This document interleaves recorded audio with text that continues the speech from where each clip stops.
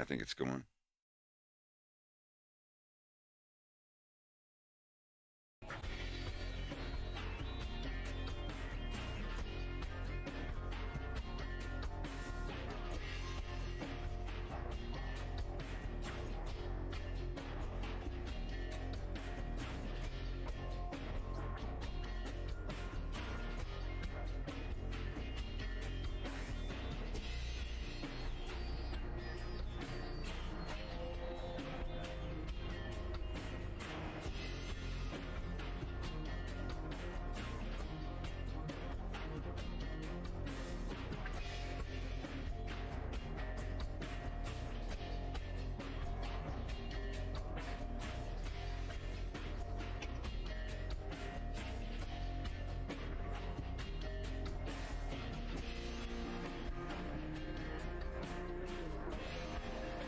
Arretitaya, rupayatia, rachia, rebeyeria.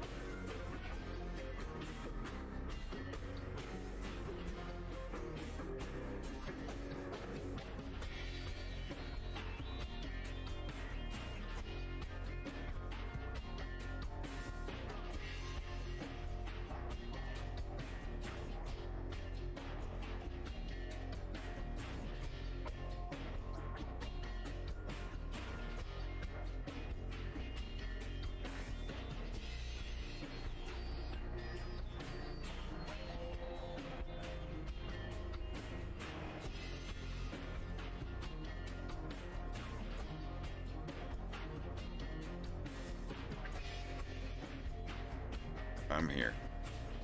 Sorry, I'm yelling at my computer because it's doing this shit. But I guess instead of drawing, this one's gonna be another solve the blender riddle stream. Yeah. I need to figure out why it's doing this. I think it's something to do with grease pencil objects being on the screen, but no, it still shouldn't be doing that. I rendered out the texture of the smoke blowing.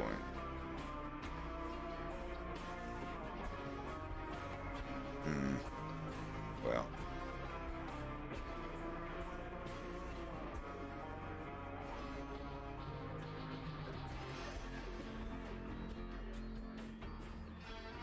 I'll figure it out.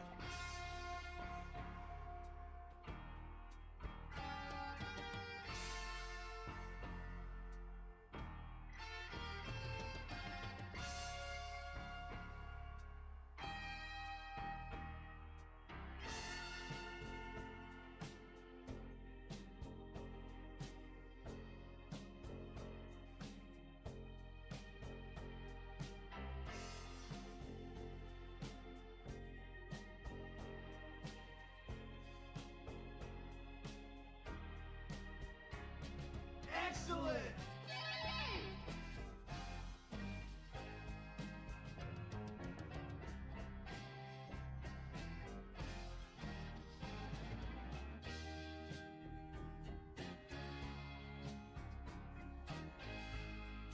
Thanks for the sub Doritos.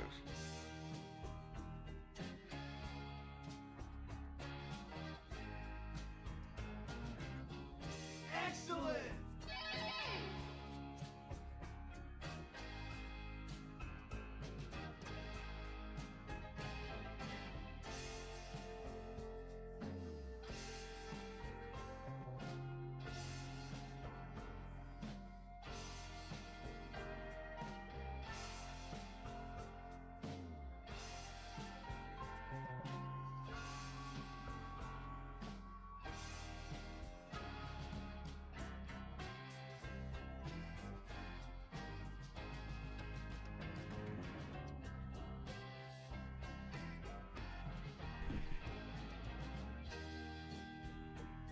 So I think I'm gonna save this file. See, the problem I'm dealing with, I've got the smoke that comes out of his mouth layered between them, but it's acting really weird. You can see here, it's not supposed to be doing that. So obviously, I'm gonna have to render this scene in different layers. I can't do it all at once this becomes involved.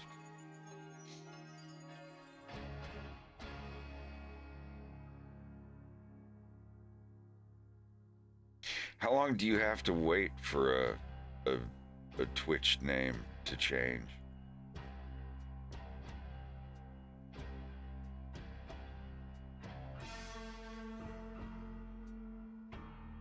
$30 days. Yeah, it's because right now, until EV Next is complete, which could be another year or two, who knows,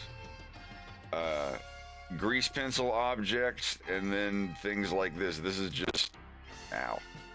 This is just polygon. It's just a rectangle with a texture on it.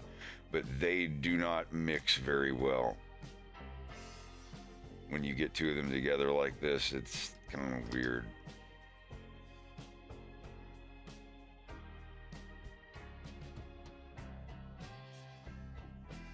Yeah, see? Like there is a Z level that is considered, it can be between them or in front, but man, the alpha of it is just awful. Why is it doing that?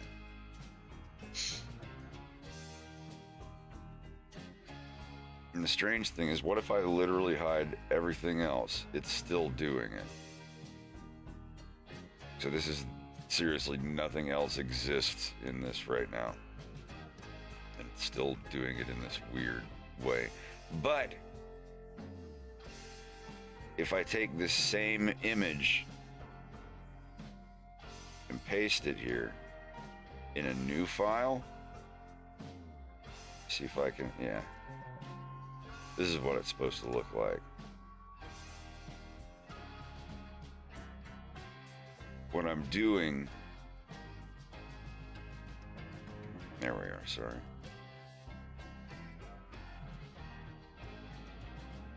Right here.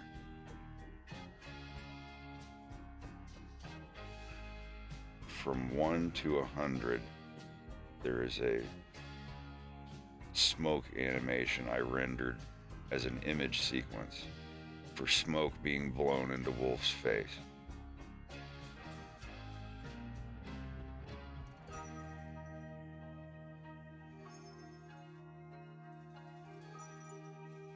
That's what I would do here. Bring over a timeline at frame 1, and then at frame 99.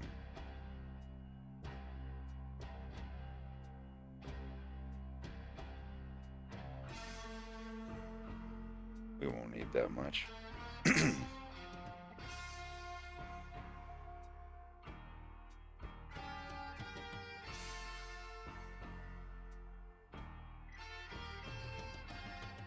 Make sure these are linear.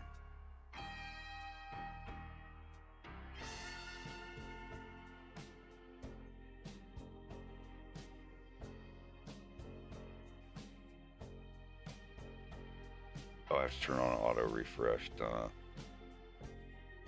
so.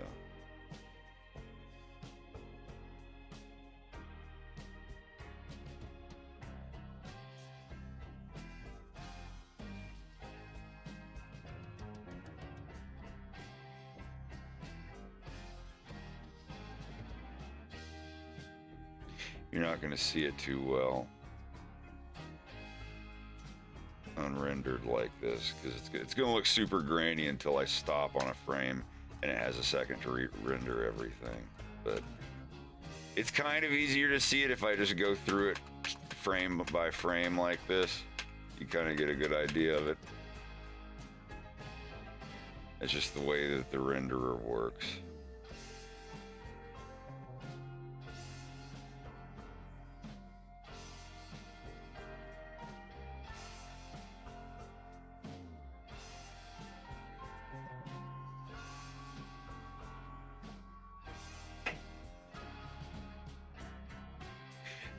The characters aren't on an actual polygon, they're just drawn in the program. So let me copy this. Just even,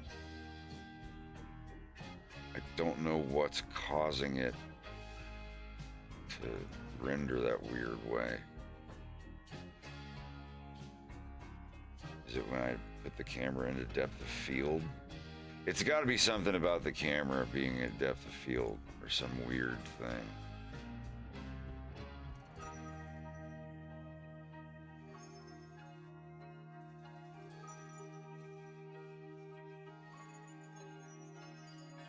Yeah, it's weird. Depth of field in Eevee is still kind of a funny thing. But I don't think that's the problem.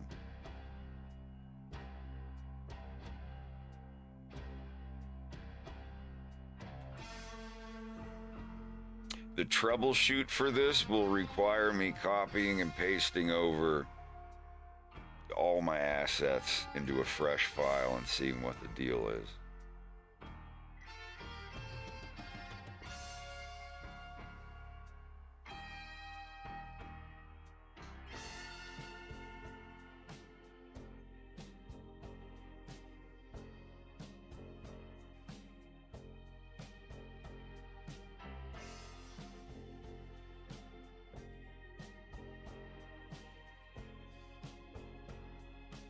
Y'all, I'm gonna have to reconnect.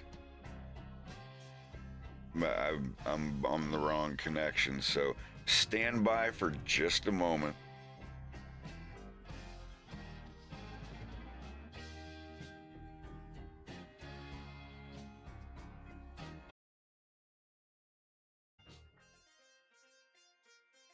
I think we're here.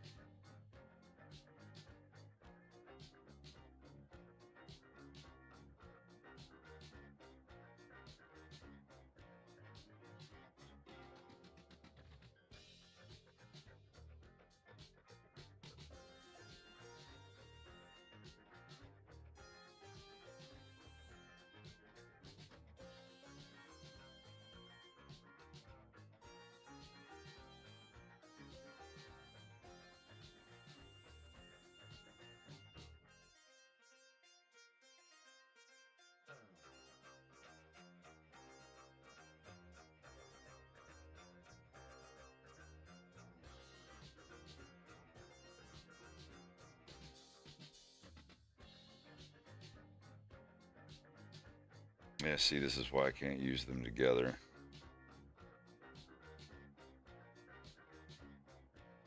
They're just not rendered in the same space. Now, if I rendered these PNGs out, like rendered, this is not a PNG. This is not a polygon. These are actually drawn in 3D space. Like this is like vector art. It's what, when I say grease pencil, that's the tool in Blender I'm talking about.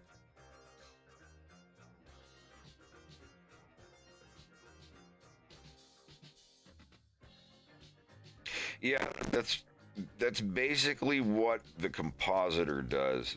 It'll render out. See, what I would do first is I would render this. I would render this frame, and then I would render just the smoke frame by itself with, like, you know, see-through background, and then lay that over top of the first frame I rendered, and then finally render only a frame with only wolf on it with a, you know, see-through background over here, of course, and then paste those together as PNGs. Just flatten, like how you flatten layers in Photoshop or Clip Studio.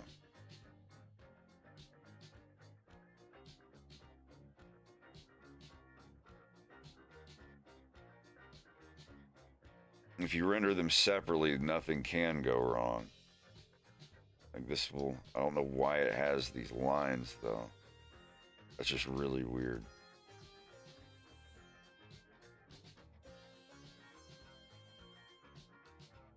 Even just the way it renders is like that.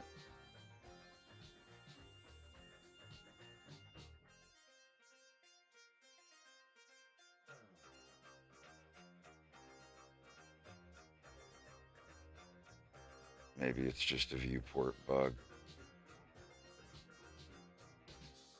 Nope.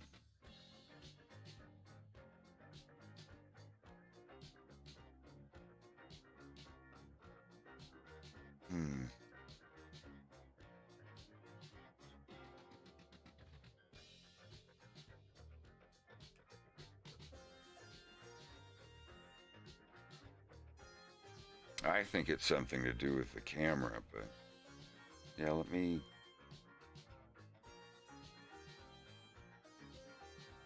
See, it does it here, but then it renders it to such a point where you can't really tell. But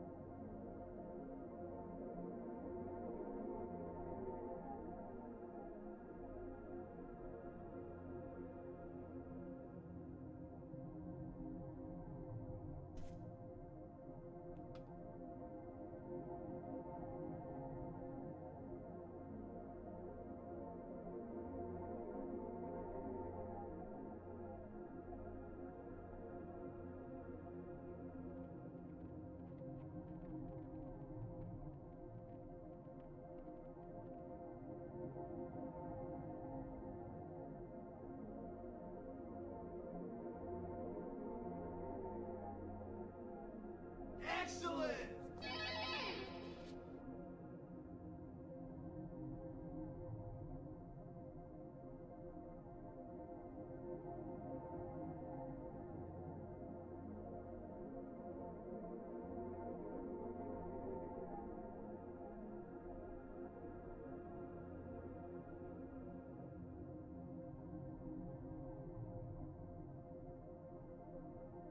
At 8:19 will be the end of part 1.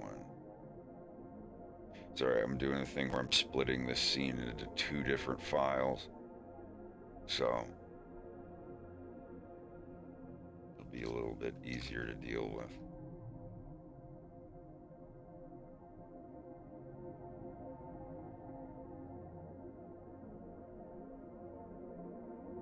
Yeah.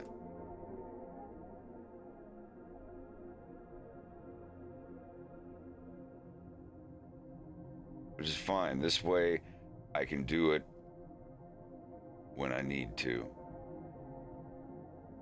I don't have to set, if in the middle of making a file, I realized that I should have split it in half, I could still do it while in the middle of working rather than like, well, you gotta suffer with it this time. Next time, think before you start the file. Doesn't matter. I can, if this works and it doesn't feel like I've cut my fingernails too short. Ew, weird analogy, but it makes sense.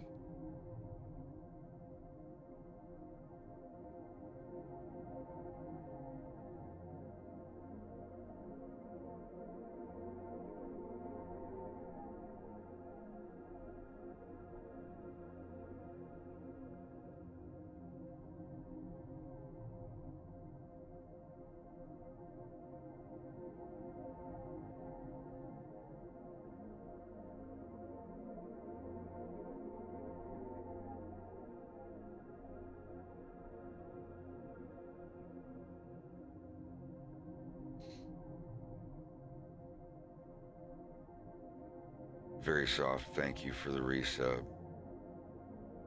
John Doe, thank you for the resub. Sorry if I missed those.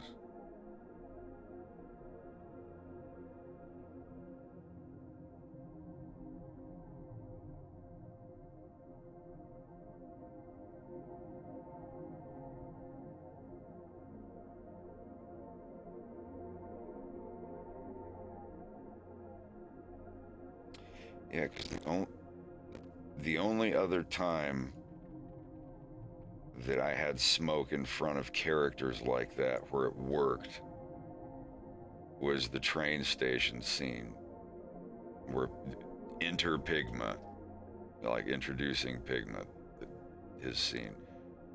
All of the characters in that were done in Adobe Animate, so they were actually exported as PNGs.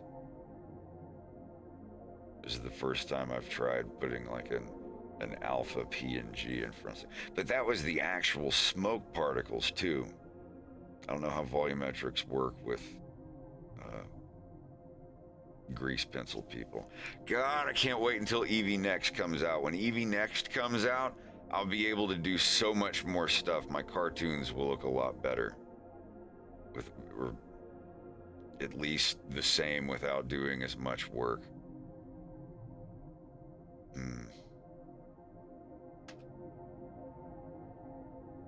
So I could technically render this half of the cartoon out, which is about 35 seconds.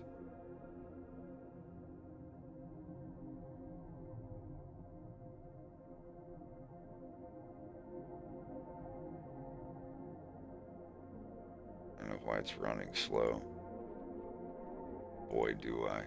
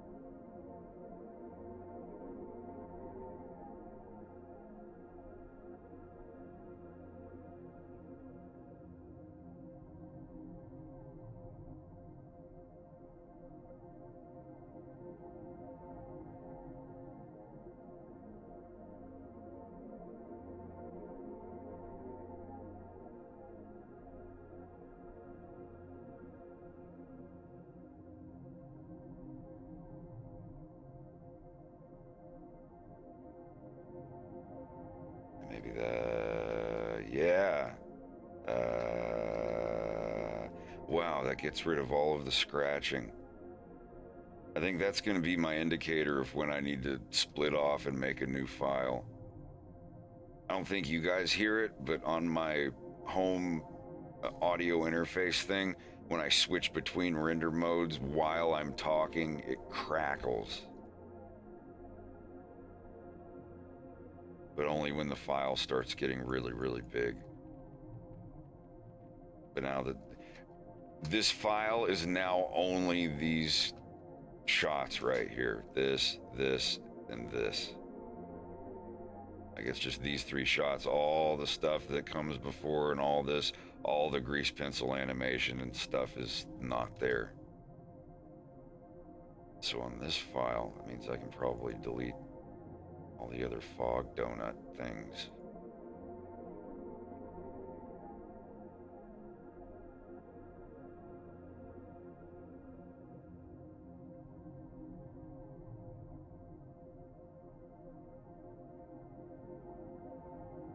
Алло, как тебе? Мне хорошо. Все в порядке. Как у вас? Excellent! All right. Sorry, I just had to get that file loaded. Right, now I think we're good to go. So these are the shots I was talking about. 1, 2, and 3. Thank you, 2 Pound. A 9er.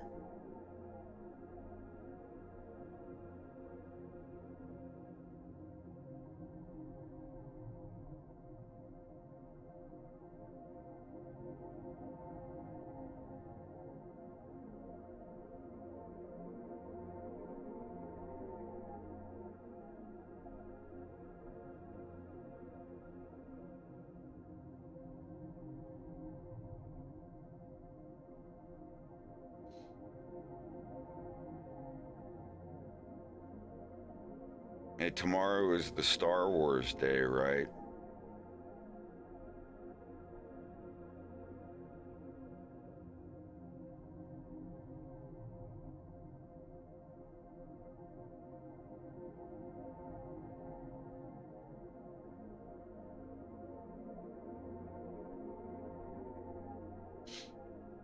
Today is May 3rd, the European Independence Day, Day of Constitution.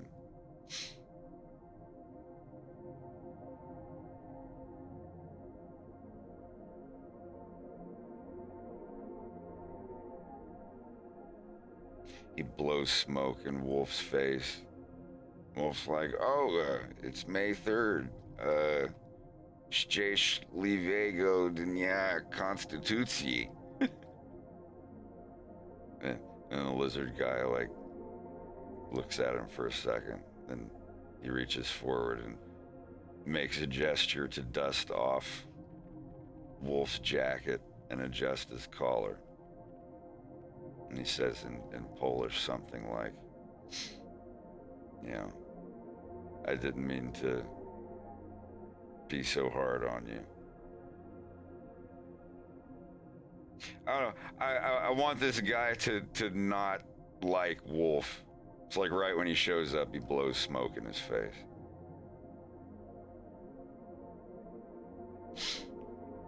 Hey Rex, I didn't hear you come in. Hey, good morning.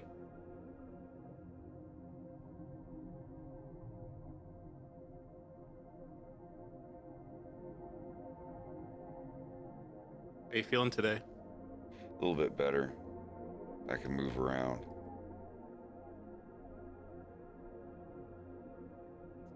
Should be fine in a couple more days then. Yeah. But yeah, I want him to blow smoke on Wolf. I mean, he does here.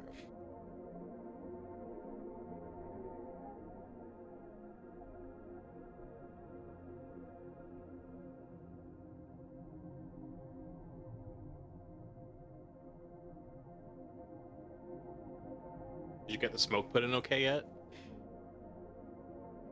It has a rendering issue that I'm gonna have to try and figure out today before I go any further. So I put the rectangle in, it worked. It worked fine.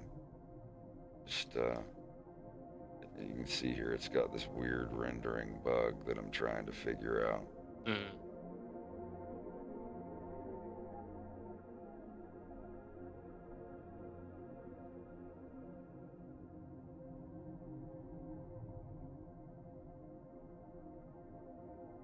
Hmm.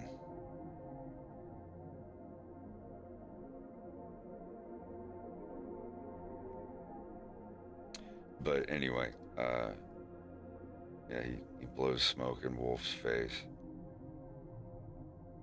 and just kind of talks to him like with no respect. But then Wolf,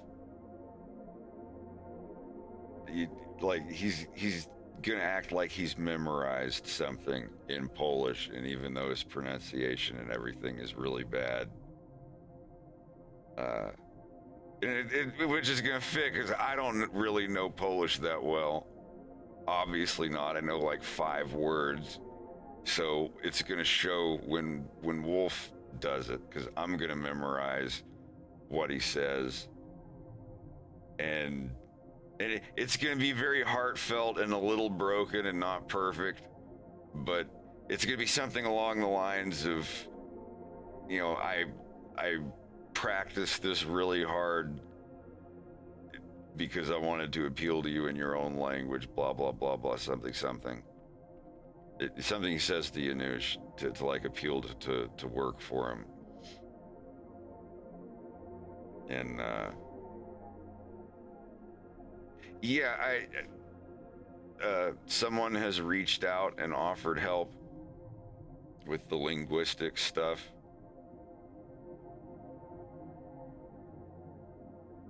And I will gratefully accept.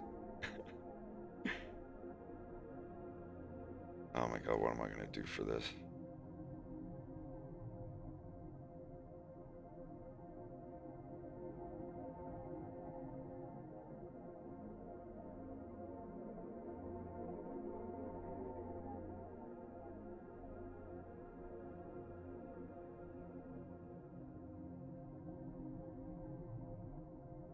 But anyway, Wolf says all of that, and I guess Nikolai's standing near him or something, and he, you know, just kind of nods and like pats him on the shoulder, or fixes his collar for him or something. I don't know, just like some small gesture of like, oh well, you can't be that bad of a guy, because he's gonna say something to him in Polish that like you can tell, or maybe he pulls out a piece of paper or something and reads it off, and it sounds hilarious. Anyone who's Polish who watches that scene is gonna laugh at how awkwardly bad that Wolf sounds. Like, what would he say? He could be like, a happy day of Constitution or whatever. Szczęśliwego Dnia Konstytucji. You know, or, you know, kind of talk like that. So, you know, and like everyone sitting around, like all the other lizards that are in his office that are hearing it or trying not to snicker or whatever, all of them except for Yanush and the guy next to him, Nikolai. I think that would be, or maybe even Yanush laughs at him, but like everyone's laughing except for the one guy that was mean to him, where he's just kind of like, I don't know, it would be just an interesting little thing that has nothing to do with anything. But like at the start of this scene, you see that this Nikolai guy just doesn't like him. You know, he's called there way early in the morning while he's asleep to go size up a ship that's being brought in by some hairy foreigner wolf guy.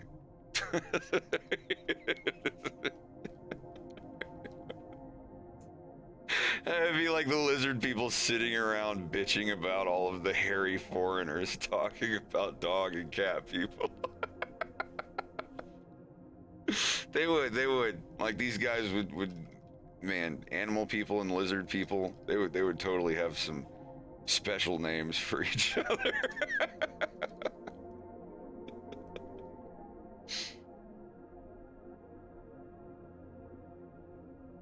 Get canceled for calling General Pepper a fuzzball. They'd be like totally lame names, like from a kid's cartoon or something. Bird brain. What do you mean when you say bird brain? Well, look, I was, everybody in the class was saying it, and I was like, well, go back to your desk, bird brain. Everybody says it. Can you lend a bird brain a pencil? Can a bird brain borrow a French fry? And all I wanted to say was, bird brain, what, you gonna give it back when you're done with it? I won't go that far.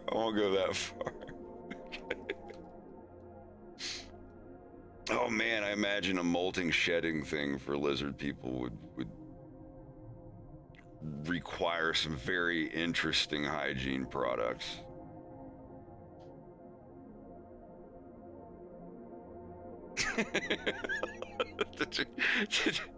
Rex, did you ever see that episode of the Boondocks?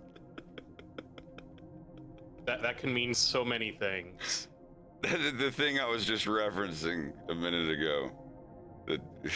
Can you lend a bird brain a pencil?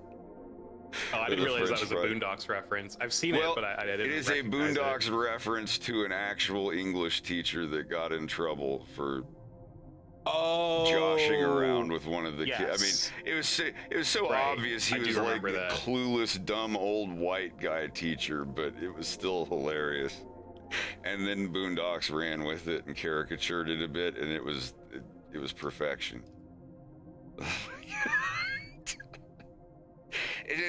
Just like that in the Booty Warrior thing, like when you know that they're actually from something in real life, as you're seeing it, you're like, oh my god, I've seen the thing that this is from.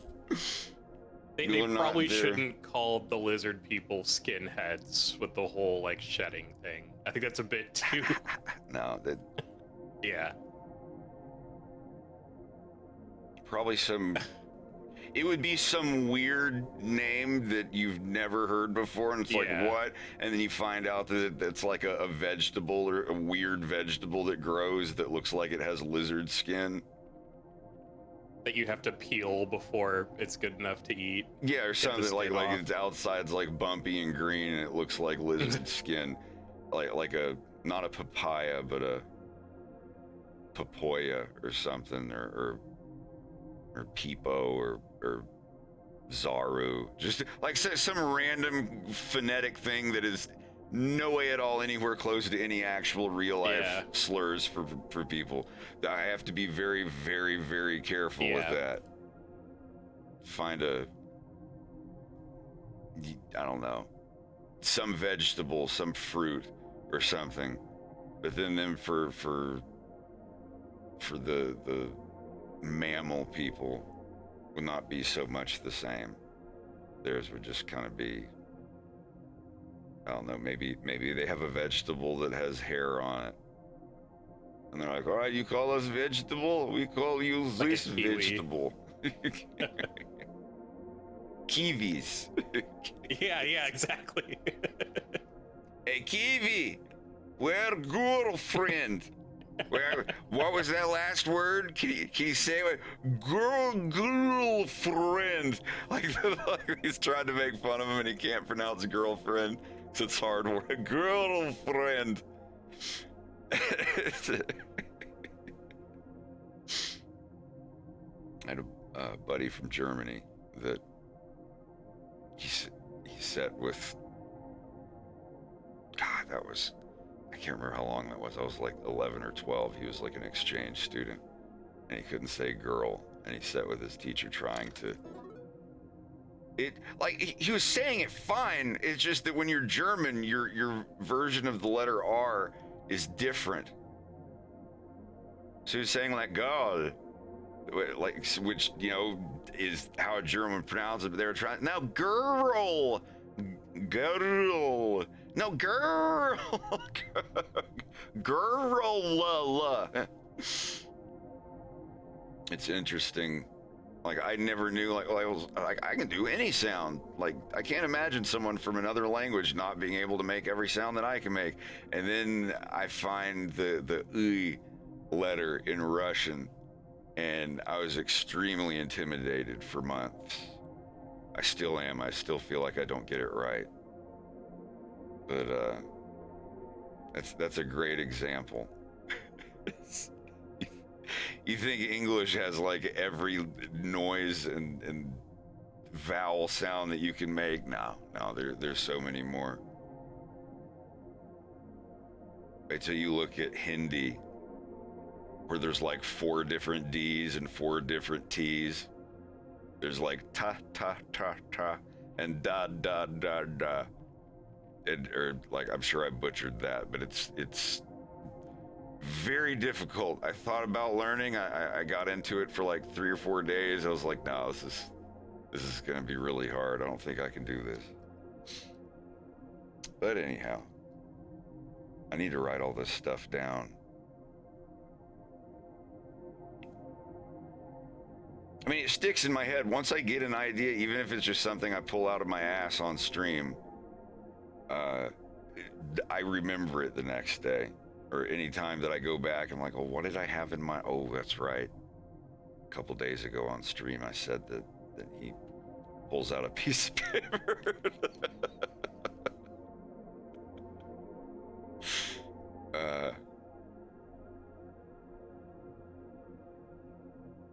So that's one thing I'm going to have to get with my translator and ask them, you know, I want this to be very well studied and well written, but with, you know, obviously with a few mistakes, but still sounding good, but still enough to make the people around him snicker a little bit.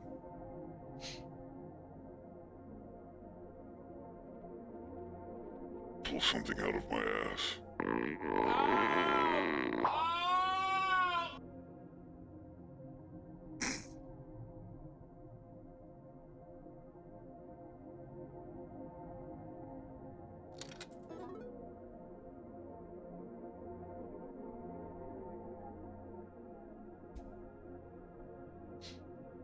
Oh All right, God, this is the worst day of my life.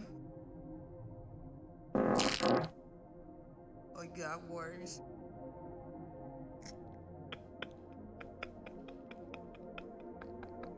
It's when you have the peeing noise with it that just makes me want to leave the chat.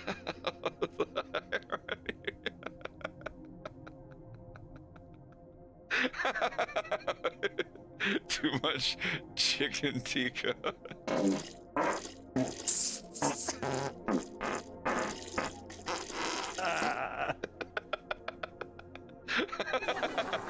Those are some rest stop shits. No, stop. It's gross.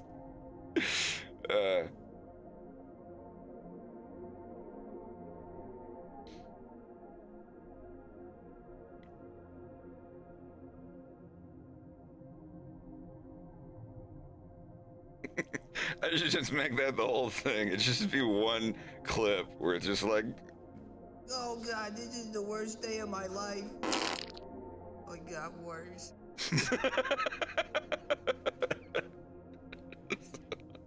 This is someone with killer gas that just can't stop. Oh God, this is the worst day of my life. Oh, you... Go down to home improvement. Oh God, this is the worst day of my life. Oh, it got worse. just that is one part. I am an adult.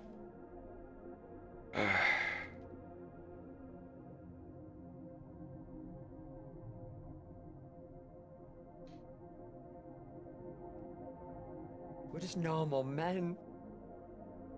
So now for this one, I'm gonna have to have view layer differences. This is gonna suck. This is gonna suck so bad.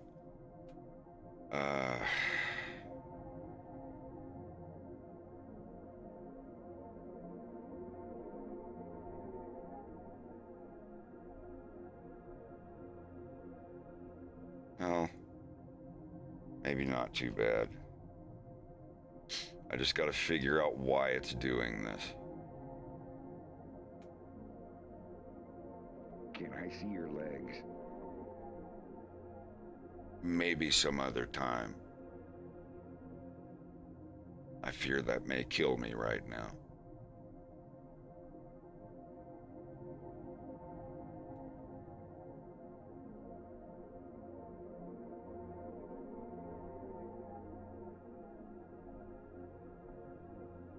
I think my Wacom tablet might finally be kicking the bucket. I'm gonna do a reboot. I'll be right back.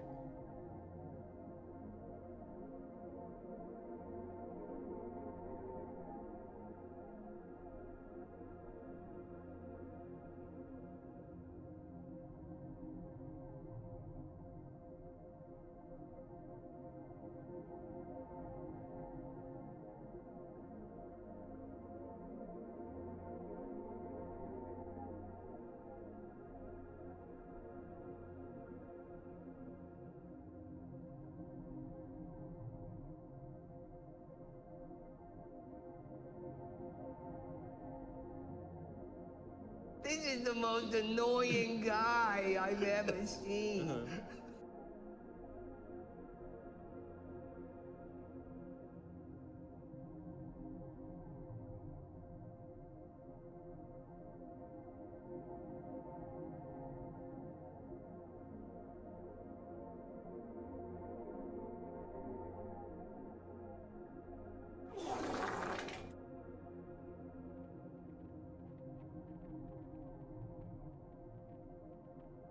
Ever since I moved to Blender about 2 years ago, or actually no,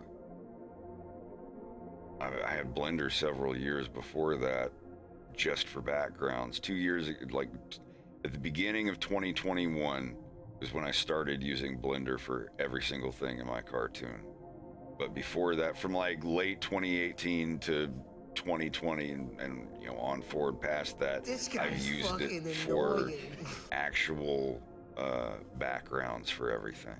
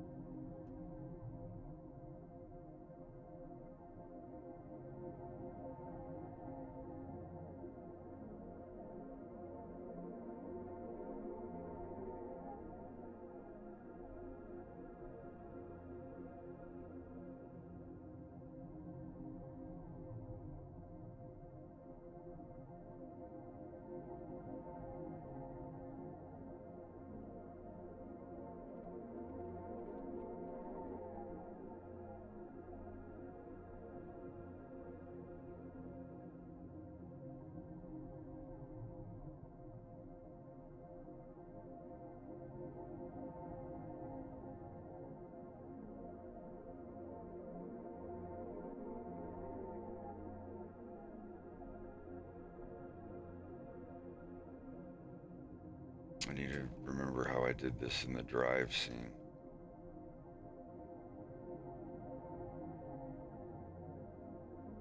Even though I didn't actually split anything up in this one. I forget how I... No, never mind. I didn't use it in this scene at all.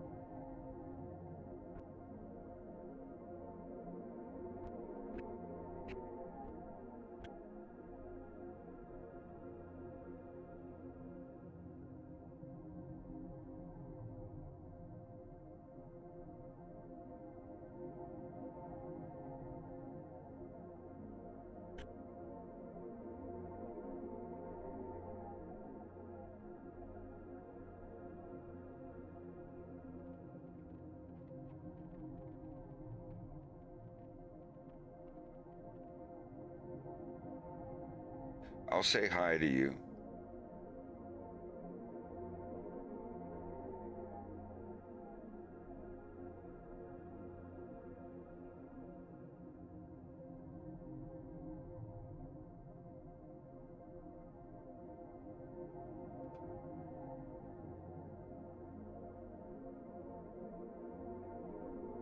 Извините, извините. Я просто в зоне. Я в зоне. Я забыл ваши сообщения. Привет, как дела?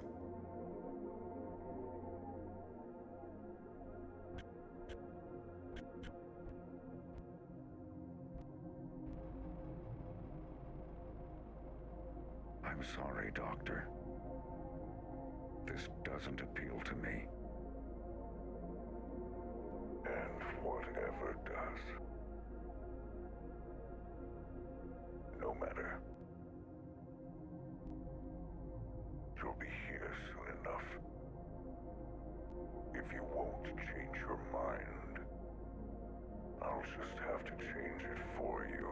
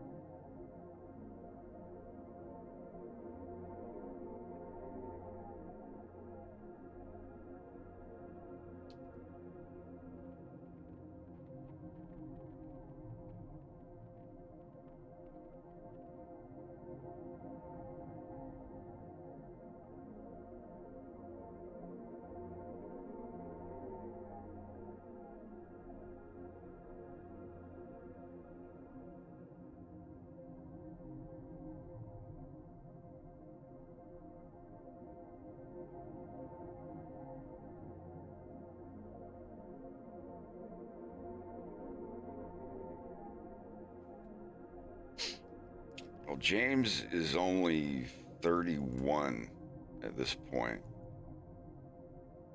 So, at the time of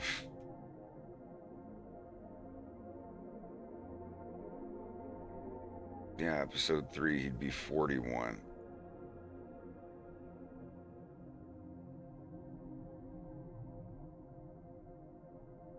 Pepe's 50. I think Pepe's 50 in episode 1. I can't remember how old Pepe is. I think Pepe's 9 years older than James. My man.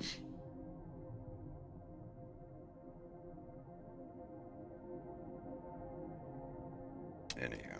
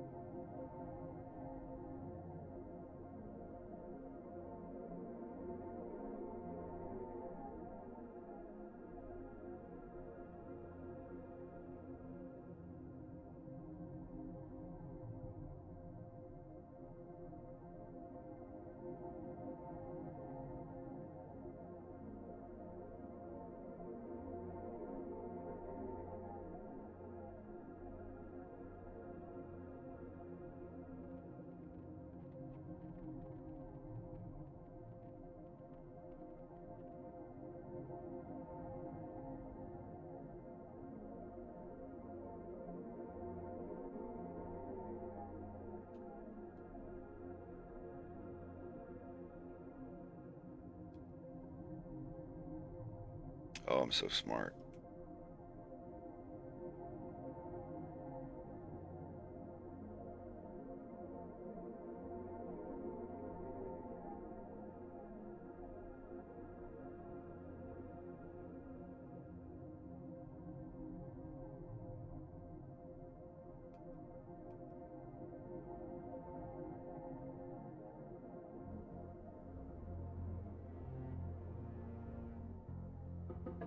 Здрасте. Как у вас?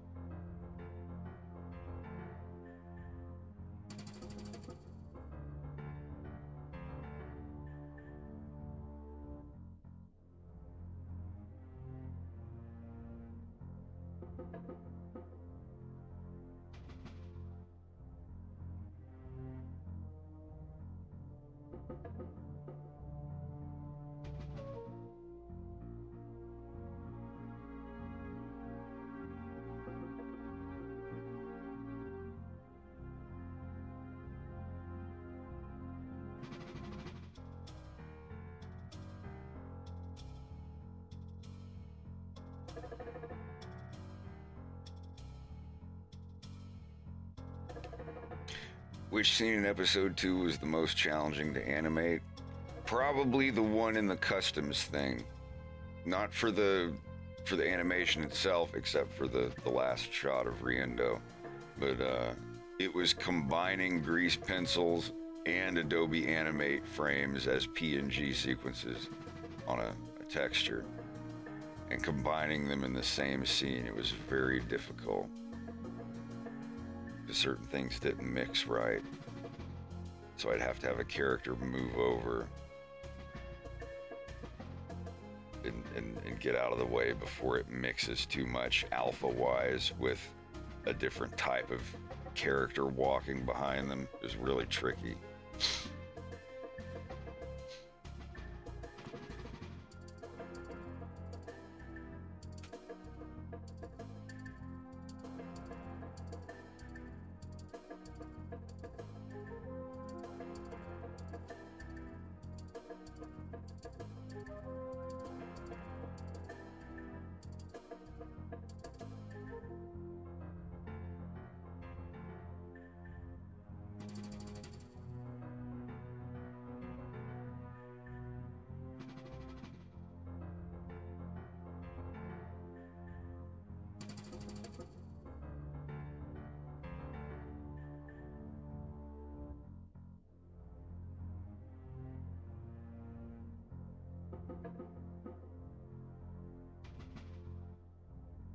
All right, now I've got the world.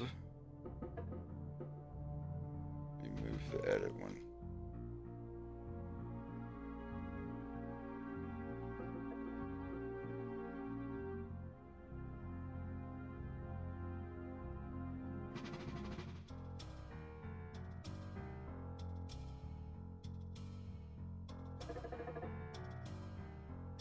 You've got the world, front,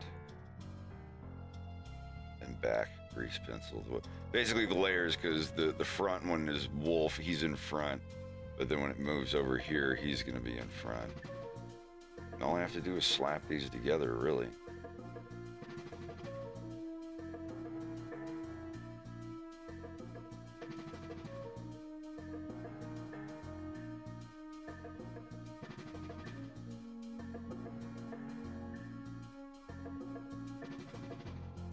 Let's try a render really quick. So I'm going to use the compositor.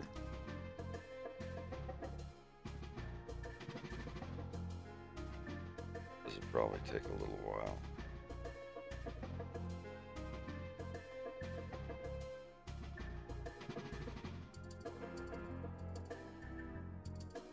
We're making one of these for the world, the front grease pencils and the back grease pencils. So when they all render,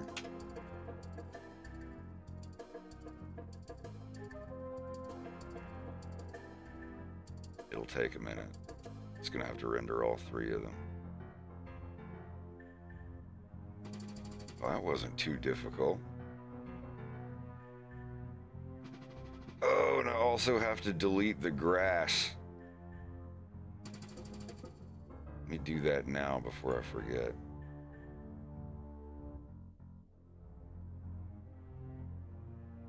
Yeah, the grass thing, I can go into that and yeah. There. Actually, we're not going back to this, so I can just delete these. All right.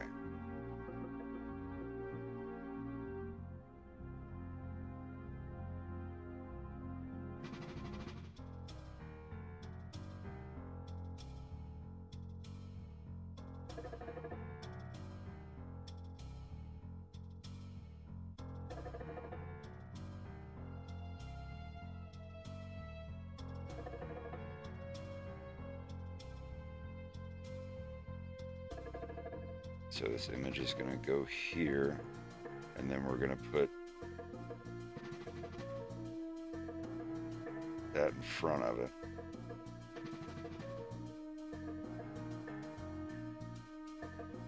Don't know what's causing that. We'll figure it out.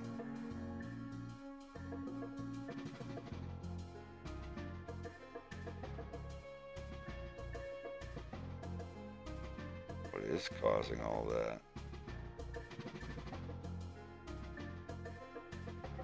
Oh, I didn't turn off BZ lines, did I? Yeah. There.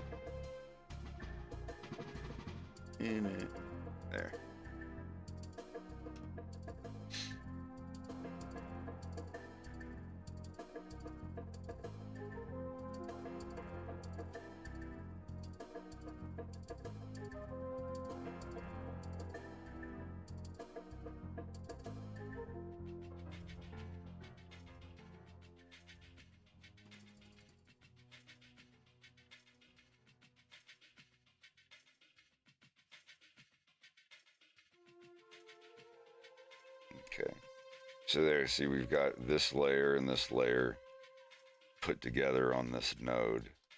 There, I was waiting for those to show up. So now we've got this layer. We don't have the smoke layer yet. I'm still figuring that one out. Hello. Hey, how's it going? Not too bad. How y'all doing? Pretty good. I think my Wacom bit the dust. Oh no! All right. The I'm in the Cintiq? process of getting a new one. Huh? Cintiq? No. My Bamboo. my 11-year-old Intuos Pen and Touch. Oh, damn. I remember the Pen and Touch. I still got mine if you need it. Oh, I'm already in the process of getting a new one. Right. Well, I meant like for the trip, unless you think yours is going to get there before you leave. Damn, yeah, It'll. the silver one with the little blue cloth thing on the top that you stick the pin in. the adventures, Yep. kiddo. That's the one I gave to Cindrake when we lived It'll together. drive you into some nasty habits. You might still have it, I don't know. I gave my Intuos 3 to my buddy Ez, and that one I took parts out of other Intuos 3s to get it working again. Hey Seago, thanks for the bits. How are you doing?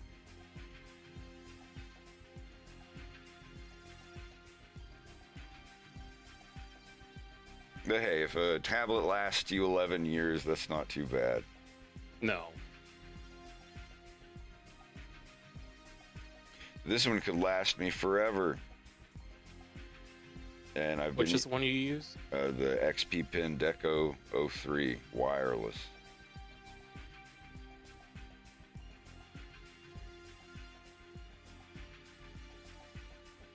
I'm actually amazed that my screen tablet or XP has lasted this long.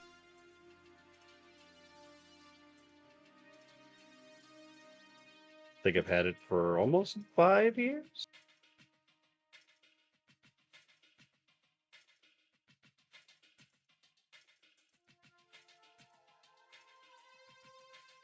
And that should show us Nikolai. There we go. There.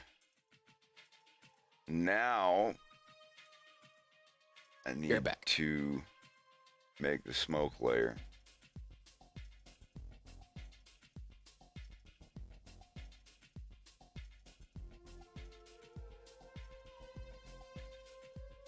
I feel like this is a stupid question, but I'm going to ask anyways. In Discord settings, input volume, is that just how loud my volume comes out of the mic for you guys? Yes. Or is that... That's your input, like the thing that you're putting into. Okay, I'm hoping if I drop it down to here, it doesn't sound like I'm shouting all the time. Yeah, that does sound a bit better. Hey, dude, it's been turned up all the way this whole Oh, time. you've been I didn't even peeking? think about that. Yeah, I never thought about it, honestly. Maybe.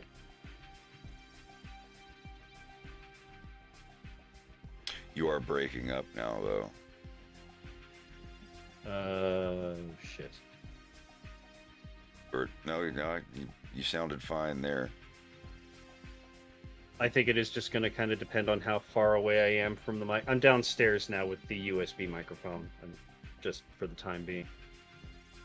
Are you push to talk? Yes. Oh, well, I know what it is. You're letting go of push to talk too early. Oh. All right. I'll remember to hold on to it for an extra half a second. I think there's an option for it to stay on after you let go. I'm gonna look. Oh, the release delay? Yep, that's exactly what it is. Just all right, yeah. What is it set to right split that now? up 20. I put it up to 100. Is that as high as it goes? No. It goes all the way up to 2 full seconds. Jesus. You can do it up to like a half a second, actually. That may not be. Yeah, I was gonna say like put it at like 500. If it's in milliseconds, just put it at 500. Yeah, that should be fine.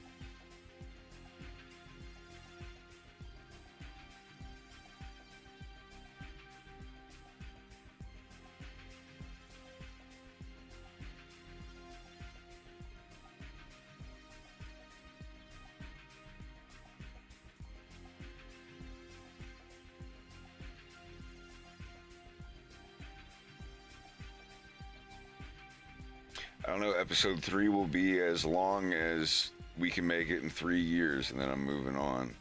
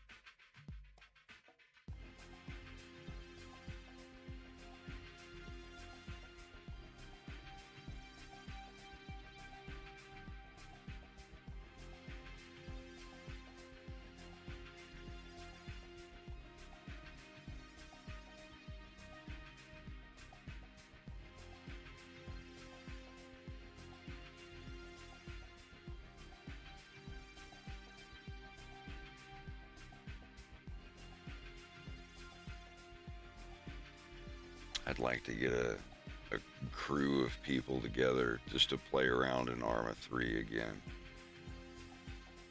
Even if we don't have any real missions to do, or I can just make us exercises and training missions and stuff.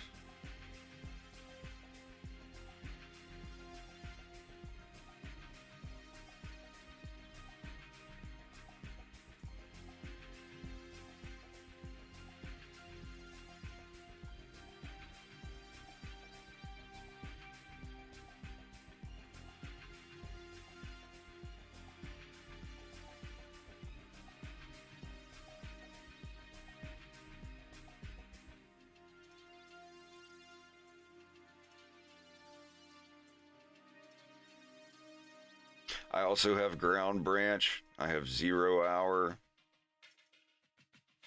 I have every tactical co-op game, ready or not. I buy every one of them because I'm eventually going to play them. I get in special moods for that stuff. I'm definitely wanting to do ready or not at some point.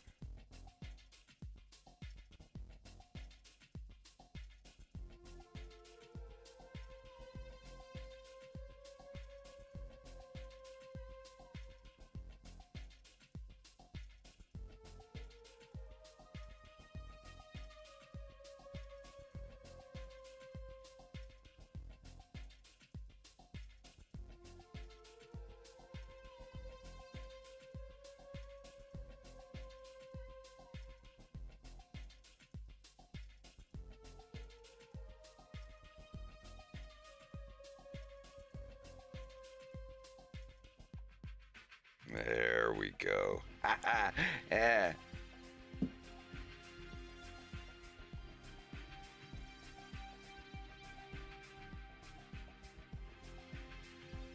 I'm embarrassed. Why? My tablet's fine. You didn't have the USB plugged in until it clicked all the way?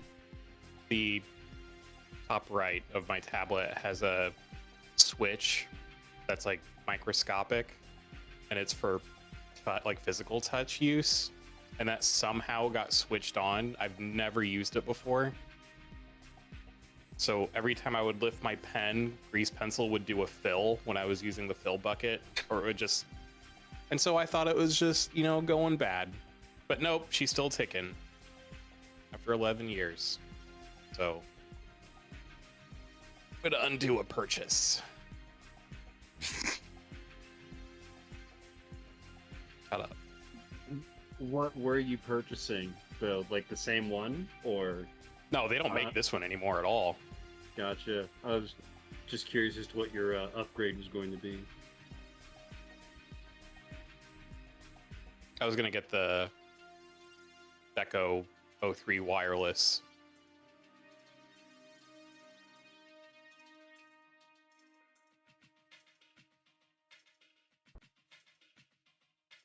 I mostly just want, like, if I were to get a new one, I don't want a tablet that has shortcut buttons on it because I never, ever, ever use them.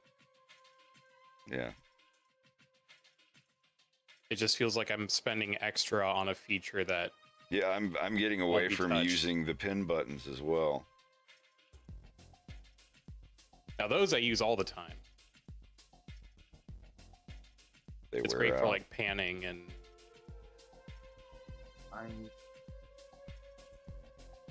I want like what is it? I want to build like a tiny half of a keyboard, not unlike what you were talking about with building a regular keyboard, but I just want like half of one to assign for shortcuts that I can slide under my tablet, because it's definitely more convenient to have my hand there than rather up at the screen trying to press every single button for everything. But having more control over shortcuts and like combo finger presses or whatever would be a little more preferred. But my setup is not exactly the way that I want it for it to be functional upstairs. Yeah. I used to use shortcut buttons all the time on every drawing tablet I ever had, but it really wasn't until I started using Blender, because there's so many shortcuts for everything, and I couldn't program all of them into those buttons. And then I slowly just started moving towards just using, like just keeping one hand on my tablet and the other one on my keyboard. And I just, like, now I'm, every input for a shortcut is done on my keyboard now. Yeah.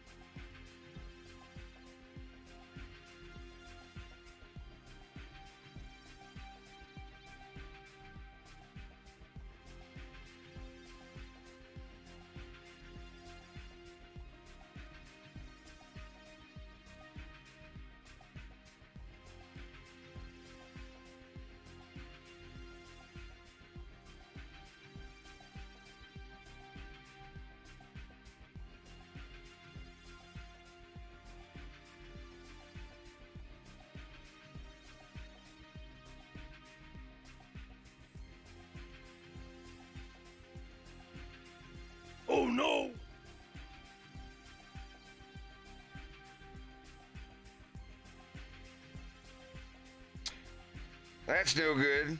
What's the game in the bottom corner? It's called Cube Quest. Winston, would you recommend getting a tablet ASAP if I want to learn how to draw? Absolutely. There are no erasers in digital. You don't have to worry about getting your paper dirty and smudged.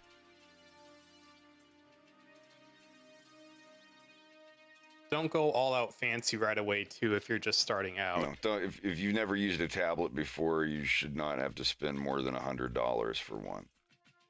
Expensive doesn't mean better necessarily. Don't get like shitty cheap. I could recommend you one.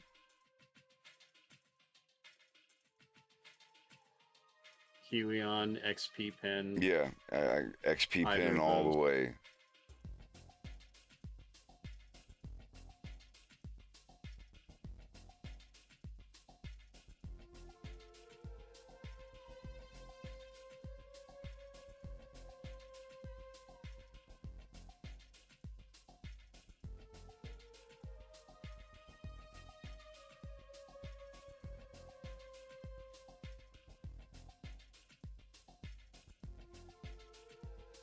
Excellent!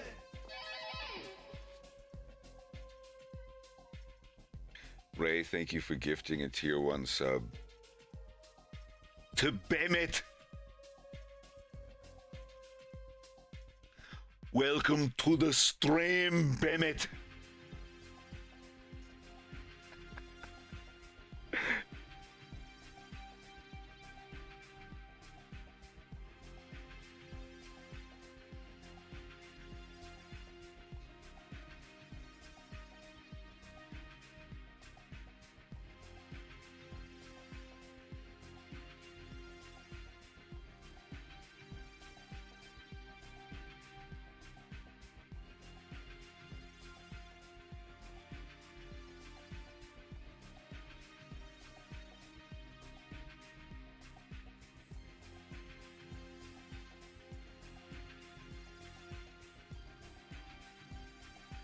It goes pretty good.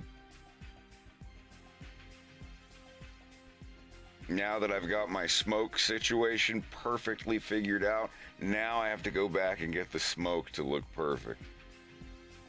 Like to add, like the render shit we were doing yesterday.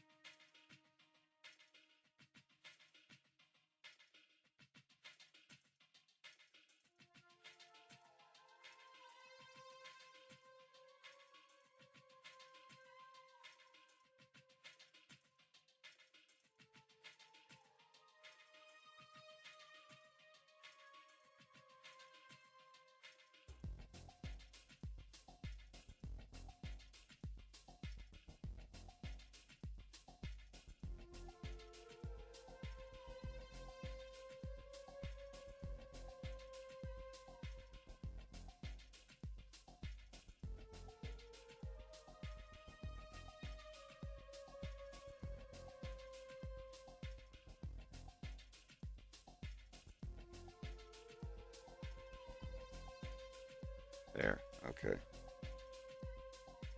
Nothing was lost.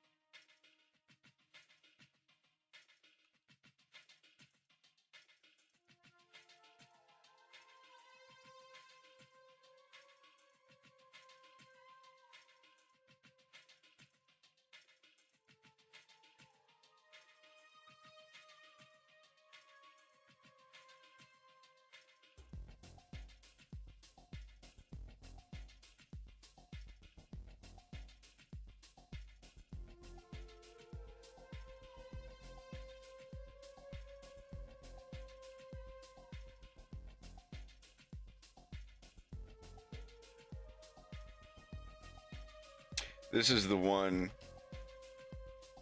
that I use. I've had this one for like 3 years now. I've beat the hell out of it, and it still works.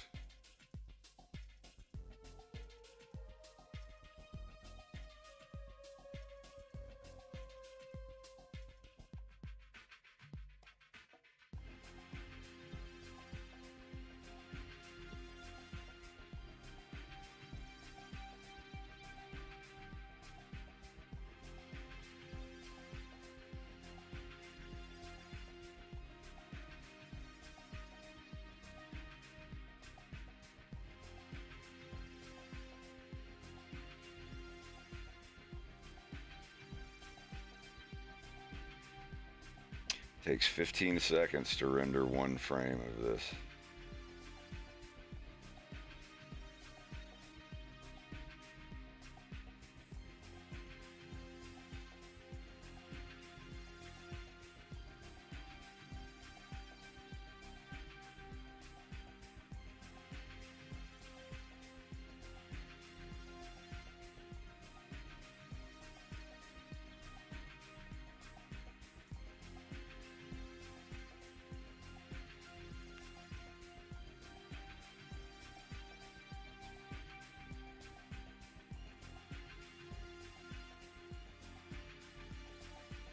Damn.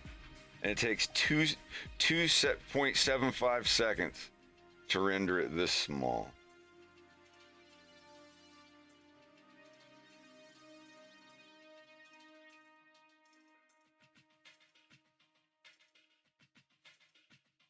А, не за что.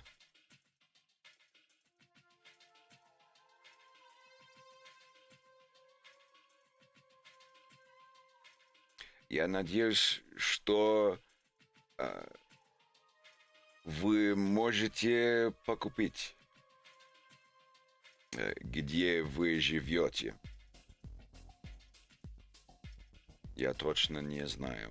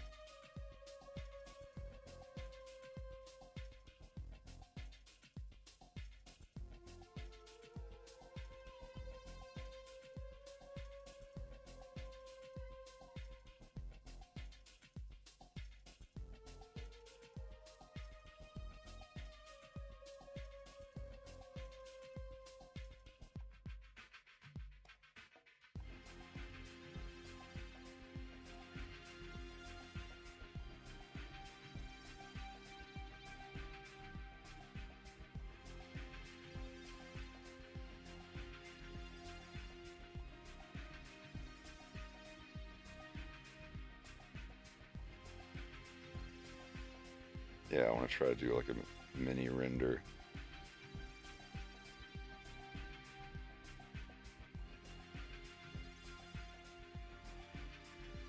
Let's see if it'll do me a preview of this.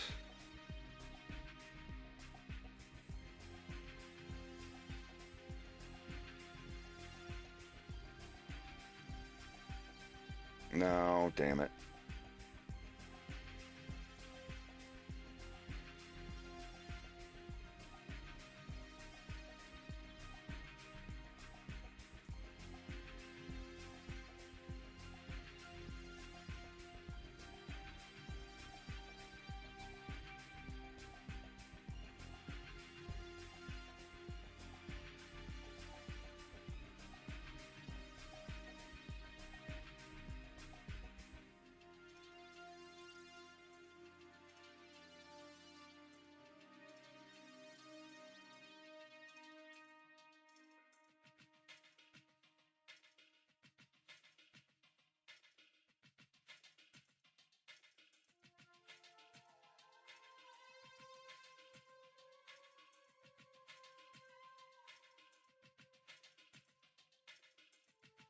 All right, let's give that a try.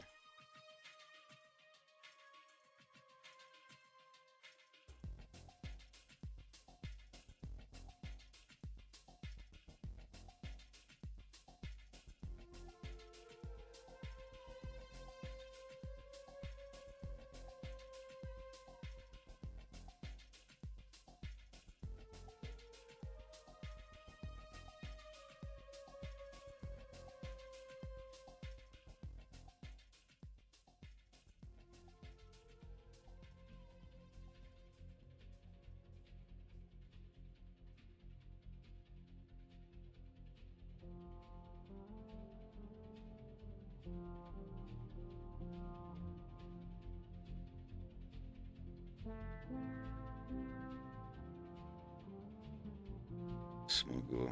Уже нашел такое же. А, молодец.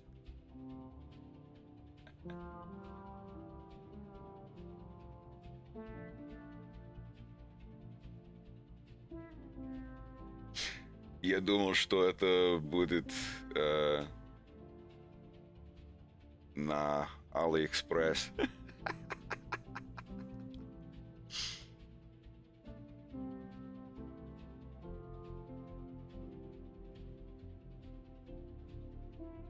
We'll get to see a tiny little preview of how it looks.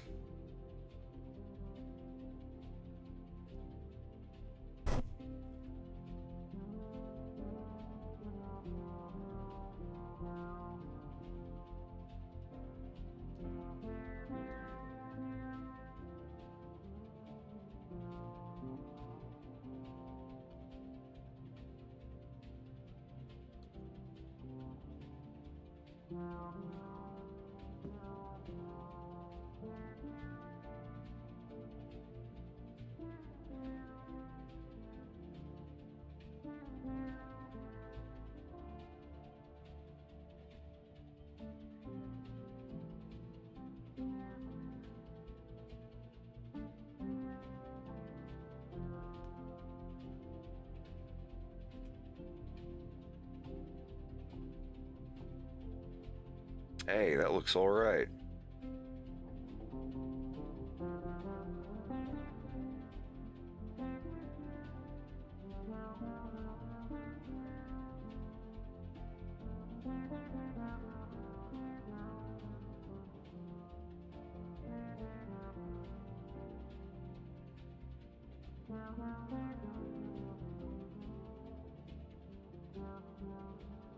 It's roughly the effect I'm going for. I just have to get it lined up just right.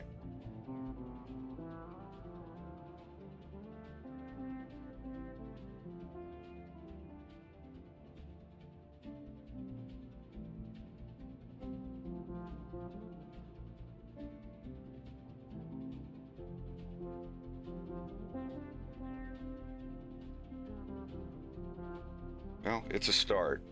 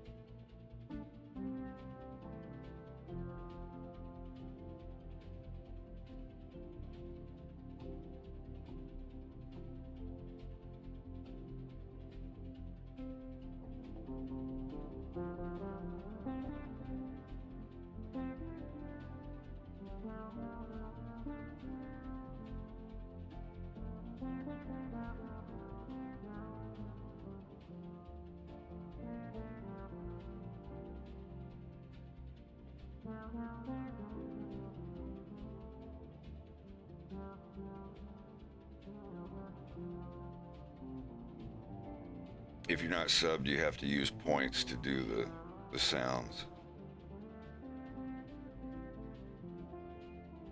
So yeah, you don't have to be subbed to do the sounds, but if you're not subbed, you have to use viewpoints or whatever the hell they're called. I think every single one of them's on there, as far as I know.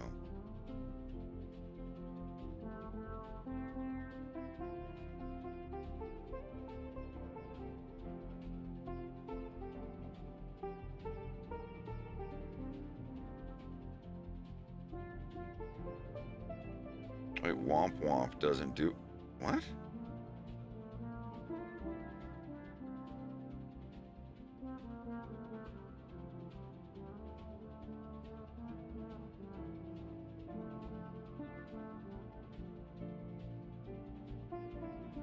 Are my alerts not doing anything?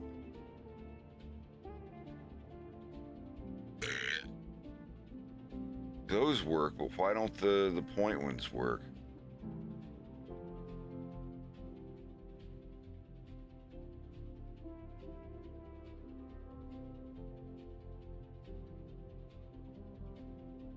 Is that another mixer thing that I haven't got turned back on?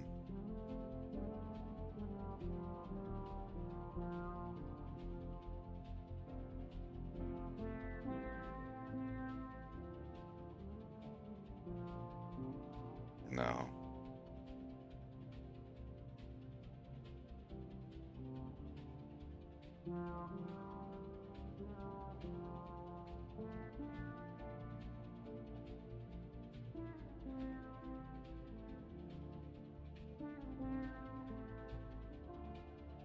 Yeah, what? That worked? What happened to the others?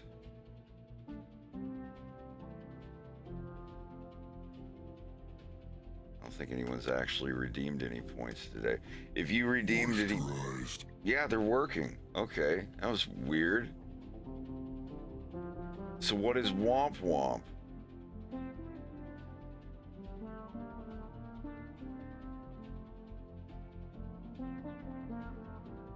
I can't redeem it. I've already... Well, anyway. Okay.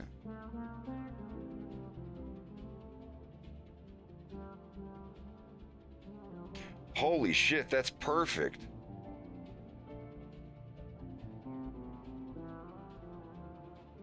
Check it out.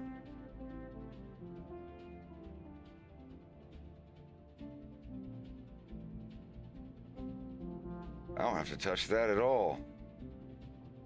When it... Nice.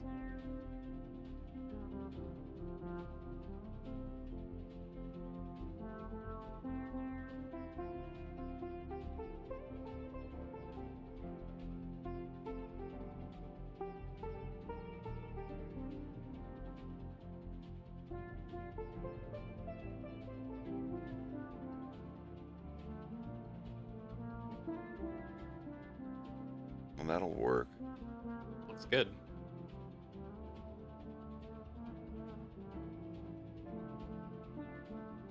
Although I do have one criticism. Go, hit me with it. I don't think, and I think I understand why you did it, but I don't think having Wolf be completely still when when the smoke is being blown on him feels right. I know he's like trying to stand his ground and like be kind of tough and take it. You mean like his body moving or something? Or just like his face like tilting down just a little bit, like almost like a. I'm actually gonna have him like lean back a little bit. Okay. Like the kind of the same way he does when Bill's like, "How about depth perception?" And he just kind of leans back, like, really, like, yeah. Okay. Okay. Good. And neither him or the lizard guy move right here. I know they're like single things, but I'm going to have them move. I want to get the smoke thing figured out first. Yeah. I was originally I going to have rescind my Wolf be like, criticism. yeah, no, it's I want him to do kind of a complex head movement here, if you're up for trying it out. Sure. Camel toe permitted. Sorry I'm late. I gave myself a camel toe and not the Dorothy Hamill kind.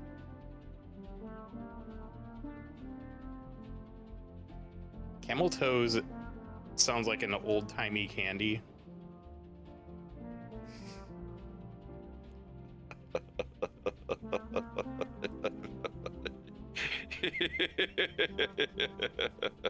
I was touching that.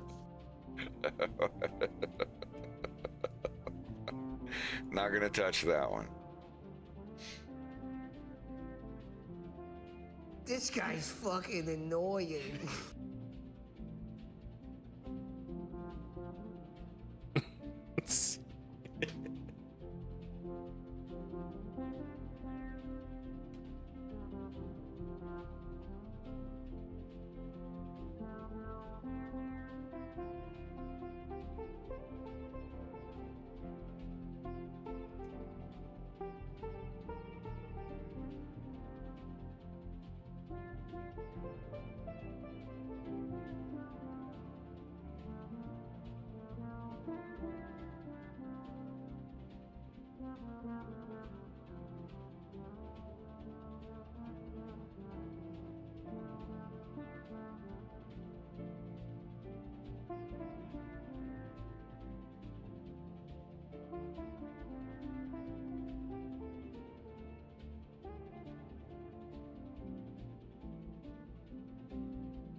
Got 5 errors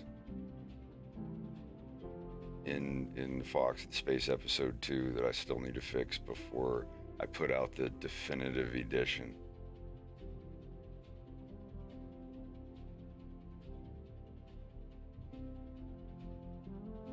And I think when I put out the definitive edition, I'm gonna delete the old one. What do you mean delete it? Or just set it unlisted or whatever. I don't know. From YouTube? Yeah. I mean, I'm going to like put the new one up, but I can't replace the video. YouTube won't let you do that. But no, just a couple things where little errors. I'm not going to say what they are. I want to see if anyone else knows. If I have them all written down, it's like little things. Like I'll give you one. It's minor stuff. Like in one shot, Paul, when he's dead on the ground, his arm doesn't have the red sleeve on the arm. I forgot to put the armband in, or whatever. It's tiny little things that people don't notice. It's not like, oh, I went in and added more ships flying in the background, and like, no, it's just like there's a squiggle line underneath Falco's mom's wine glass that when his dad bangs on the table or whatever, it disappears and reappears. It's so tiny your eye doesn't even really notice it. Just little things like that. The main reason that I'm making a new version, though, is because there are errors in the credits. And a lot of my people were not thanked properly, and I don't want to leave it like that. It leaves a bad taste in my mouth.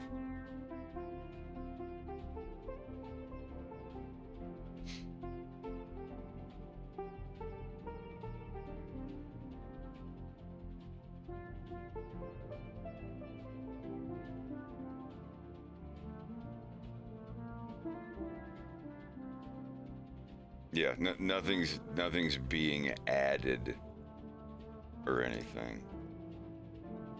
I need a broskin. You need a what? I need a broskin. I need a Chuma soundboard. No, you don't. Just the just all 20,000 sounds. Set to like 5% volume. Yeah, like the fart button I have where it's just random farts. Just have one button, just nothing but Shuma sound effects.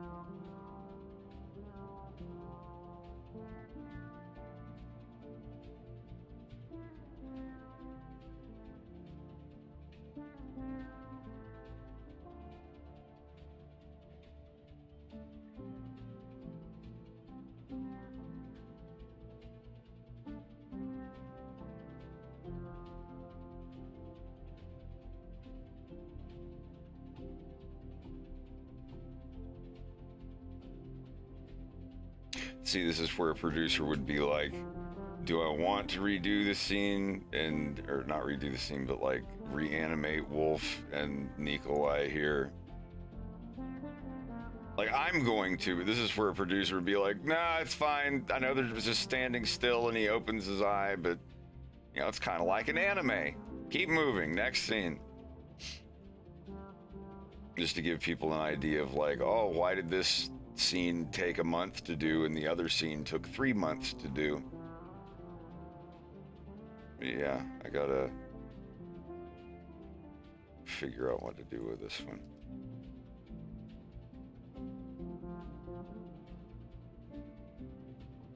I gotta figure out why this file is so big.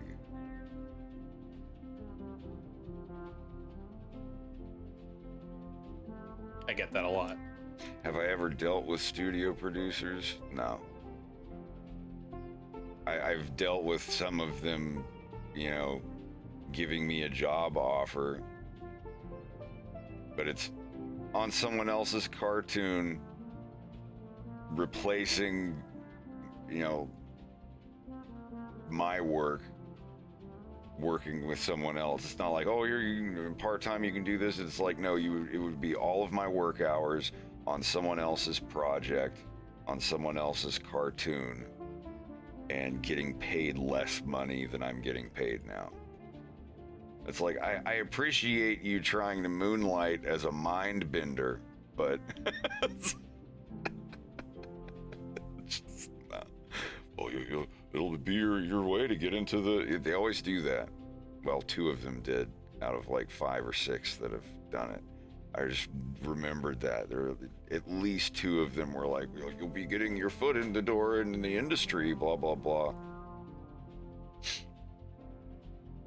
They're always very polite. They're very polite. No one was ever pushy or mean. I'm not like, you know, there's nothing wrong with stuff like that, but it's almost always something that would be all of my time devoted to someone else's project, doing someone else's cartoon. Yeah. For less money. And it's just like, what? In that sense, a foot in the door is a good way to get it cut off. Yeah.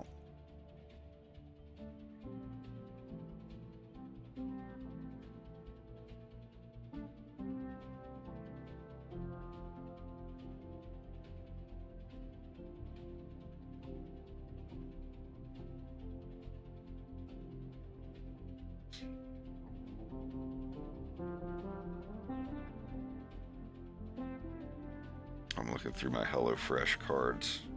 What Greg's gonna cook tonight.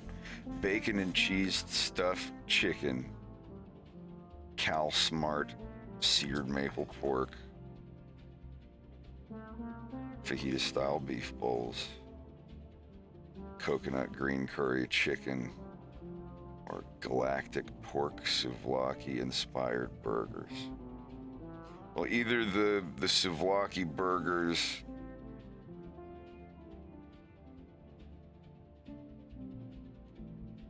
or the fajita beef bowls. Actually, any of these, all these look good. Yeah. Oh, right on.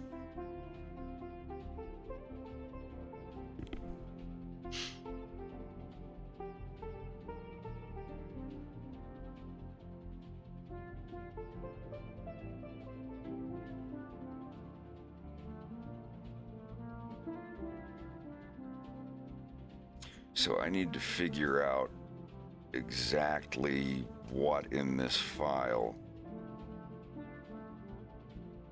is making this so big. Wait, I need to get a hold of Slava and ask him about this stuff. It wouldn't be fog, would it? Well, the fog's not a texture. The fog's just generated from nothing whenever it runs. So the fog like doesn't hold any data. But yeah, these Gotcha. pictures. They are packed.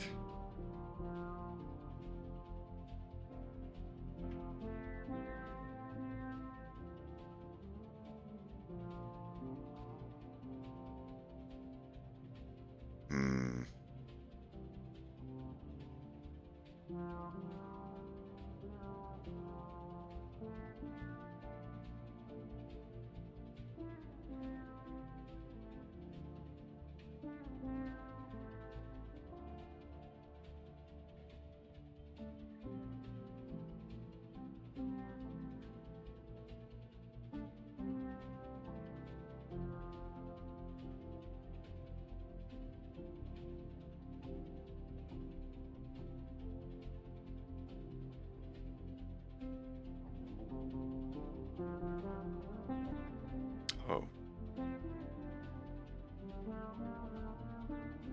Oh, he's got a randomizer on it. So interesting. Okay. Well.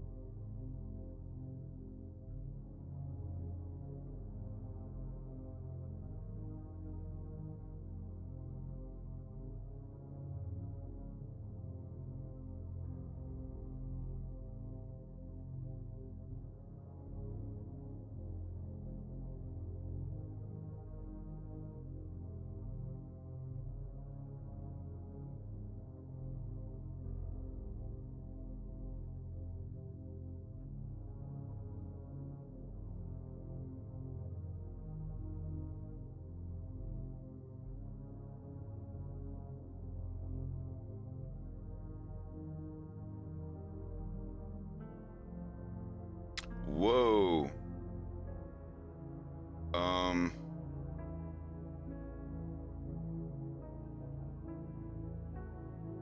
That wasn't supposed to happen. What in the... Uh-oh. What did I do? Hold on. Let's save this. Oh, no.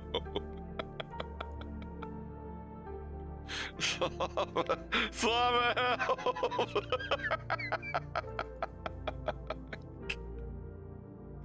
Oh no. God damn it. Oh Lord.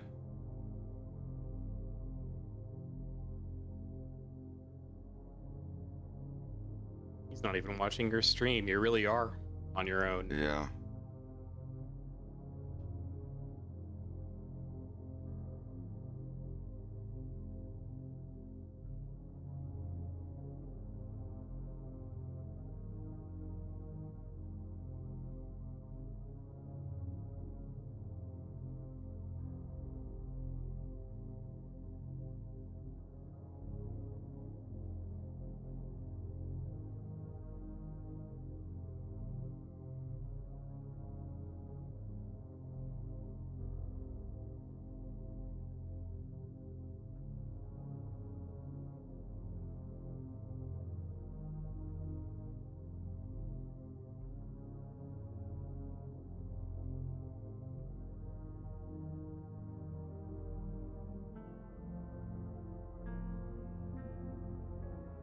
we're just gonna forget that that little oopsie ever happened.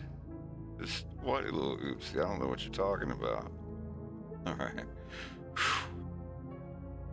I fixed that by deleting the old collections and copy pasting them. All right, so now if I did this now, unpack resources.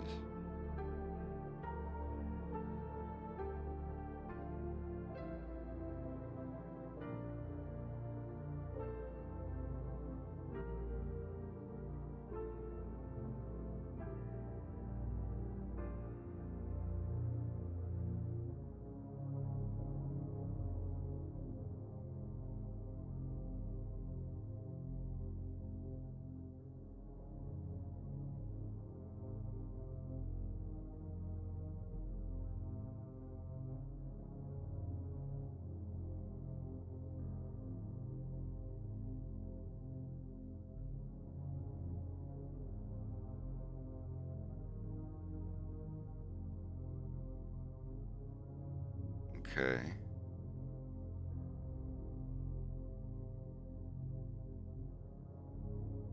I still don't know what's in the file that's making it so huge.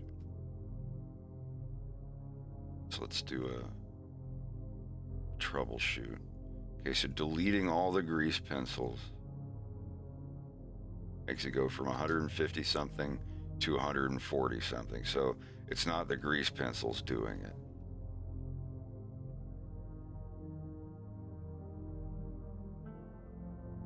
There's 10 megabytes of grease pencils in this.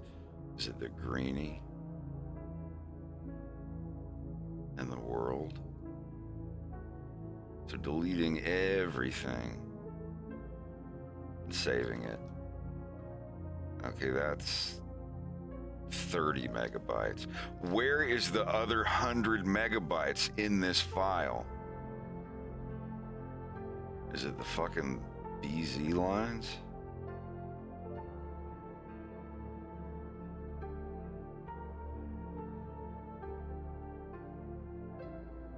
It's 20, 30, 40, 50.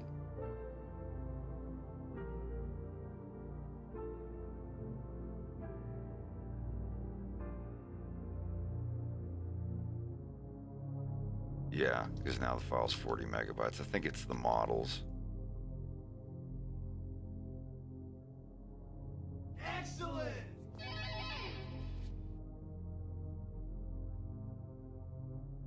Cool, thanks for the reset, buddy. So we're at 131. Hold on a second.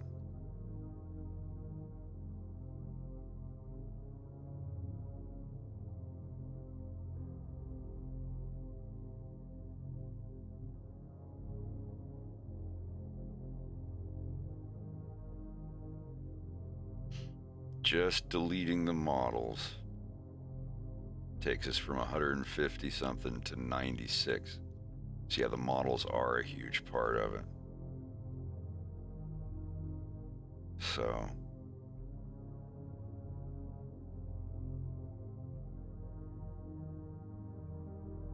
Wolf C, I keep Wolf B and Wolf.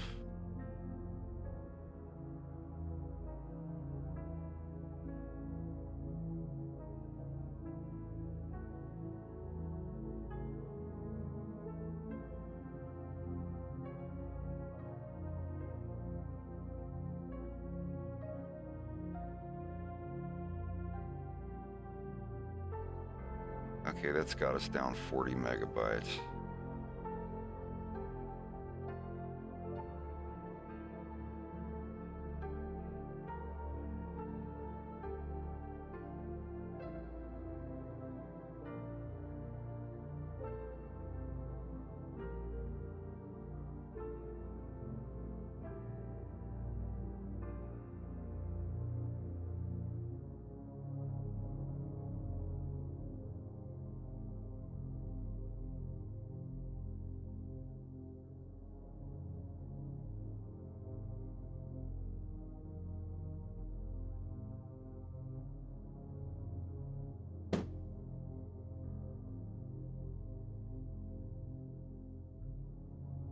Okay.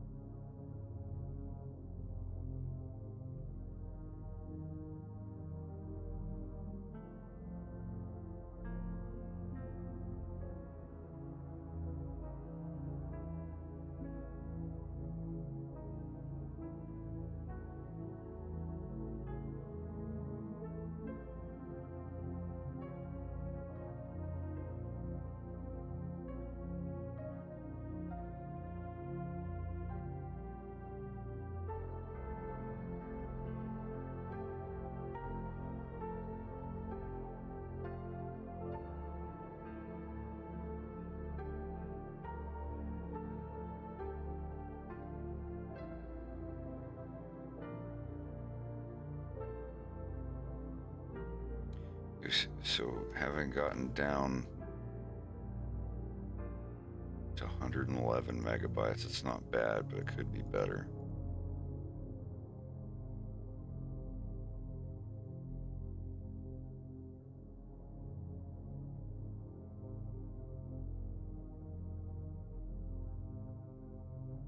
Just wondering why the file takes so long to save now.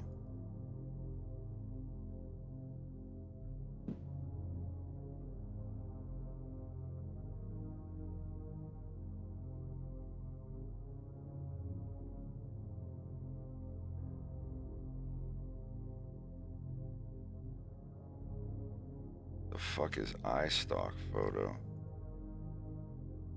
Oh, okay.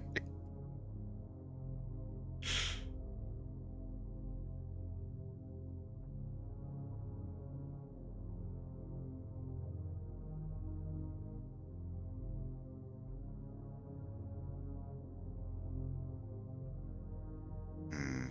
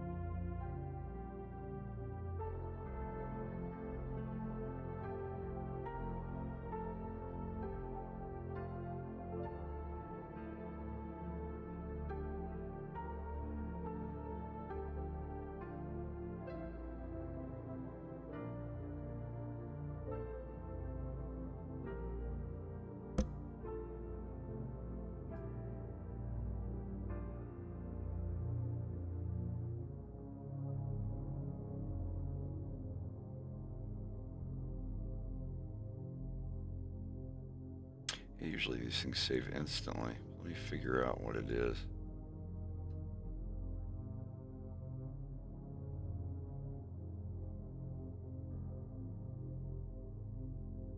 Getting rid of the world and the greenie.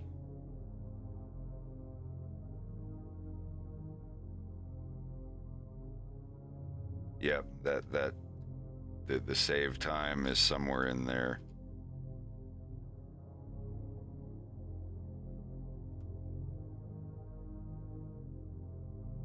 Is it the trees?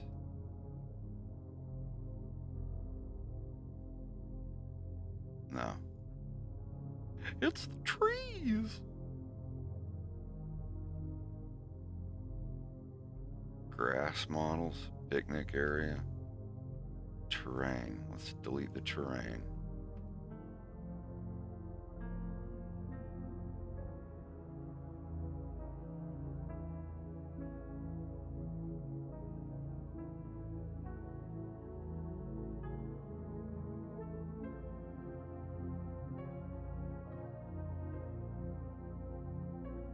Okay, okay, that's... It takes exactly 1 second to save now. I guess I just flushed some temporary files out of it. Yeah, let's do that. Let's completely go to a new project and come back. Sometimes you have to do that. If you have objects or things, you have resources that have 0 users, that means nothing, like a texture that you made that nothing is using. When you save, it'll keep it in memory while you have it open, but when you leave, open another new file in Blender, and then you come back, that image will be gone because nothing's using it. And then when you resave again, the file size might be smaller. It's weird, but you get used to it. Oh. So now, what have we got here?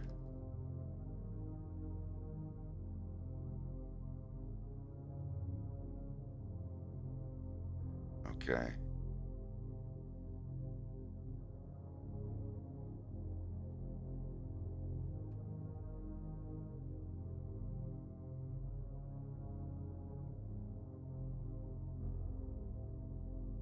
Wait, what? It's taking longer to save because I'm in rendered mode. Save it. Yeah, I save in solid while viewing in solid mode. It saves 10 times faster. That's weird. That shouldn't have anything to do with it.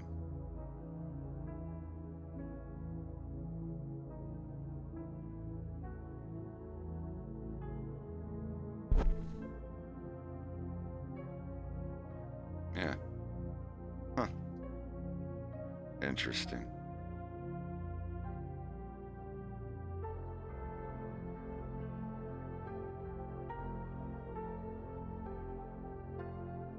If you saved it and rendered, closed it, and then opened it, would it open in rendered, or does it always default to open No, it in, no. like, okay. It will.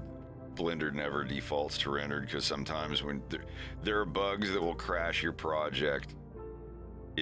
Sometimes, and if you save it in that means it would open it in rendered and cause the bug. Right. So sometimes I was just when I curious. go into rendered mode, it'll crash, and it'll be like some render bug or some object that I've given the wrong value to. So you have to delete half of the objects.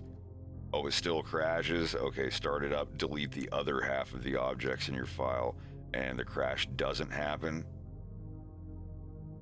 So then that's how you can tell. Like, hey.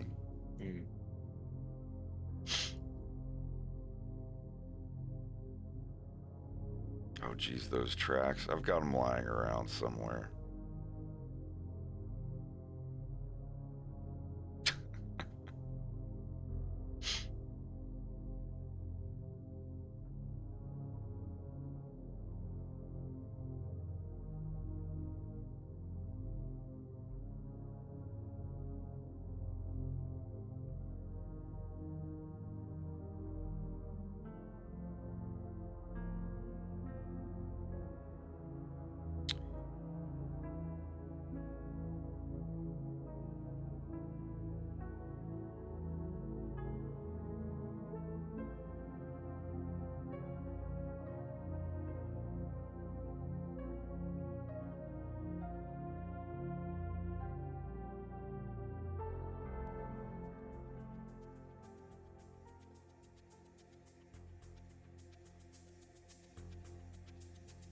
That's from Laura Palmer's theme from Twin Peaks. Just kind of slowed down.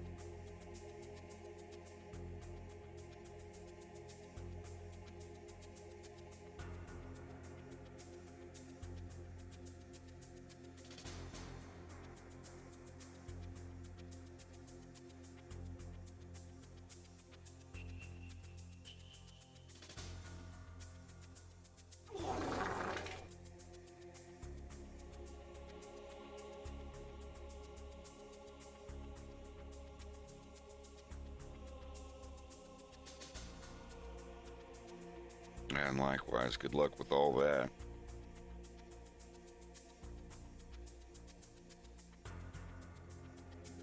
Jesus is in control, dude.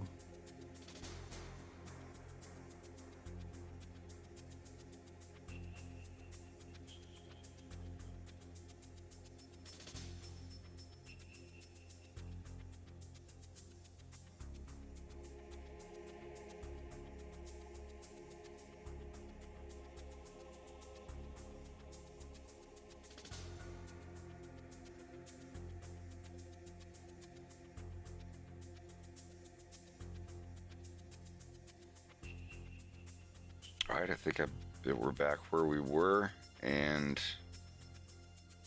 file size is smaller by a little bit.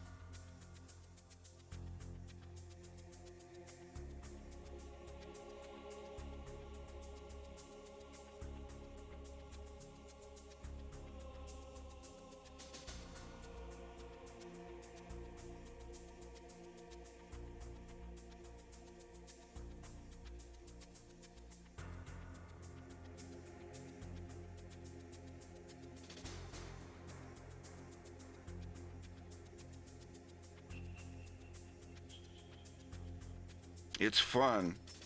Sometimes like this, it's confusing, but it's still fun. I want to go grab a snack. I'll be back in just a minute. Actually, Rex, what do you think about this? I'm looking.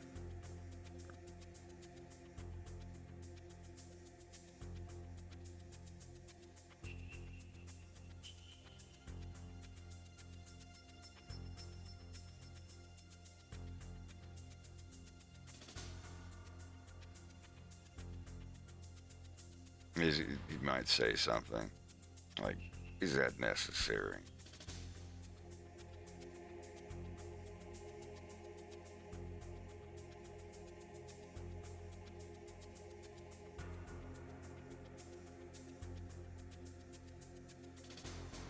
Hmm.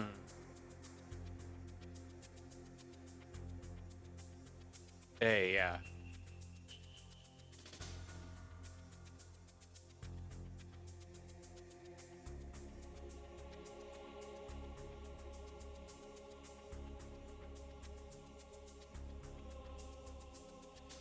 Yeah, it's good.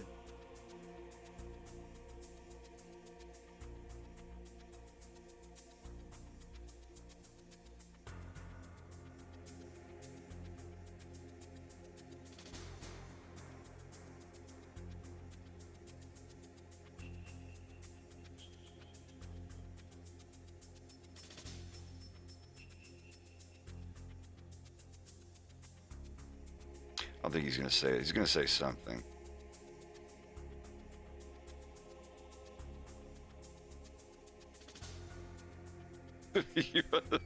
You must be the nerd. He's not gonna say that. These are all just when the values of the bones change. Like this bone here has a location and rotation values.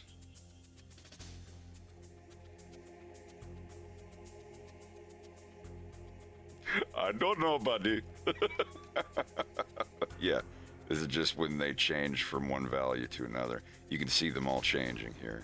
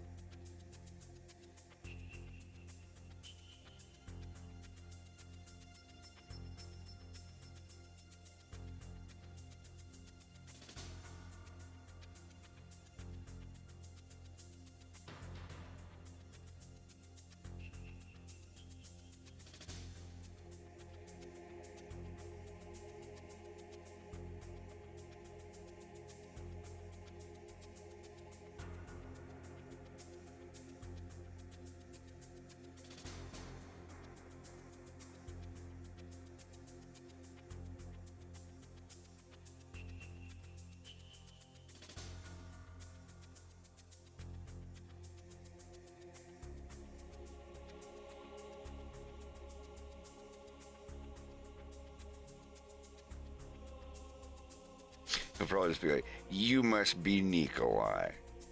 And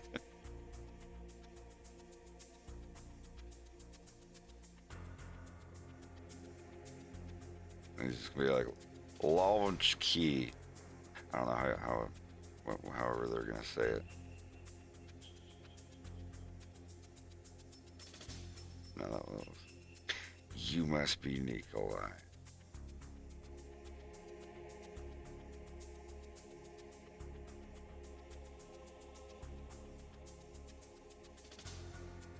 Yeah, that'll do. Oh, like can't do that. I can't turn my head that way yet. All right.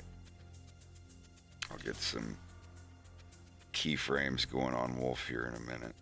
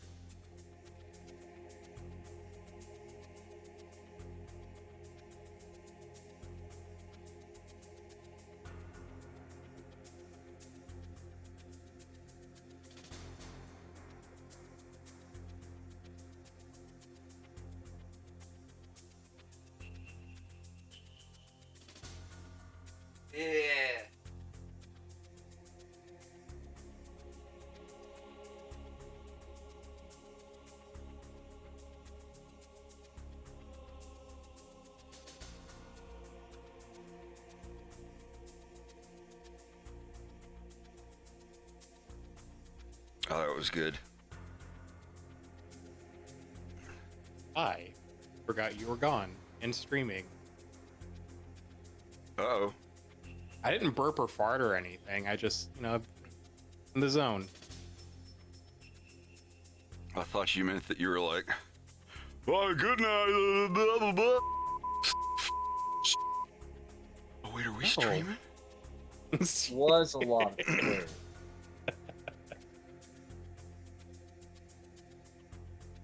I just like to read out my bank information from time to time just to make sure it sticks to memory, forgetting that we're live. I just like the way I say numbers out loud, so that's why I picked those. Because it's just a fun sequence of numbers.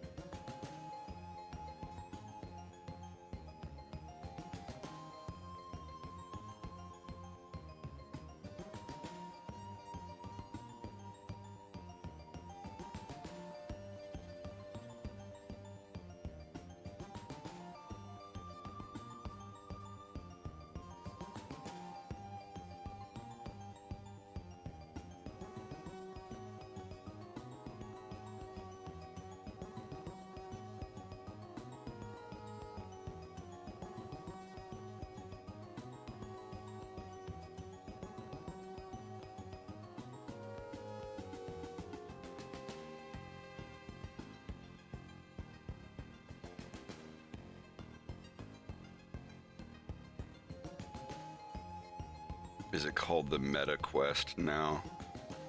Did they just drop the Oculus moniker? It doesn't fit the branding. It doesn't have to fix anything as long as it just works.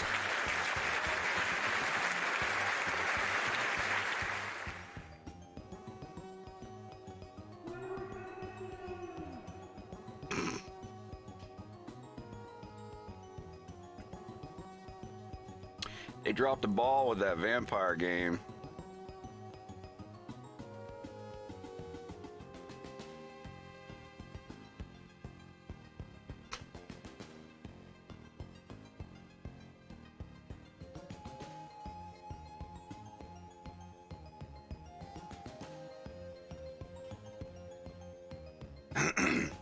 Any more Polish people in the chat today? I said, are there any more Polish people in the chat today?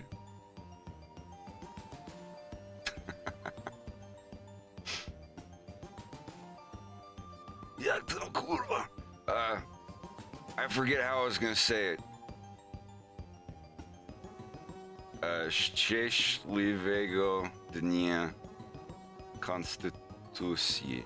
Tutsi, yeah. Today's like a holiday. I say chang. Change. That little Szczęśliwego Dnia Konstytucji. I said it earlier, kind of okay, but the happy day of Constitution, March 3rd or May 3rd, and then May the 4th, the Star Wars thing. And Revenge of the. I think it should have been Revenge of the 6th. That sounds closer to Sith than 5th does. I don't know.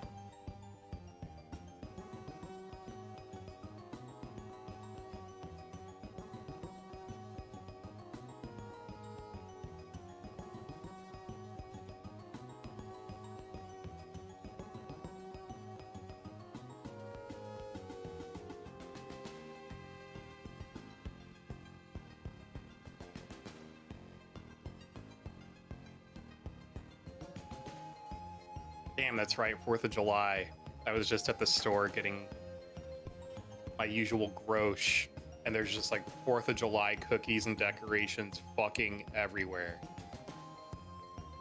I always hated 4th of July living in the Bay Area because this hill right next to our house, like the grass would always like get all dried up and shit, and families would go up on the hill, set off fireworks, and the hill would always catch on fire. It would always be a controlled fire, so like you would just have to let it burn and do its thing. But every year, that entire hillside was just a big ball of death.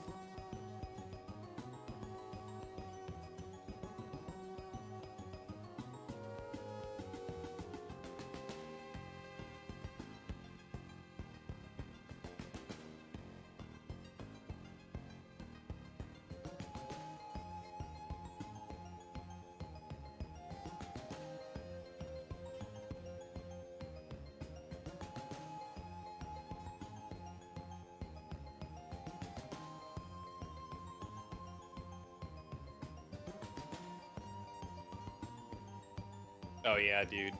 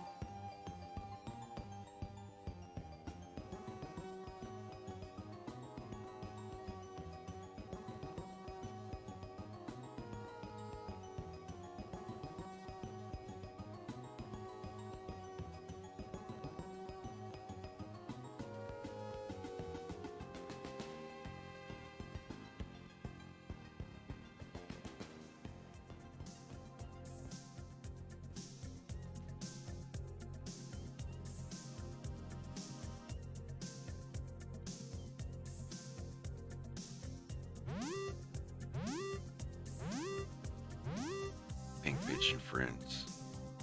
Welcome. Thanks for the raid.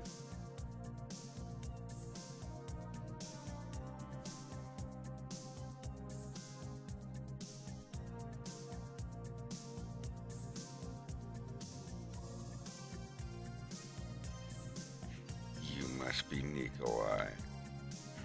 Nikolai. Nikolai. You must be Nikolai. That blah blah blah blah blah. Give me launch key, Korva.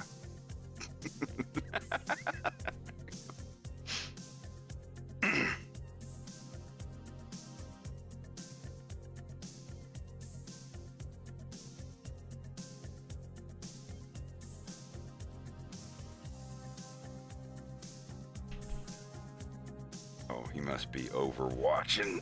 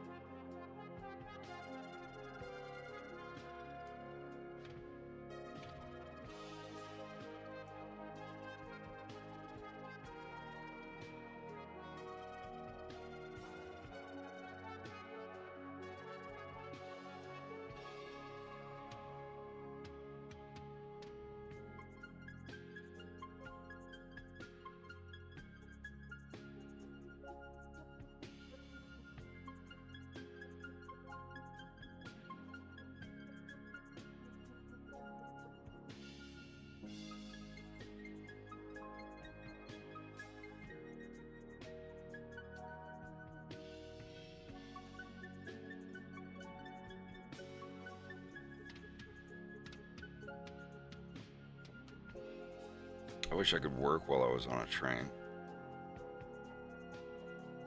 Assuming it wasn't so bumpy.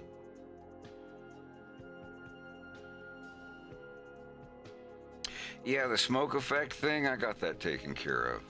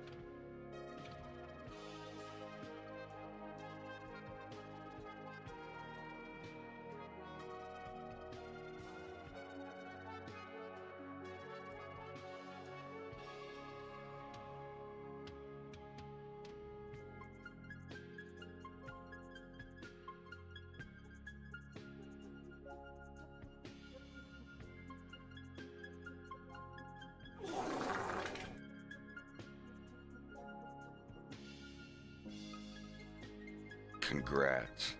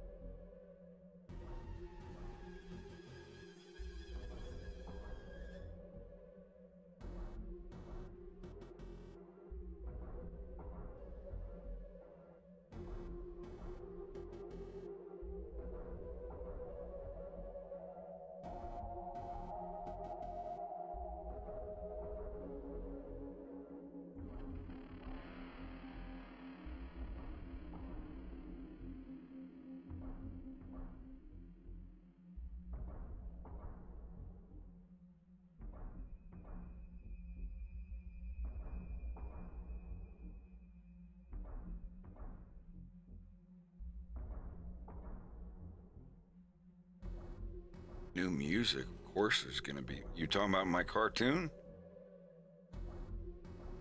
Absolutely.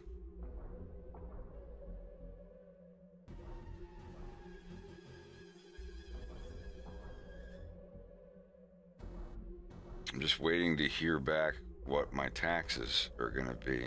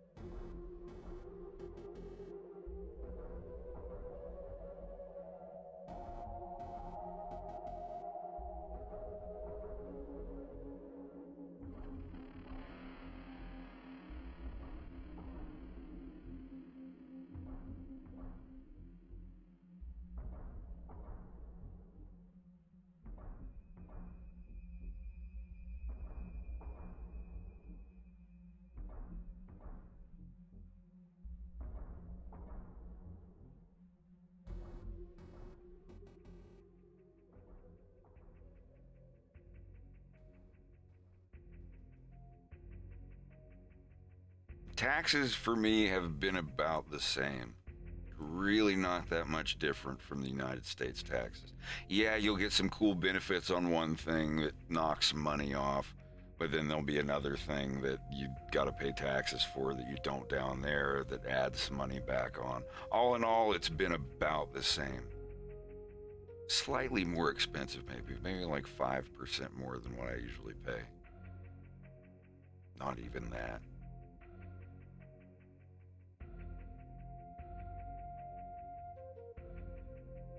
Yes, I moved to Canada 2 years ago.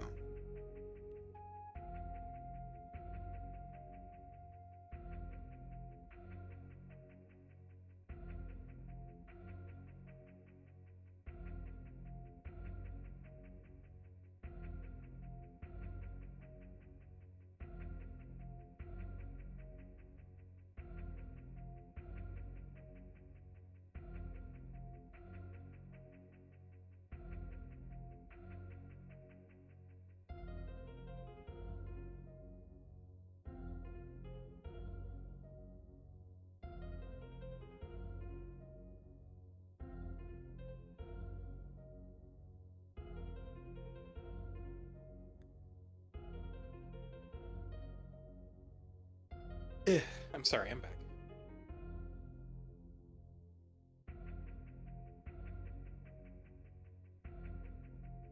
I'll just be eating my lunch, though. You're fine. Myself on mute.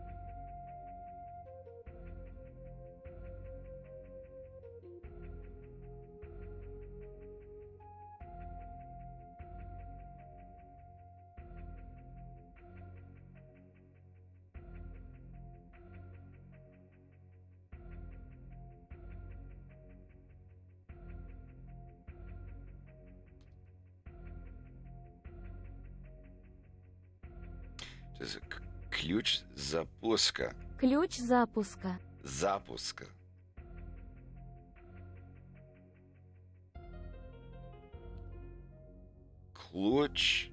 Klucz startowy.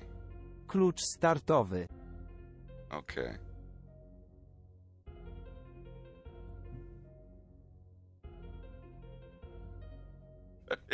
Hey, he held his hand out. He's like, "Klucz startowy."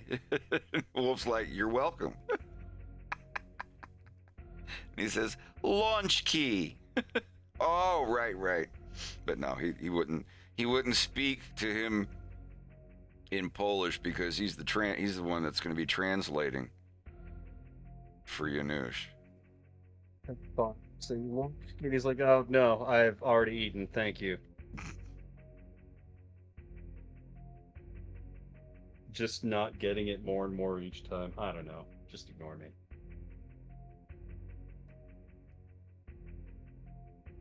God, that was so delicious.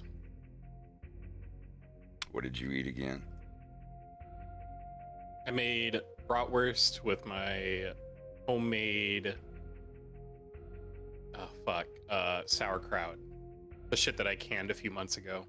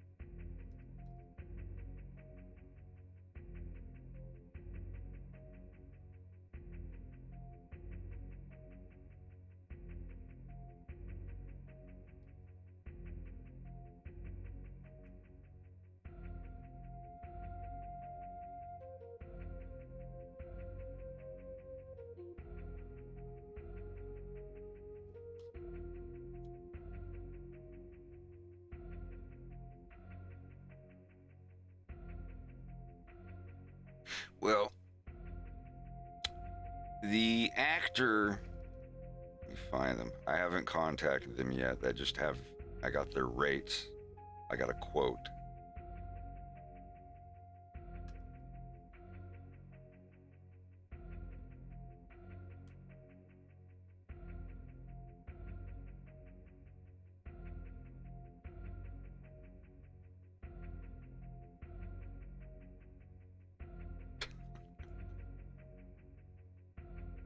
I forget what the Z. Z. Z.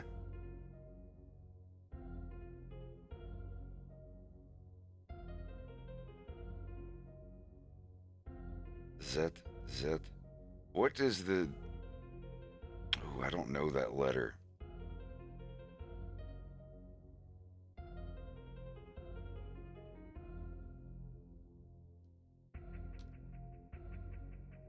I can't type it, damn it.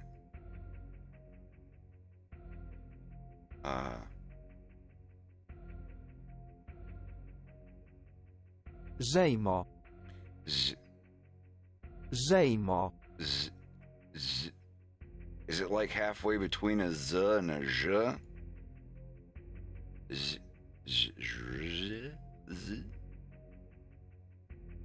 I don't know these letters. It's gonna be so. I guess it is like a Z. It's the Z with a dot over it. This one.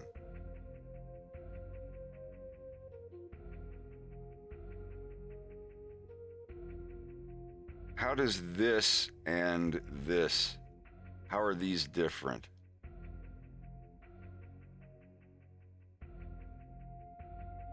So it's just Z, okay. So I thought that was Z.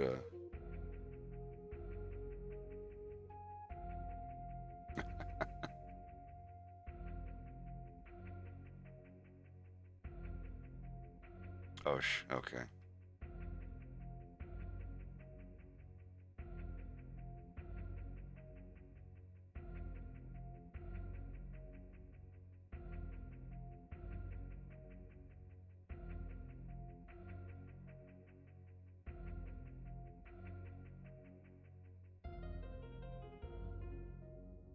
J. Oh yeah, SC is sh.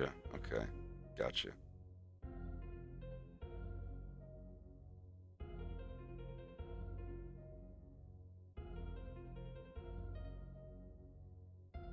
Understood.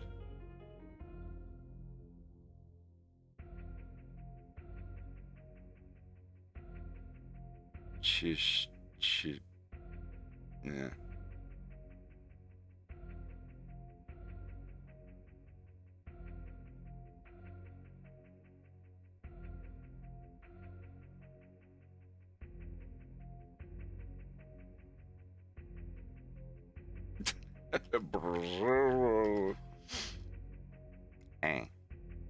This is E. Then the E with the thingy.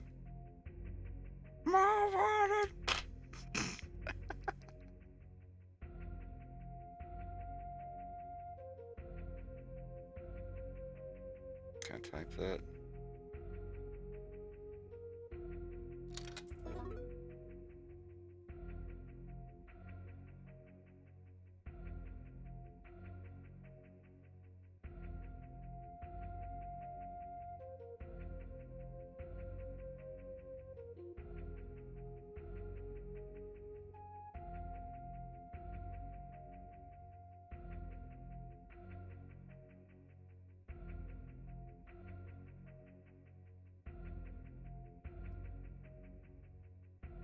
Grzegorz Brzeziński-Cikiewicz.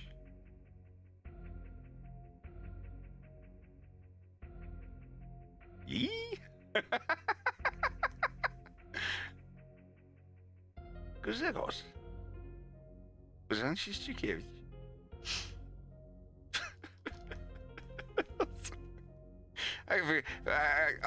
I'll get it one of these days.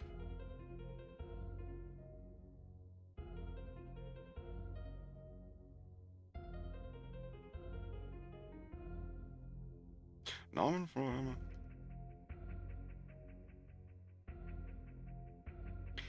you must be Nikolai Lodgky.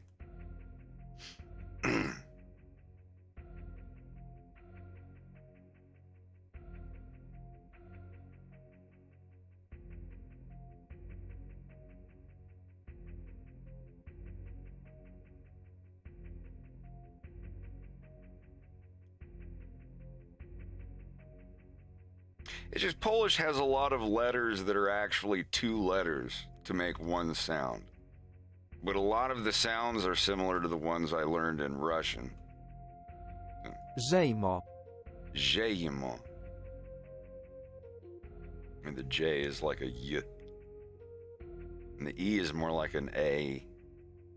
Leon. I don't know. Zejmo.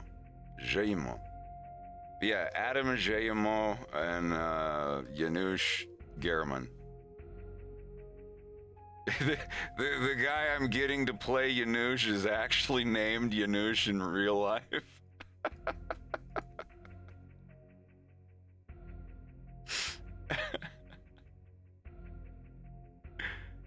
think both of them do voices for the Polish version of Witcher 3.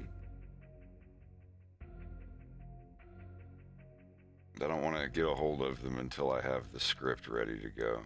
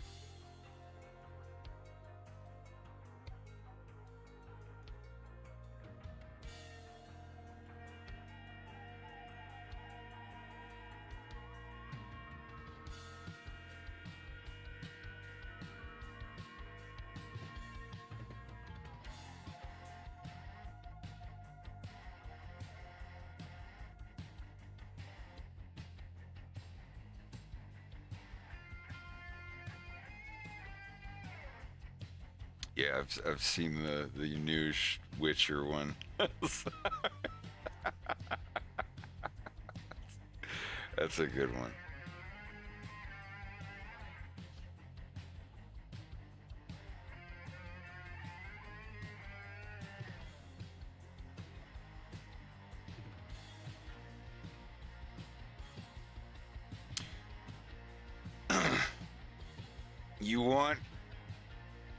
You want a character to look like you, but not have any weird, distinct sparkle dog stuff. I understand.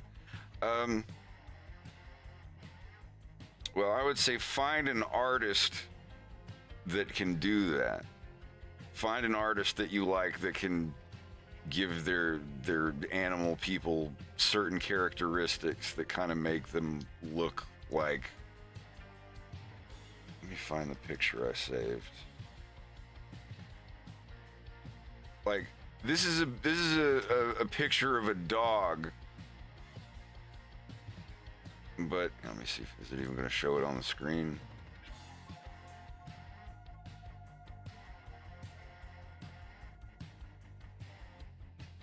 It won't let me show. Hold on a minute.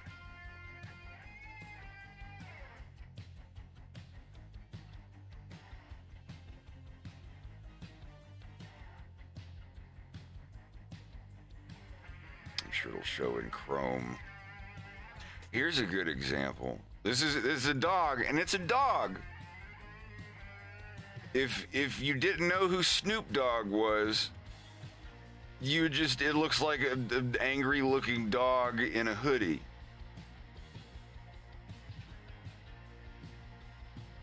But you can look at that dog, and if you've ever seen the rapper Snoop Dogg before, if you're familiar with what he looks like,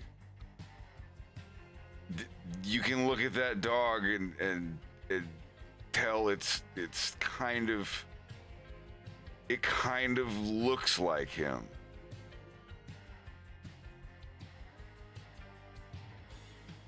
So I would definitely go for an artist that can get that kind of look. Honestly, a lot of that is just kind of matching eyebrows, cheekbones, and eye shape. And you can almost make a cartoon character look like you as long as you follow that familiar area.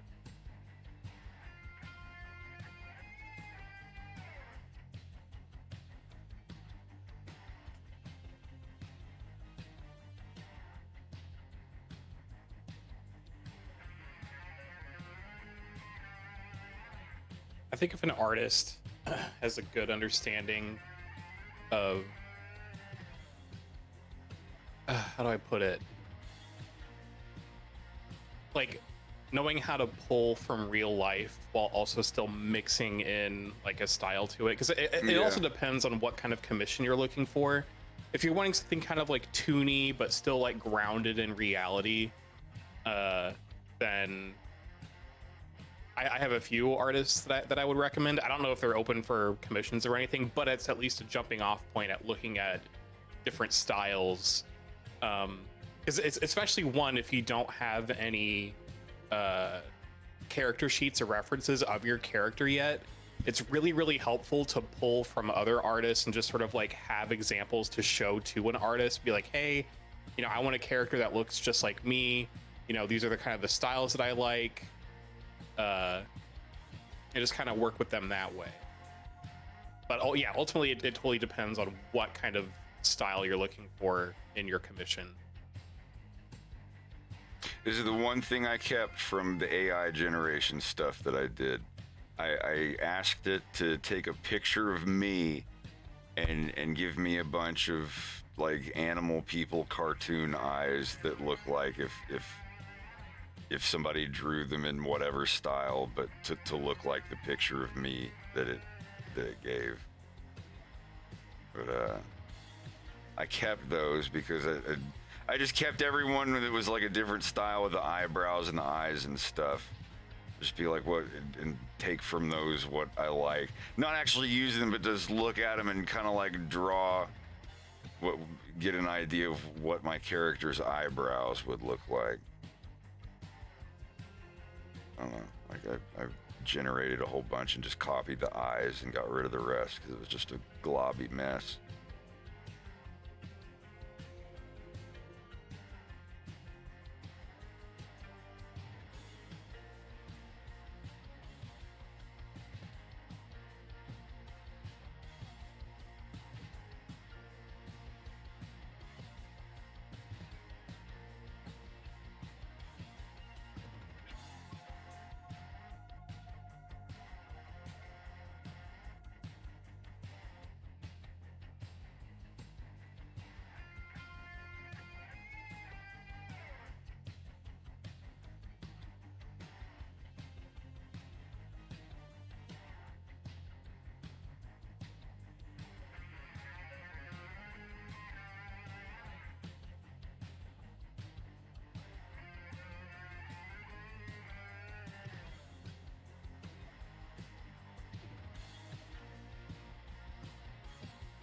Do you have any names of artists that you're talking about, Rex?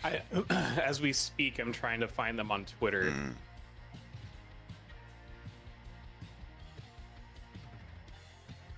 This one that I have in mind is a Ukrainian artist, and they're extremely good and have like a really awesome grounded style.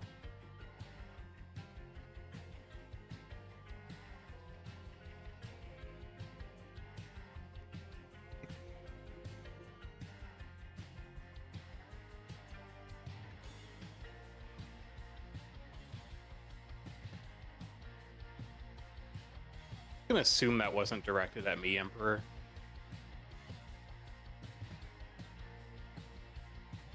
I've already eaten.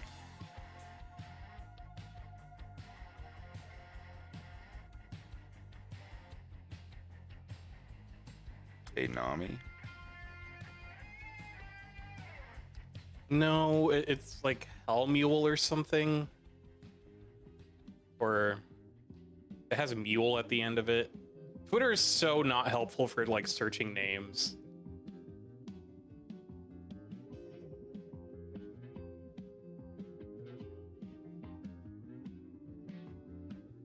I'll find it. I don't think Ukrainians will mind Russian people giving their money to Ukrainians. I would hope that people wouldn't be politically charged in who they accept commissions from.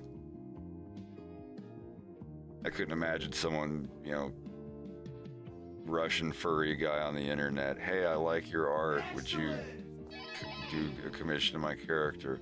No, you're Russian, get out of my feed. Blah. Emperor gifting 5 subs. Rokatosagi, Mazkase, Sauce Boss Boy, JG Kingaroo, and Bloobs 1,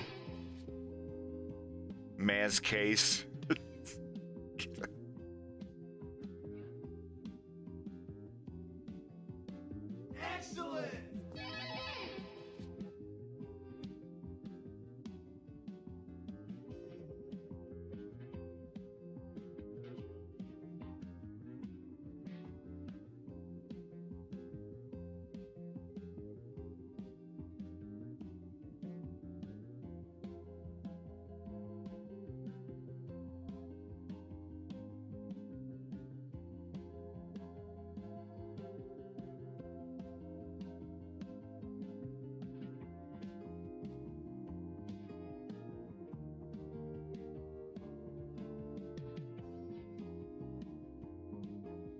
My recommendation, get on Twitch and start drawing free pictures for people. I found them.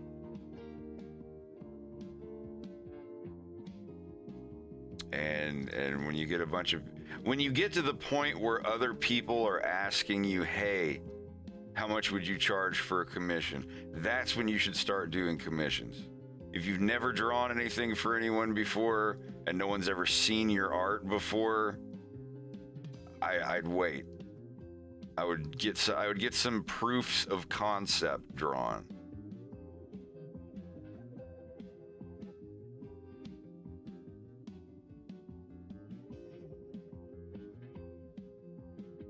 Get some pictures drawn first. I've seen a bunch of people go, I'm open for commissions, everybody. And they have like 6 followers on Twitter and then they get mad and quit. It's like you gotta let people see you draw a little bit first. Put on a public performance. Go on Twitch and draw some funny stuff. Draw something funny or memey or whatever that's gonna get people into your Twitch chat and be like, oh, you're drawing this character, good job. You should draw this person next. Do it, listen to them. And you'll start getting a couple people in there, and then you'll start getting people saying like, hey, how much do you charge for commissions? Get a couple, open 3 slots and finish them in the order that you get them in. Start out really cheap, accessible, and every time you open more slots, if you filled up all your slots and you do all those commissions, open up 3 more and slightly increase your price.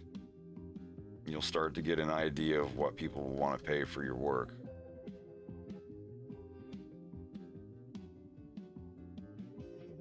Did I ever go through my commissions on here? Or some of them?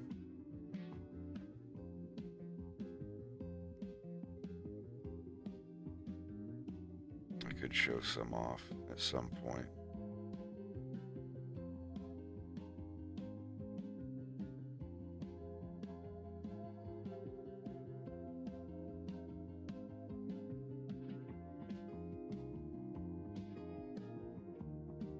Yeah.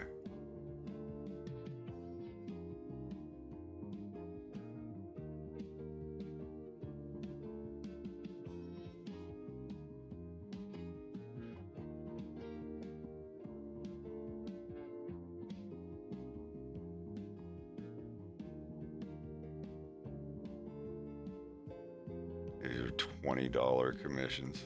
I remember these.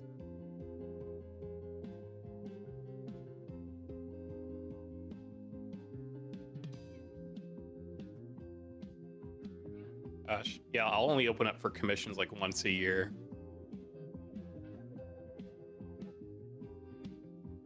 Yeah, God, I haven't done commissions since 2014.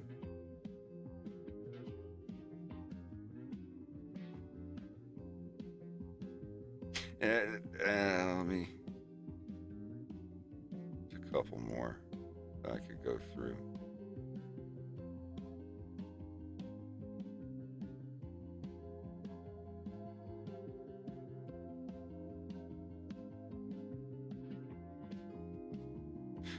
Finally going up to $30.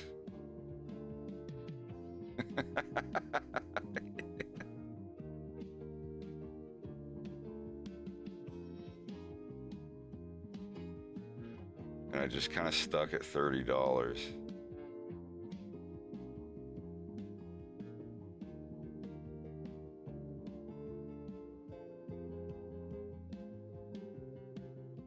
Oh god, that adoptable I made. Surprised you remembered that. You did adoptables? I did one to try it out, and it's tough because I'm like, oh, I'm gonna make a character as an adoptable to see how well it does. And I'm designing it, and the more I get into it, I'm like, I don't want to sell this pretty boy. Like I love him. You don't want to put him up for adoption. I know. It's a real struggle that I had, and I finally did it. And some dude, I won't say who because they wanted me to keep it a secret, but they sent me a DM of like, hey, I'm gonna go well above the auto buy. I want this so bad, and it was an offer I could not refuse. And so I let them have it. You can make another. You've got that spark. So yeah. This is 2013, like late 2013, early 2014. I think I started doing commissions for $20. These are just some characters that I made up for the most part. And, these are just some of the commissions. These were $20. I spent like 5-6 hours on them, some more than others. I did these for $20. You know, like I said, I was probably making like $2 an hour. But I just started out. I wanted to make them. Like the one guy was like, either draw me as an office guy or a hockey fan. And I couldn't figure out which one to do, so I just drew both. I thought it was neat. He really liked it. So great. Yeah, those are the 20 ones. Another set of $20 ones. There's some of the other $20 ones I did.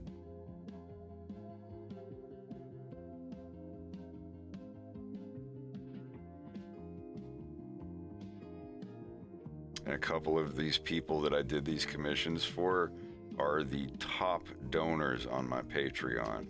There's like 3 of them. 3 of the people that I did these commissions for back in the day have been on my Patreon since the beginning. And they've given a lot of support.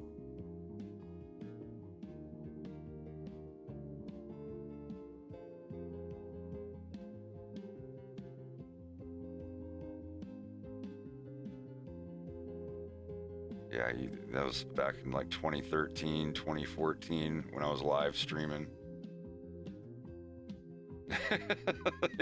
YOLO swagger ratchet twerk. God, people are still like that too.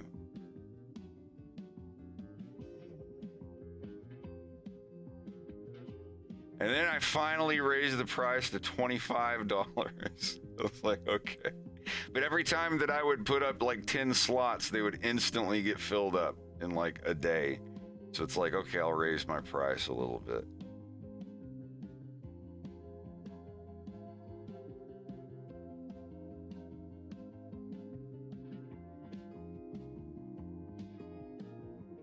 And after that, those filled in, I did $30.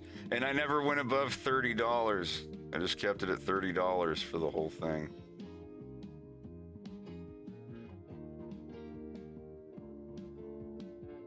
That's right, this Arnie's Conan as a stoat.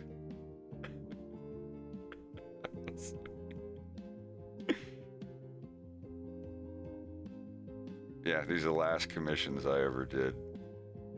Well, that one took a long fucking time. I got to build a punk jacket.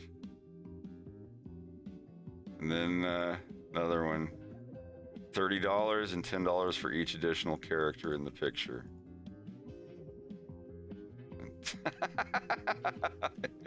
Oh, that's not one.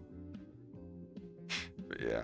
It's some of my commission stuff from 9 years ago. Yeah, I did those for $30. That was a hen, not a rooster.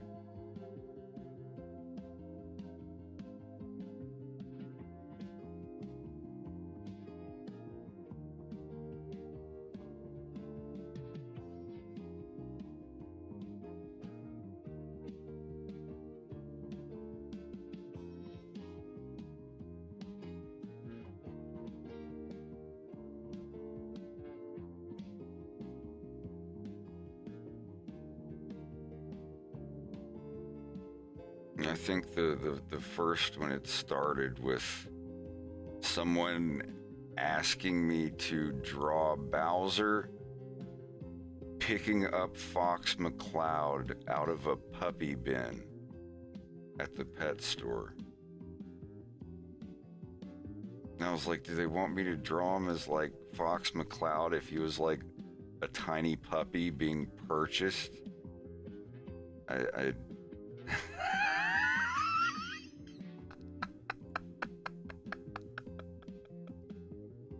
I remember going to Petland and they always had the bins there with the little puppies and it's like, I have to save them.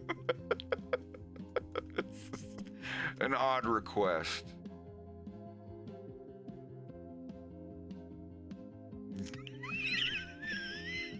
Ow, God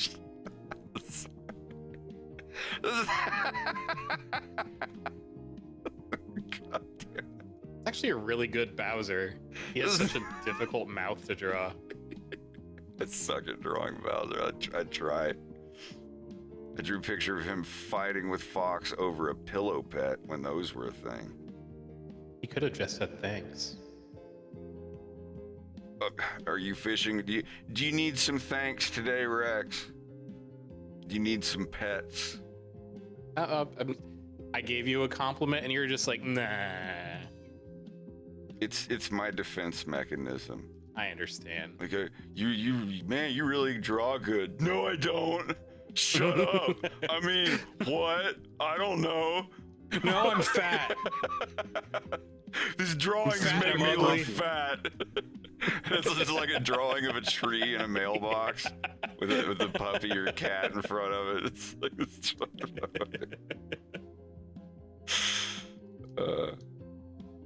But no, thank you. I don't know. I haven't tried drawing Bowser that much.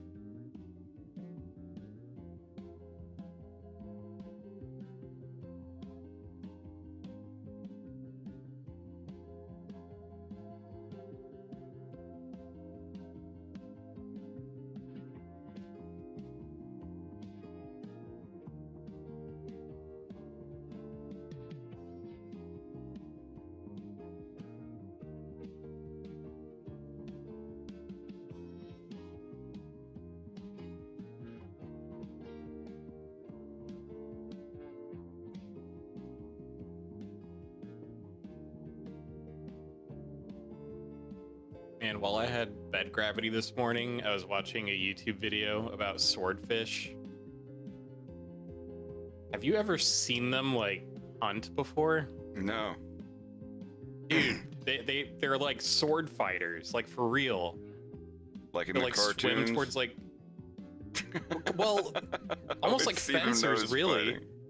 They just like they'll like swim through like a school of fish and just like thrust and like parry their nose around until they skewer a fish and then shake their head in such a way that the fish goes straight into their mouth. Damn. It really is like they're just fencing for food. It's so cool and scary.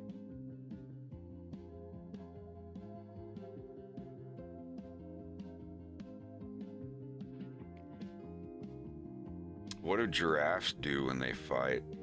They whip their heads around and it's really violent and terrifying. Basically. Well, it's like pencil fighting. They just keep going until one of them snaps. I guess until one of them gives up. But yeah, watching giraffes fight is creepy.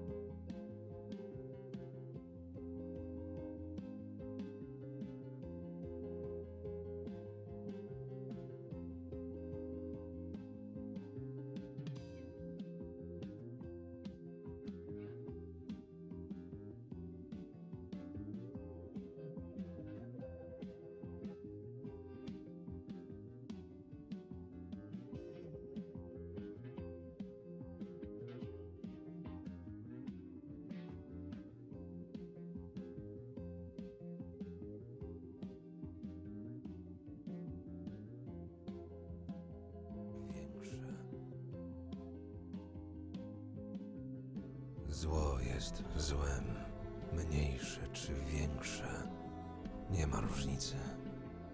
Jak to ocenić? Czy to w ogóle możliwe? Jeśli mam wybierać między złem a złem, wolę nie wybierać wcale. It's the voice actor for Nikolai that I'm gonna get a hold of. And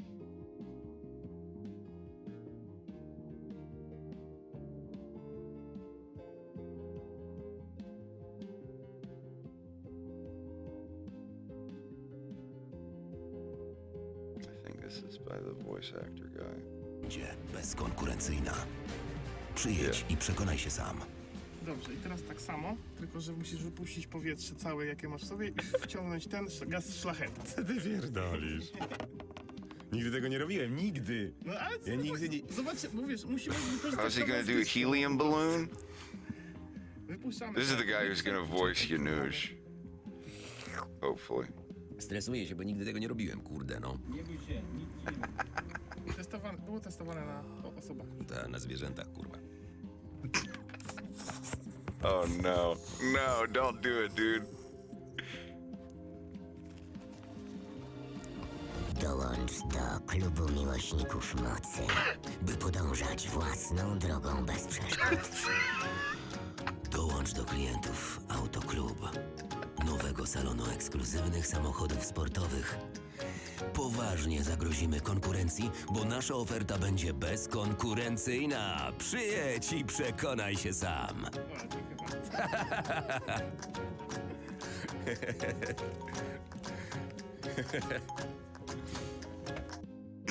It's pretty great. Yeah, those are two voice actors. It's the lady that's gonna voice the lady there on Fiverr. Sorry, these might be a little loud. Cześć, jestem Ania i lubię dubbingować. Mogłabym być czarownicą, albo dziewczynką, albo po prostu mówić własnym głosem.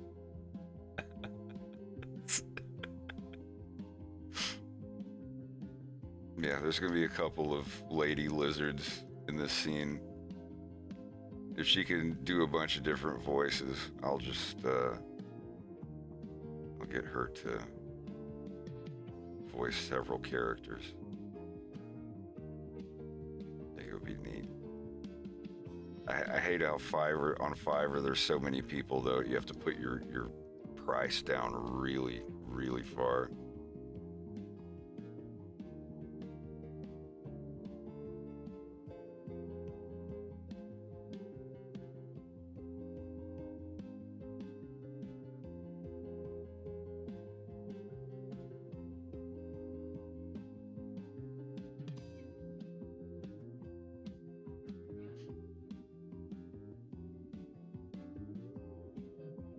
Ja w zonie!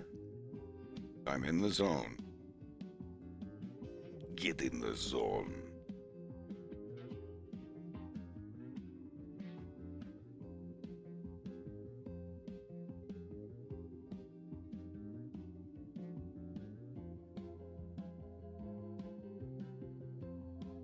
Yeah. I don't know.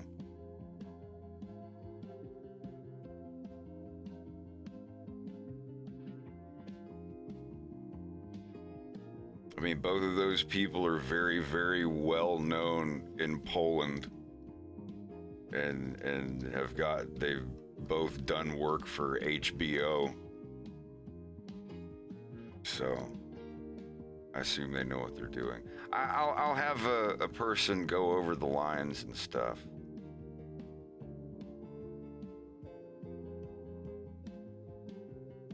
Rekka Wolf, it is a line from the video game Stalker, Shadow of Chernobyl. It is a meme because there's a bug in one place where if you stand in this warehouse too long, this guy just stands there and looks at you going, "Get out of here, Stalker. Get out of here, Stalker. Get out of here, Stalker." And he just endlessly until you leave.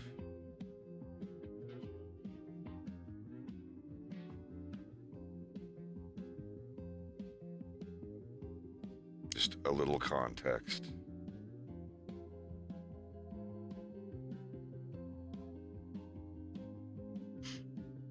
Maybe I should put that on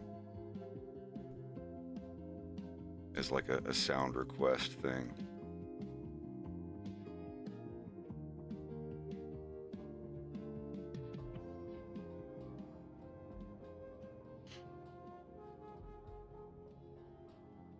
Yeah, the video game Stalker, Shadow of Chernobyl.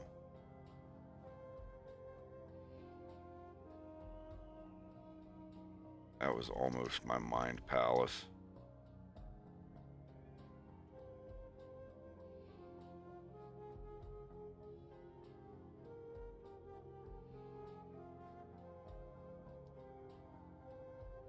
Might not be the same now that like graphics are so different, but even so, I still enjoy playing that game. There's been so many mods for it. Probably helps it look a lot better. I play Stalker Anomaly, the Gamma edition. There's like 330 something mods for it. Needed its own special installer.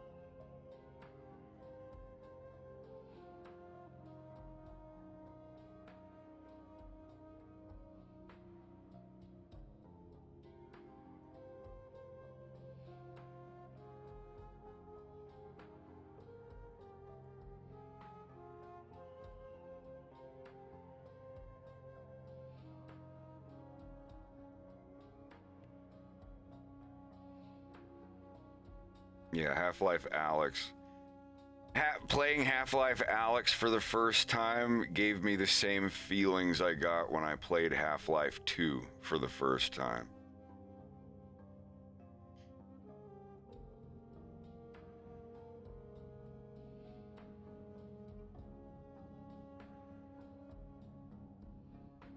I don't know, you could always recommend something to me.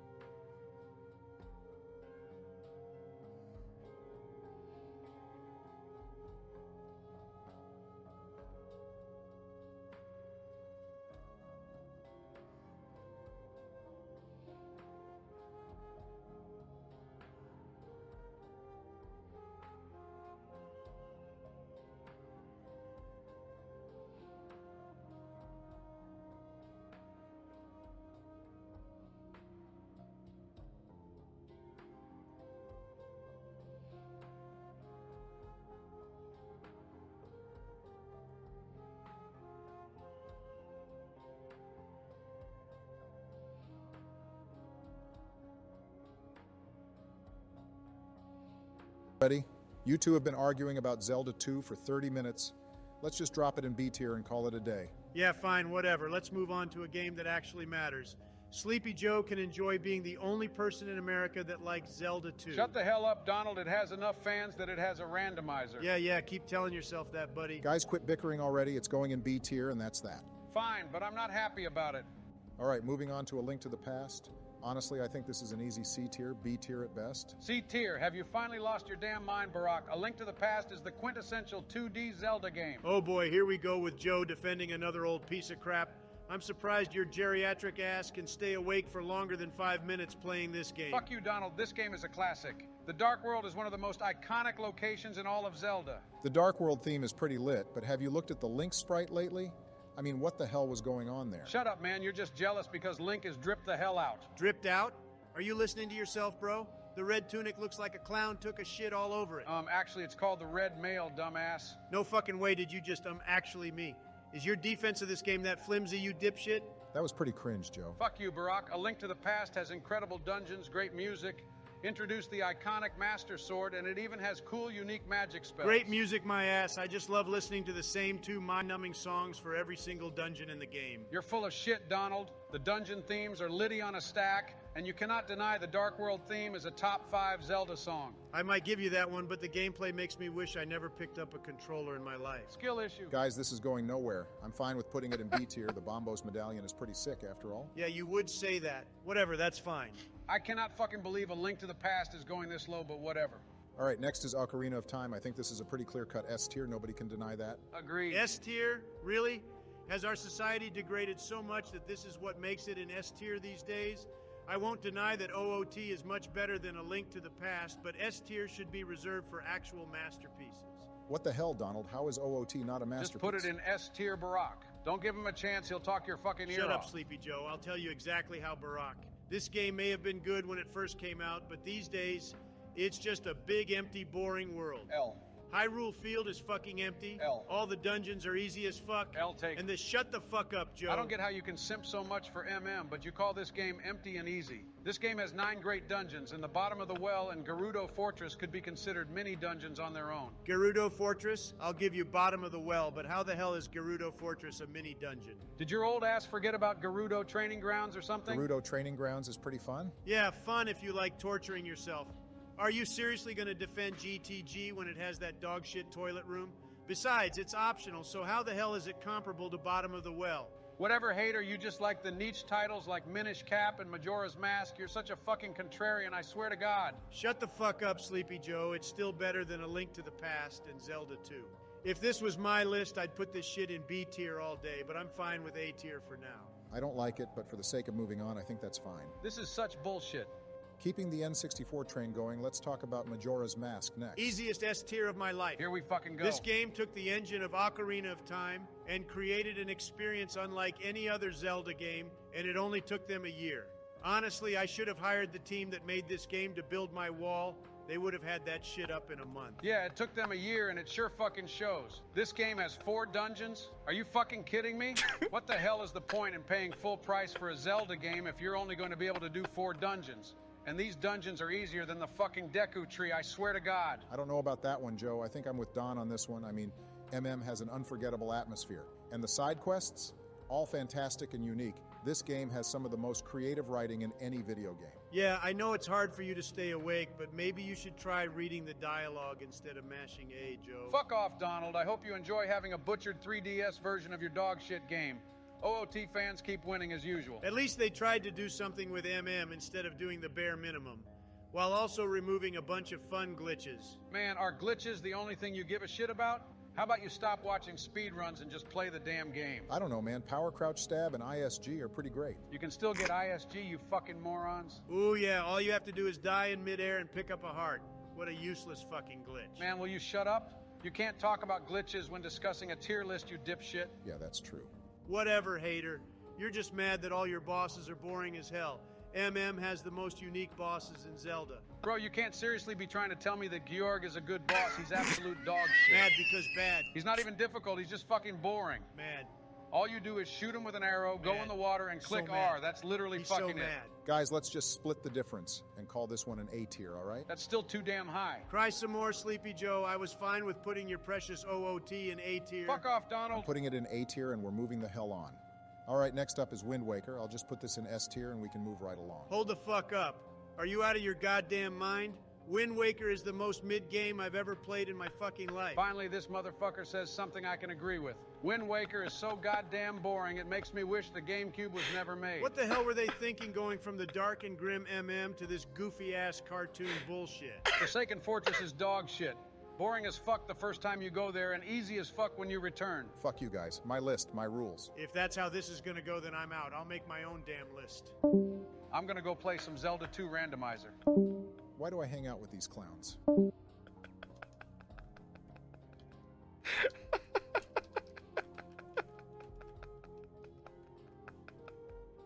God.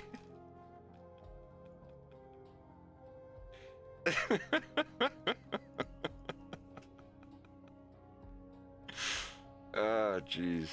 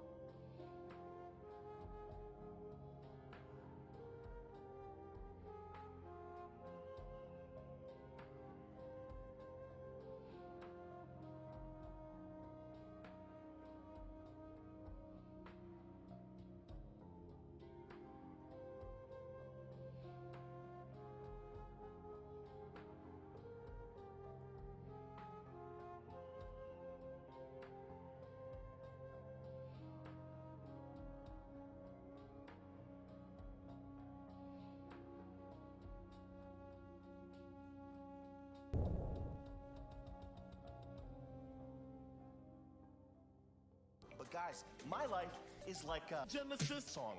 Your lives are like some, some bullshit Super Nintendo. I'm like, that's my life. Your life, something like that. My life.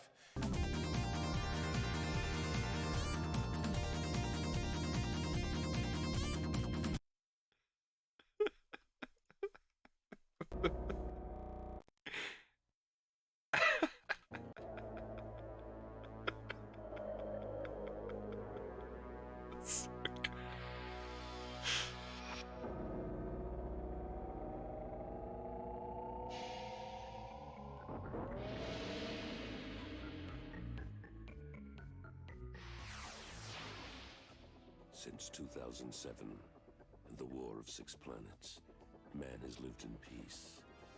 Yet over the centuries, there arose a certain restlessness with this quiet tranquility. So man began to explore the limits of his universe.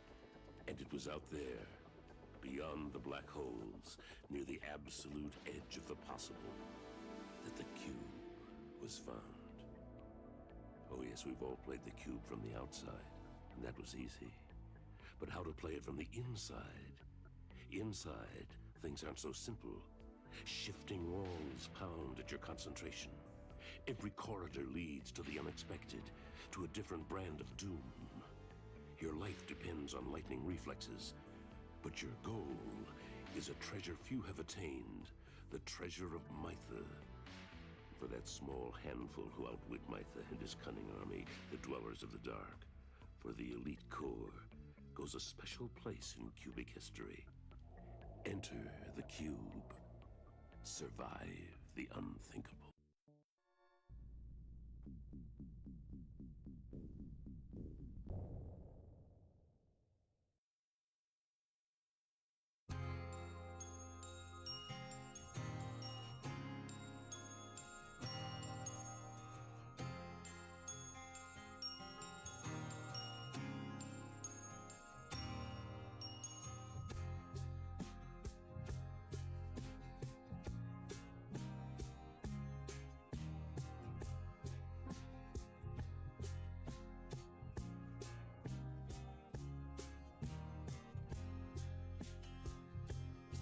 All right, Dell. Have a good night. God, it's almost 7 p.m. here.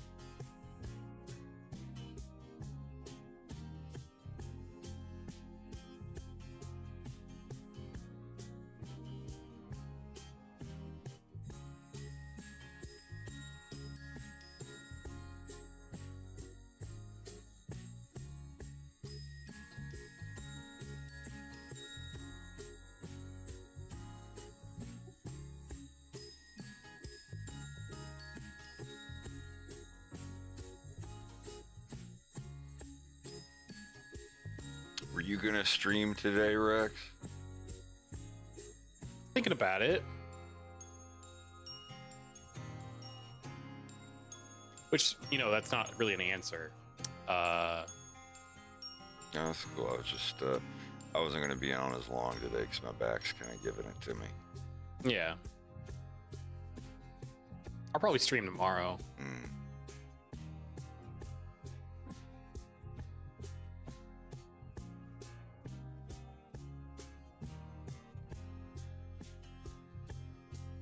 Yeah, I'll definitely stream tomorrow.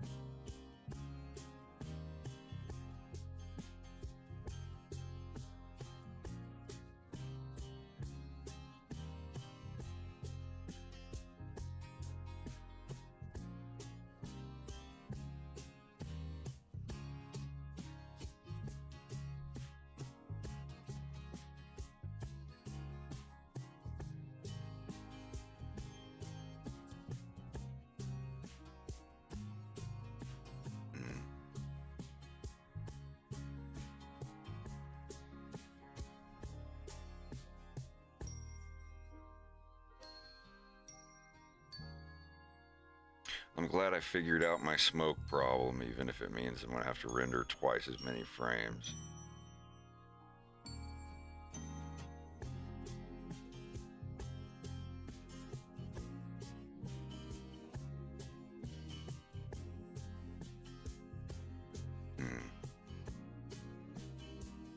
It's a tough break.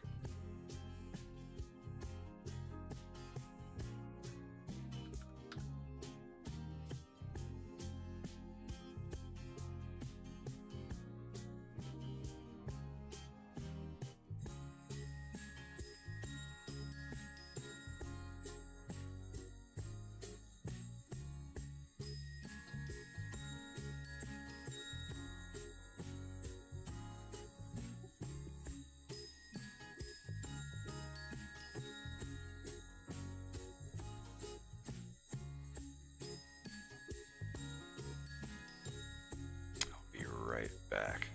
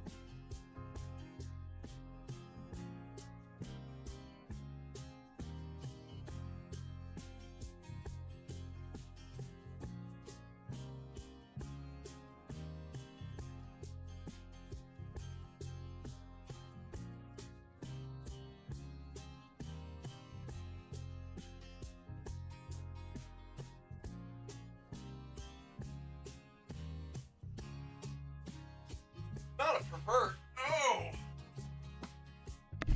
Yes, a perversion of nature.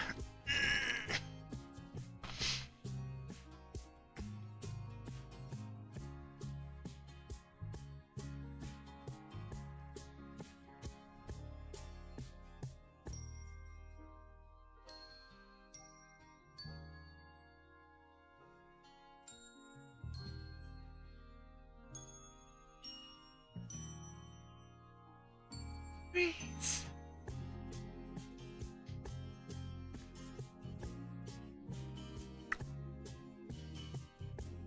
I think I can stick around.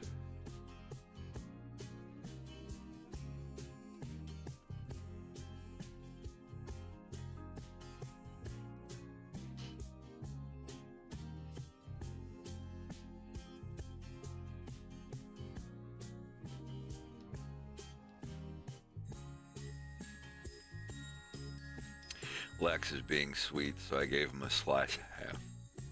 Aw.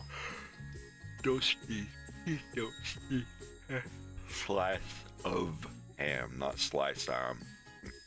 Oh, you come with a fucking slice of ham, you bastard! Ugh, trying not to sneeze. Sneezing still sucks.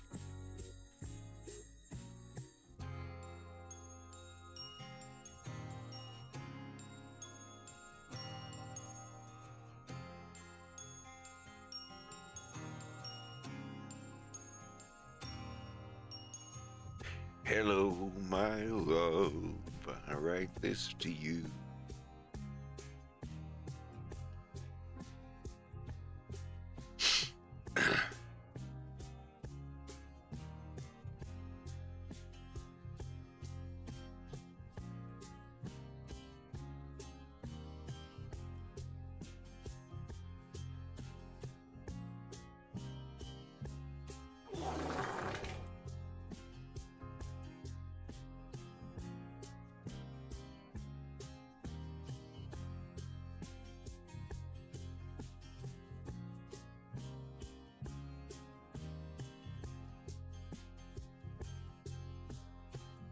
And don't forget to save your work.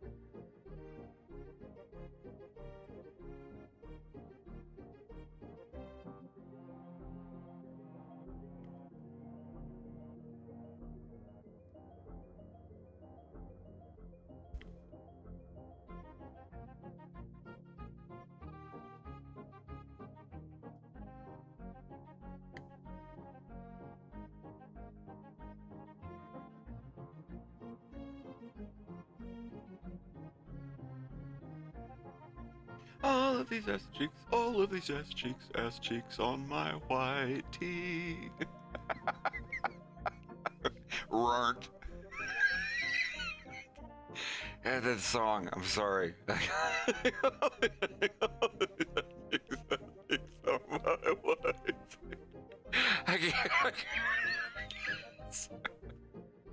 Man, the puppy is restless upstairs. Wonder what he's flopping around about. Trying to look and see if there's any more sliced ham.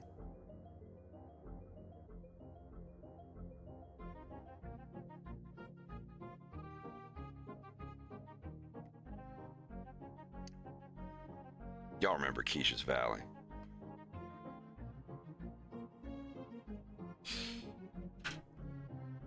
Rex, Bubba, y'all still here? I've never been to Keisha's Valley. You don't know what I'm talking about? No. I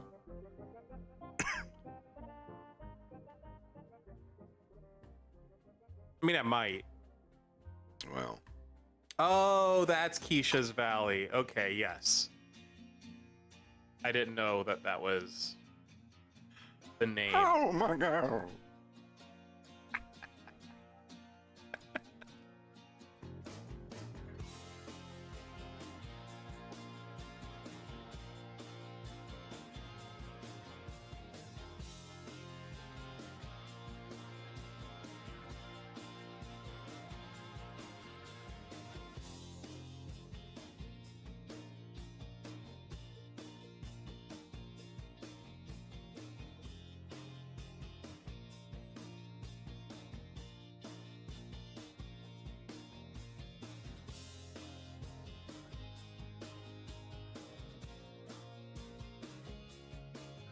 Was Del Taco ever actually good?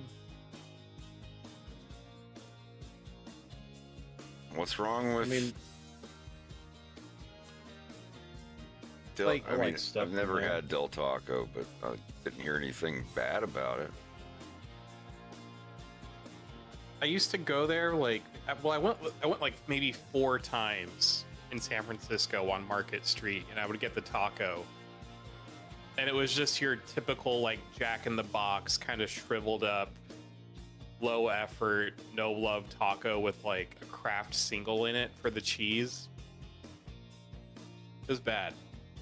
I think it was bad, but I kept going back. I don't know.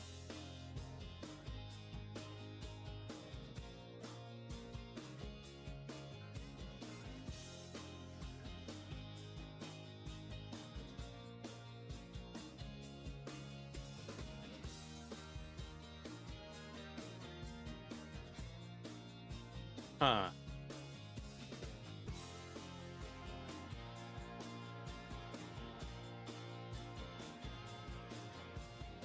Yeah, maybe it's just different from location to location. Because I also remember really loving White Castle, and then I hadn't been there in like 10 years, and I went back to the one that I always went to, and it was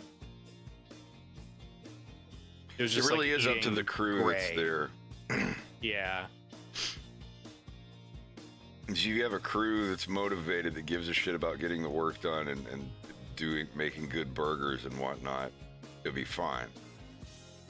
I never worked at a place that was just like total shit.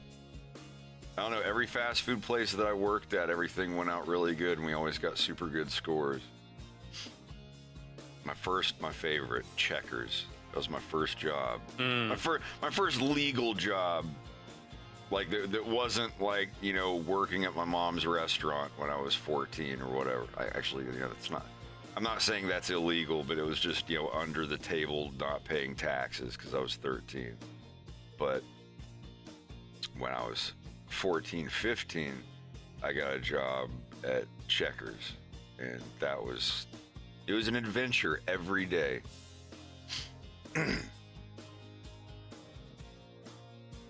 You can wash dishes at your parents' restaurant if you're 13. You're totally allowed. I would do that on Saturdays for 8 hours and get like 40 or 50 bucks.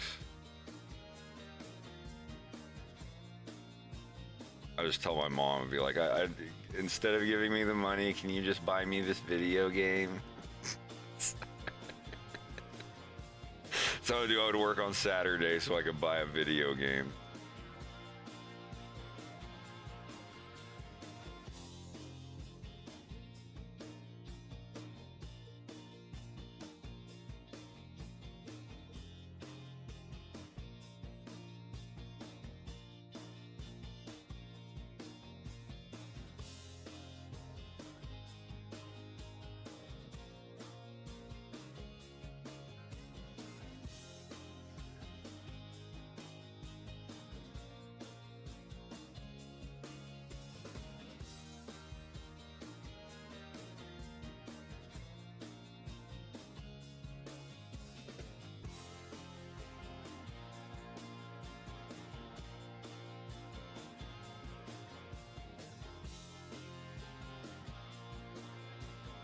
I need an AI voice Joe Biden soundboard.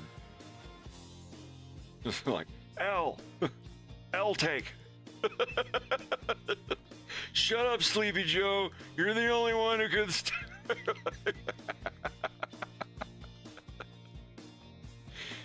that's the only use of AI that I approve of. Making Zelda tier videos.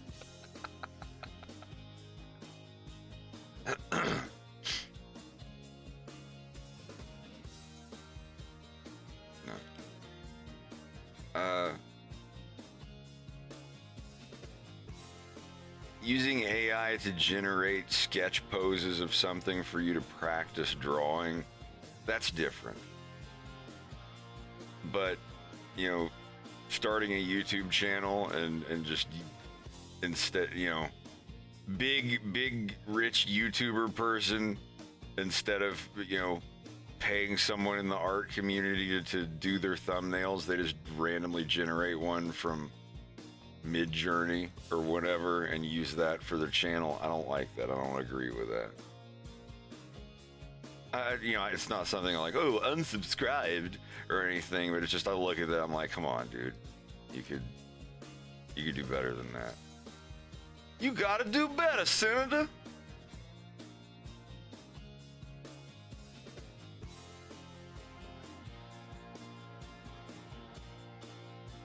I saw some artists that I really like kind of get really defeatist about AI, because someone shared a picture of like a picture that like you couldn't tell if an AI made it or not, and it just really discouraged them, and I completely empathize with that 100%. Oh yeah, it's hella discouraging, but yeah, you don't gotta roll stay over ahead and of die. Yeah. Like if it clearly means that much to you, if you're having that kind of reaction, don't lay in the mud and if it give gets up. to the point where people can't tell the difference and don't care about the difference, that's not me being mad at AI. That's me losing my faith in humanity.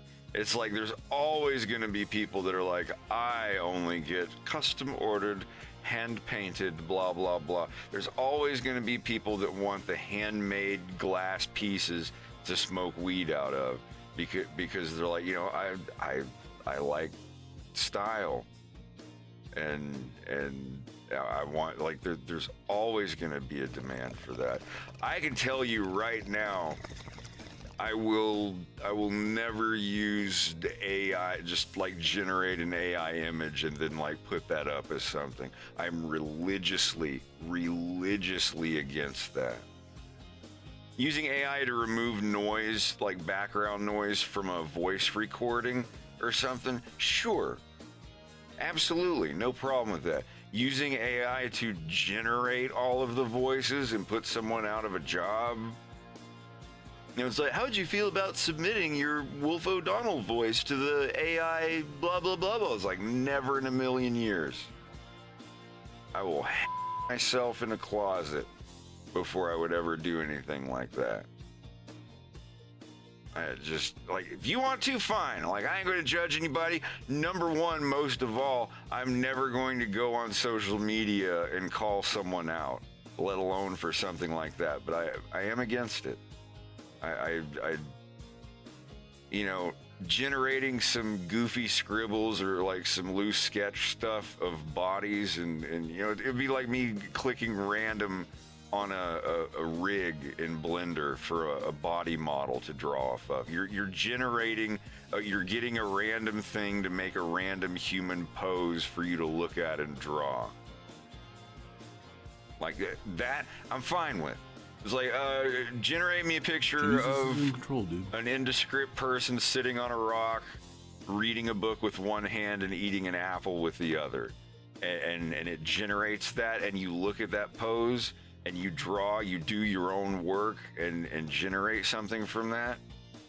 You know, people in a money mindset are going to be like, well, if it becomes the same in the end and it's quicker and free, then you save money and blah, blah, blah. It's like, yeah, if you're in something to save money. This is the difference between, like, people who make movies because they want to make a movie and people who make movies because they're on a contract, a deadline, a budget, Hollywood industry stuff. Like, it's fine, do whatever, but if you're in something for the spirit, for the art, for the feelings you get from stuff, it does matter. It does. And the people who tell you that it doesn't, they just, I don't know, they like to troll on people. Because everyone who acts like that in the comments, no matter how good their argument is, they always end it with a little thorny nip at the people they don't agree with. I don't know. It's just like, I believe it's fine, and there's no difference between the two pictures and blah, blah, blah. And they put up this reasonable argument, and then at the end of their message, they're like, and besides, all those artist people are actually going to finally have to go out and get a real job in the real world. And just like, oh, well, now you just look like somebody who's saying all of this stuff because you hate artists. It just, you know, keep your argument and everything, but don't, like, throw in little snide remarks, or people are just going to think you're a troll. I've looked at the comments on stuff, like the paper, rock, scissors anime thing. It's neat. It looks cool, but it's using the work of a bunch of other people. And, you know, however you feel on this, you're pro, you're anti, or whatever. I don't fucking care. There's going to be people that are for it, that are against it. I'm massively against it for just generating a thing and being like, there's the thing, we're going to use that. Like, no, use it to help you get better at art. Don't use it and just be like, here's my thing. I don't know. Like I've seen channels that, like, big channels that are just using like for the thumbnails of their YouTube videos, they're just, you know, generating something instead of, you know, like hiring an artist. I mean, thumbnails are dumb. Every thumbnail I see makes me feel more and more stupid. I mean, if you ever go on YouTube, just vanilla, not logged into anything, man, some of that stuff makes you embarrassed to be a human.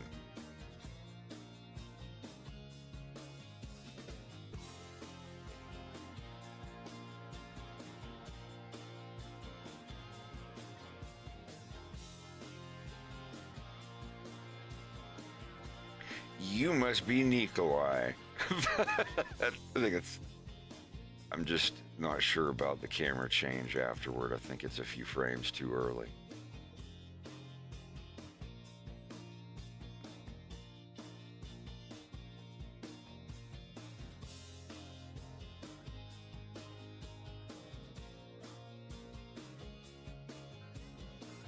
I can change it. It doesn't matter.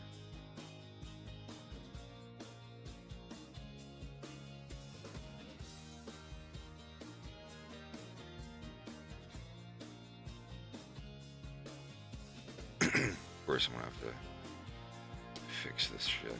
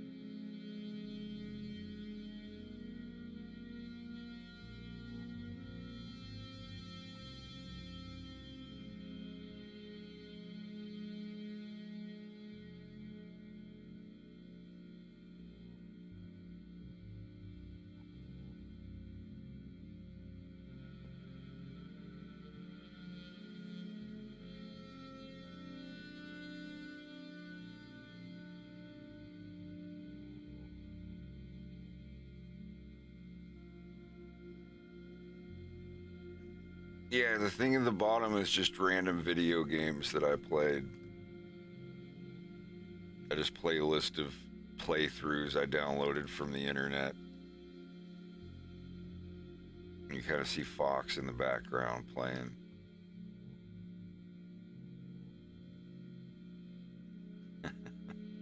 Just a little bit.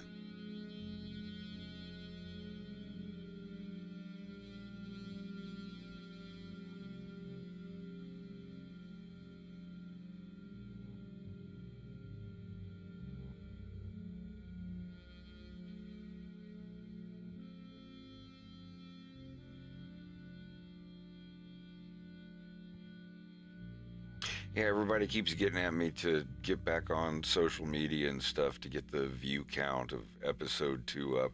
I don't care. I mean, obviously, to a certain extent, I care. I'm putting it on YouTube, but everyone's like, oh, you need to change the thumbnail and put hashtags on it and all this. Like, no, it's there. The people who want to see it can see it. I don't know. I might be doing myself a disservice, but because if I get into it that much, then I've got to go full bore and I've got to go like full on caring about every single like and subscribe and all that stuff. And it's just that I can't get into that. I don't have anything against it, you know, except like on a spiritual level or whatever. But I just don't have the energy.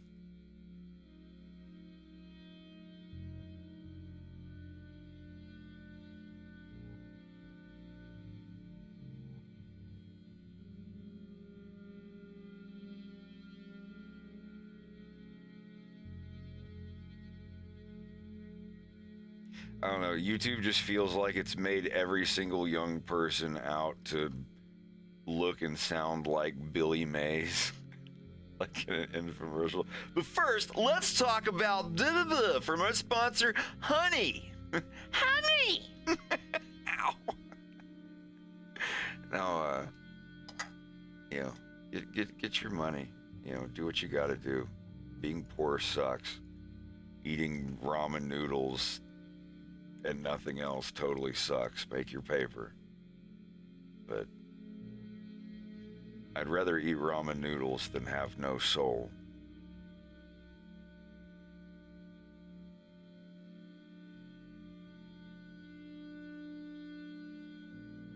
Rex, you used to work for Squarespace. Well, not Squarespace. We got that a lot. We got that a whole lot.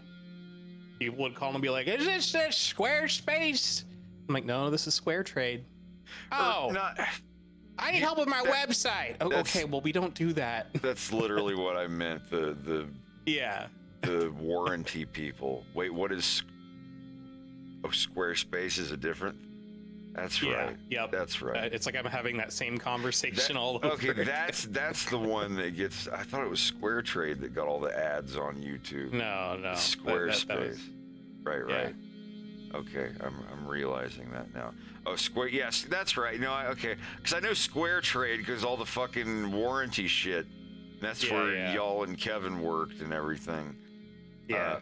Squarespace is the one where it's like, if you need a business website made for yeah, okay. It would get even more confusing when a customer would call in when I was at Square Trade. They'd be like, I need a refund. I didn't make this purchase, blah, blah, blah. And I'm like, all right, well, let me just get your information. We're more than happy to give you a refund if there was a mistake or something. And turns out they were talking about Square.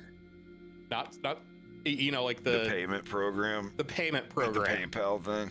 I would spend like 30 minutes trying to find this person's account. Getting their information and getting their married, like, maiden name and all that stuff. And they'd be so embarrassed. Raid Honey Space Square Legends. All on your Casper mattress that you got from Uber delivery. It's like going through McDonald's and asking for a Biggie Fry and a Whopper.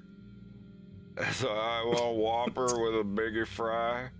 Sir, this is McDonald's. We have the Big Mac and a large French fries. Biggie Fry. Sir, this is not Burger King.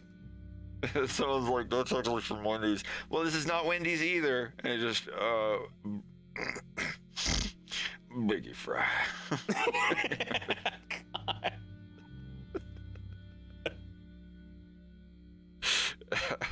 Like, oh man. I'd go through my checkers pretending to be Satan. Just be like, thank you for choosing checkers. It's like, this is Satan. I want a double cheese double, a medium French fries, and one 49-cent milkshake. And that's all. And I feel like if you'd see him through the window laughing, like they hadn't pushed the button yet, but you could see him laughing. They're like, thank you, sir. That total comes to $6.66. Pull forward. And they'd see his meals and they'd be like, Gafford, what the hell, man? Why are you coming through my drive-thru ordering satanic shit? Because I would, like at work, like I would...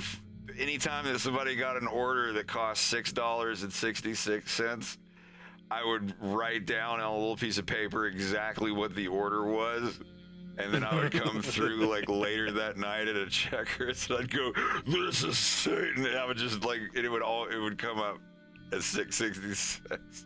We'd have all these like old ladies that would come through, and they're like, "I want to add another small fry. I'm not paying that amount of money."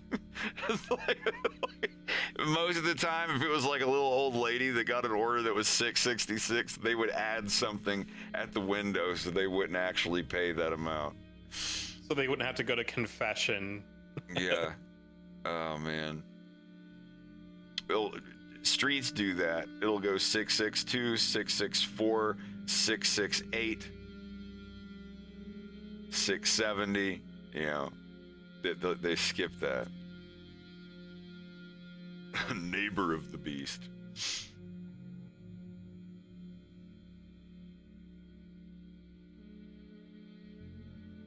I'd live on a 666 Hell Road.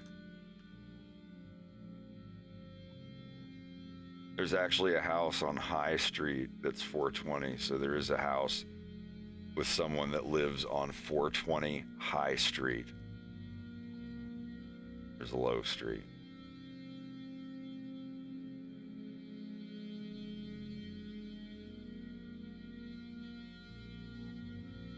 I always hated that drag name thing that you would do. Well, not that you, but just like that people in general, where it's like the name of your first pet, and then your last name is the street you grew up on. Yeah, from like Will and Grace, I think is where it came from. Trucker Ridge Green.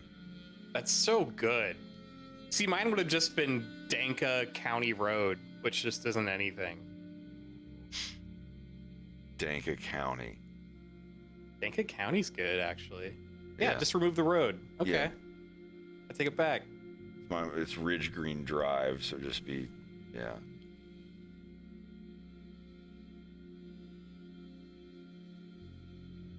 And our dog's name was Danka, this was well before Dank was a thing. This was like very much in the early 90s. It was our Labrador that we had, the family dog.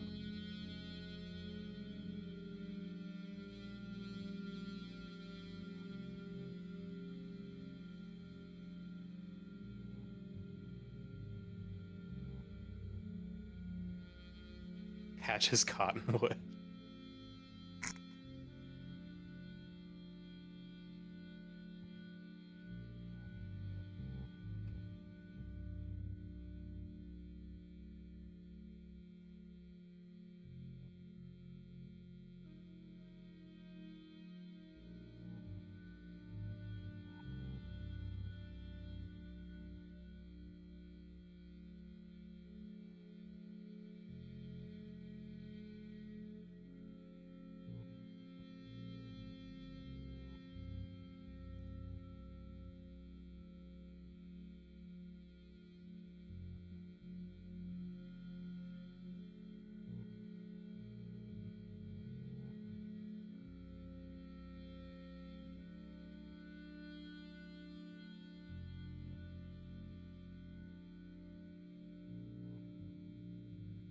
How did you put that emissive on the cherry of the cigarette.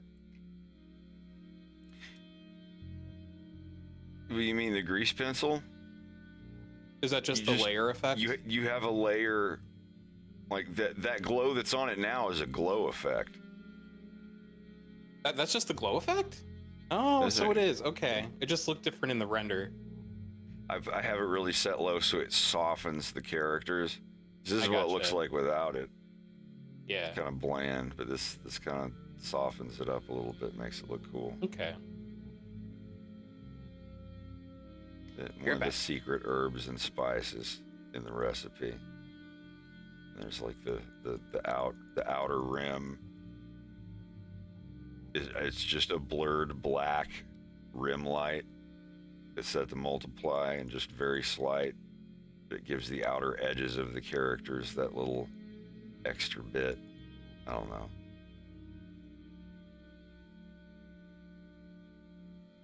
This is without. This is with. It makes a huge difference to me.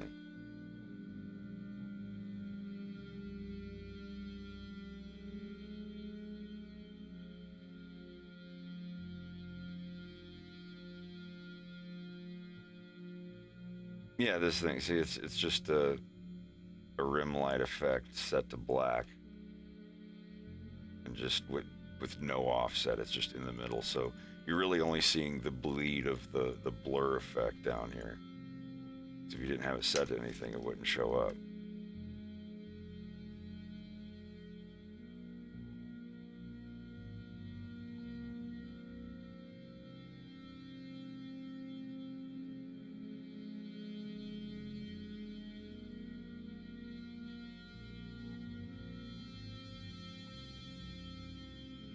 Yeah, I'm gonna render these just cause.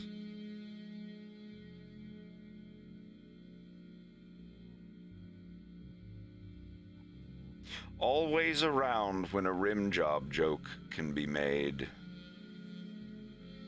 Suspicious. At best. Yes, there it is.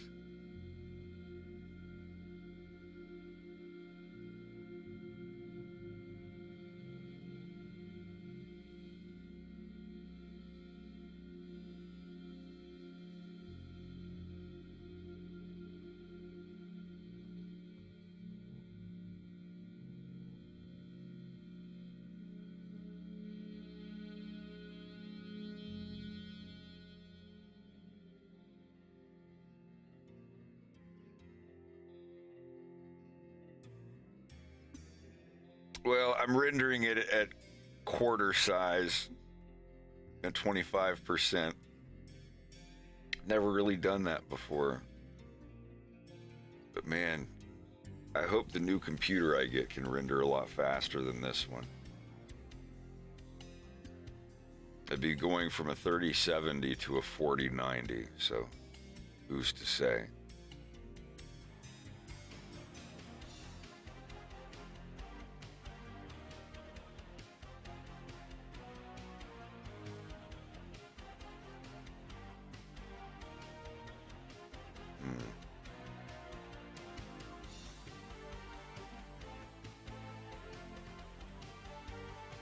When did it finish?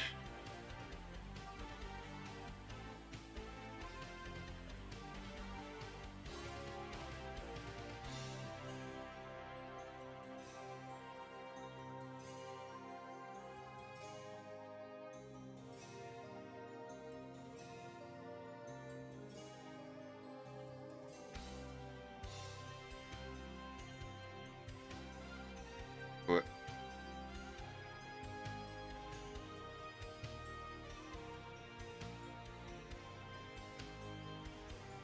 Oh.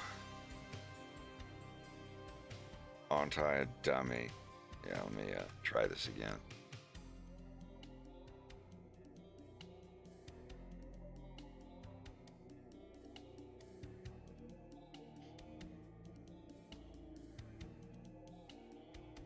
Yeah, the 3070 card, that's from like a couple years ago. The new ones now is the 40 series. So if you, yeah, this is the thing though. The graphics card, they're going to be like over $1,000, unless you can find a magic deal on one somewhere. They're really, really scalped and jacked up in price. Not as bad as they were, but it's still kind of not very good.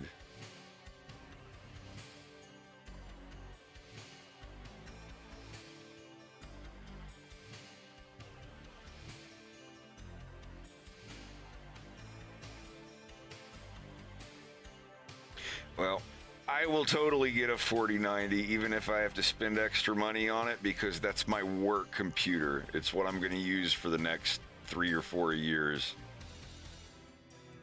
And I scrimped 4 years ago. I went like medium high on the price. It's like, you know, over $2,000 but under $3,000, which is, you know, it's, you're spending $2,500 on a desktop computer that you're building, not counting monitors or anything. That's a medium high amount of money. Low would be like an $800 bargain computer. Medium's about $2,000. Medium high moving to $3,000, and then once you get to like $4,000 and $5,000, that is a large amount of money to spend on a game computer. There's always people like, oh, I spent $16,000. Like, yeah, you spent $16,000 on something that's going to be, you know, $8,000 in a year, and then after a year it's going to be $6,000, and then in a couple of years it's going to be $2,000. You really do get diminishing returns and exponentially higher prices when you get into that really, really high, very brand new shit.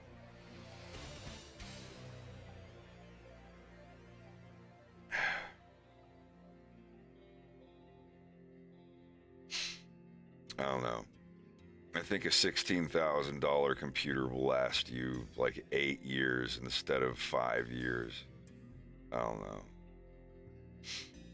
Is that a thing? Moore's Law? I'm not familiar. But I've seen shit like just going on and getting the processors that I need for what I'm doing. You get like, well, you'll get a 10% boost from that if you pay $1,000 more, and then you'll get another 5% boost if you pay another $1,000 and get the next model.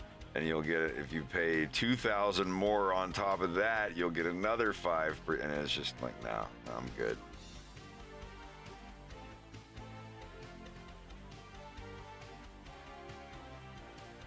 I don't know. It has to be a specific type of graphics card that runs with and supports Blender Eevee rendering.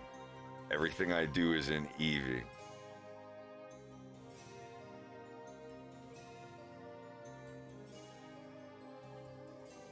Let's look. Currently, the fastest GPU for Blender is the RTX 4090.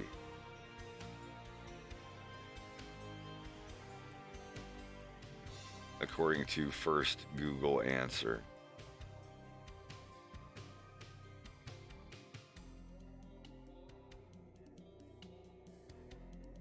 Yeah, everything on here is saying that the RTX.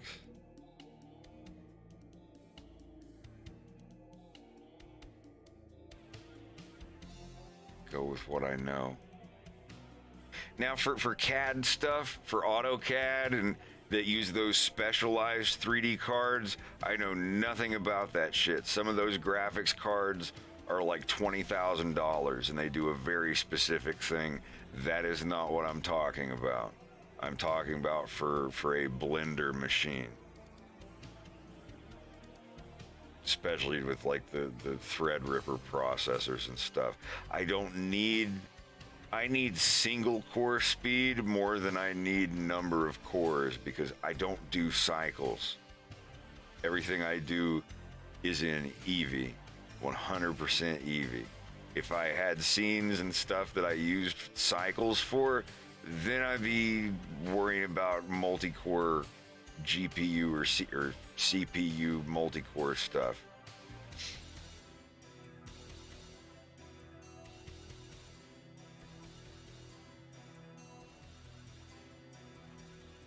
Yeah, my friend, even back in 2003, he had this special CAD graphics card. It was like $7,000.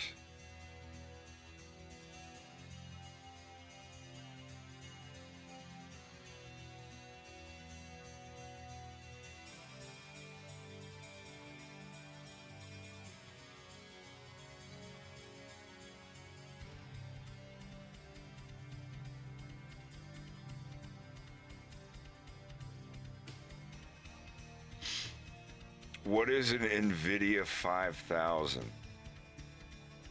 You talking about the Quadro? Everything? I know there's a Quadro, but like I'm thinking about like you're not talking about like a 5070 or a 50 whatever.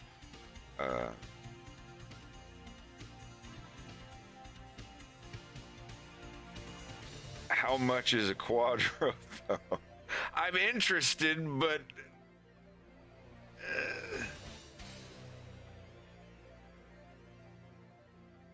it's coming out next year. Well, yeah, like I said, I need one now.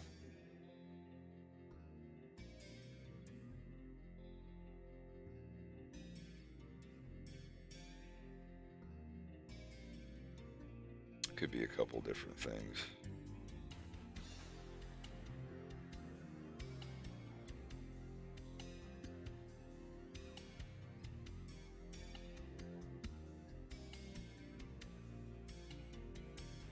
Wait, so this is already out? Yeah, it's on Amazon. But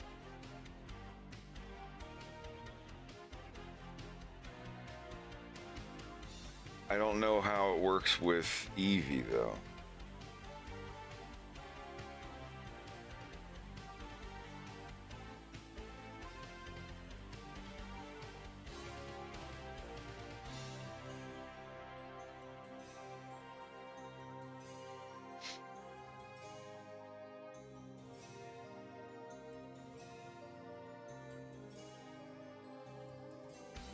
Yeah, that's the thing, though. I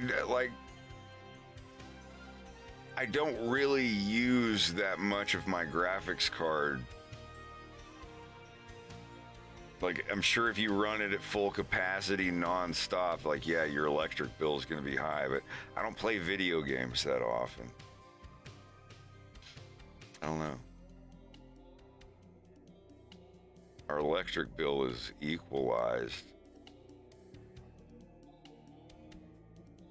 Can I run this yet? Is it going to show me?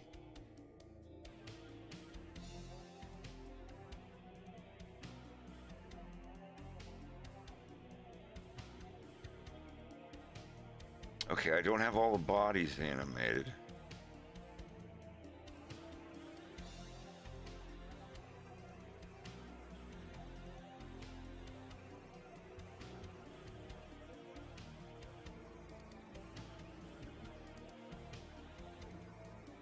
Yeah.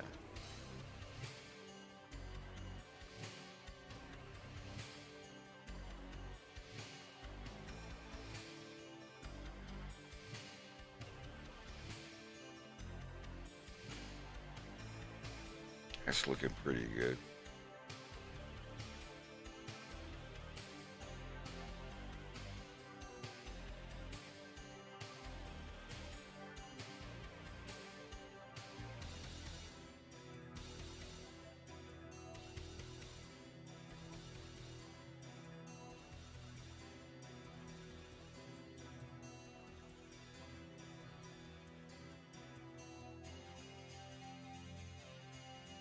If I could animate the dissolve on it, I could get rid of that mushroom blast.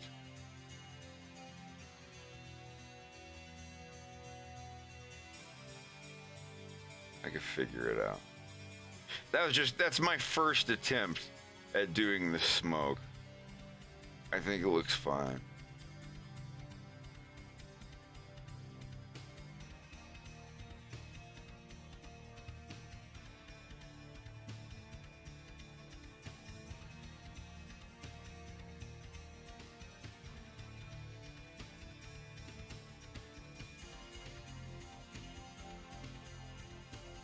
And this is where Wolf is like, you must be Nikolai.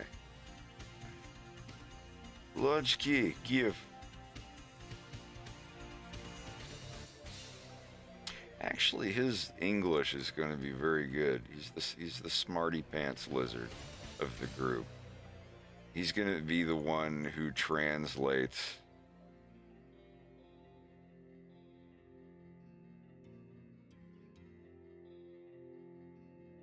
Doesn't like Wolf at the beginning.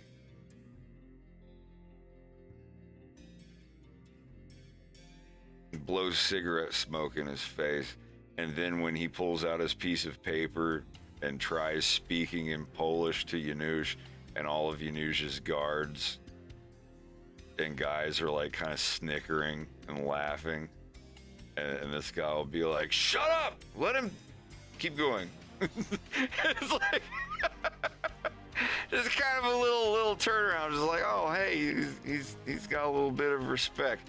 Now Wolf probably knows like 5 words in Russian.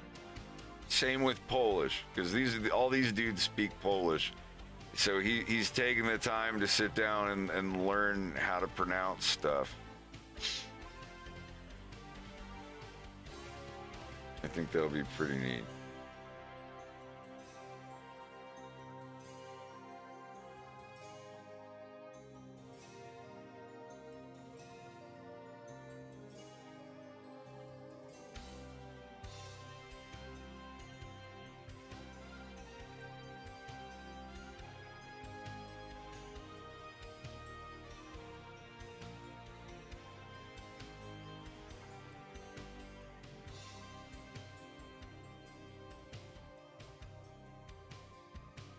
Says I'm saying that the Quadro 5000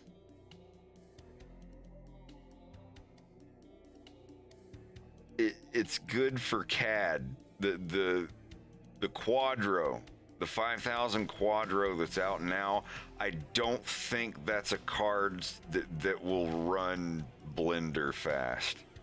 I'm back. And by Blender, I specifically mean Eevee-based rendering.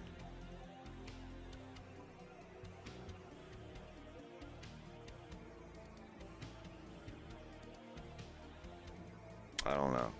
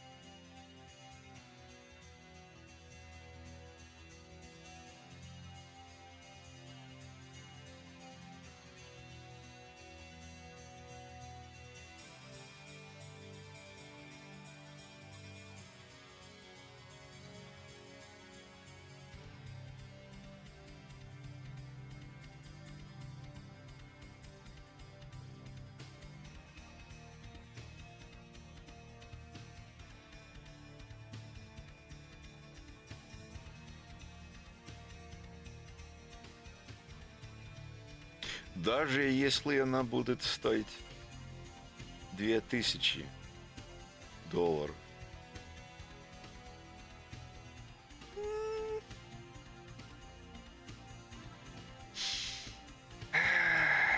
Ладно. $2000. Ugh.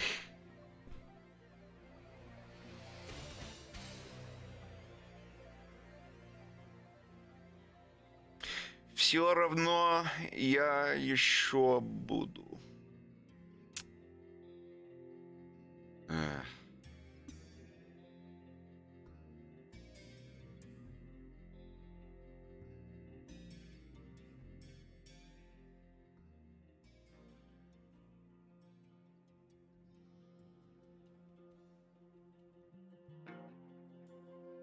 want some up close challenge with Wolf's face animating for this? Sure.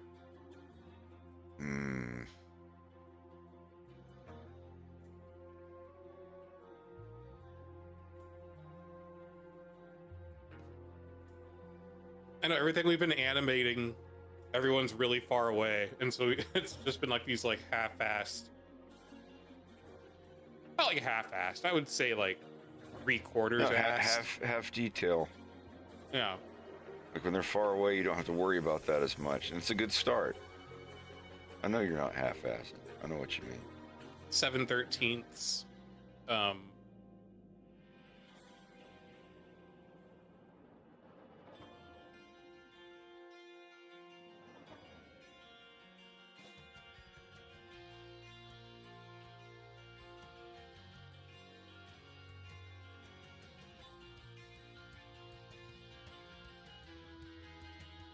The hell? Huh.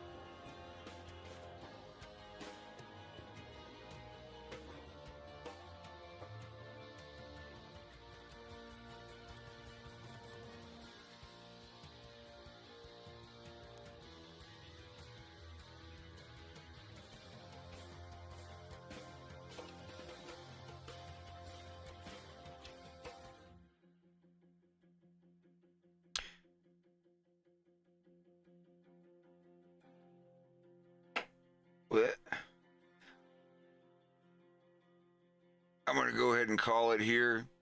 I'm going to pick a random hyena to raid. So just everybody say Yeen raid. Here's a Yeen, someone playing Dark Souls. I will be back on tomorrow. I'll have a little more done by then. But in the meantime, thank you all for coming out, and I'll see you back tomorrow. Bye. On my head forever.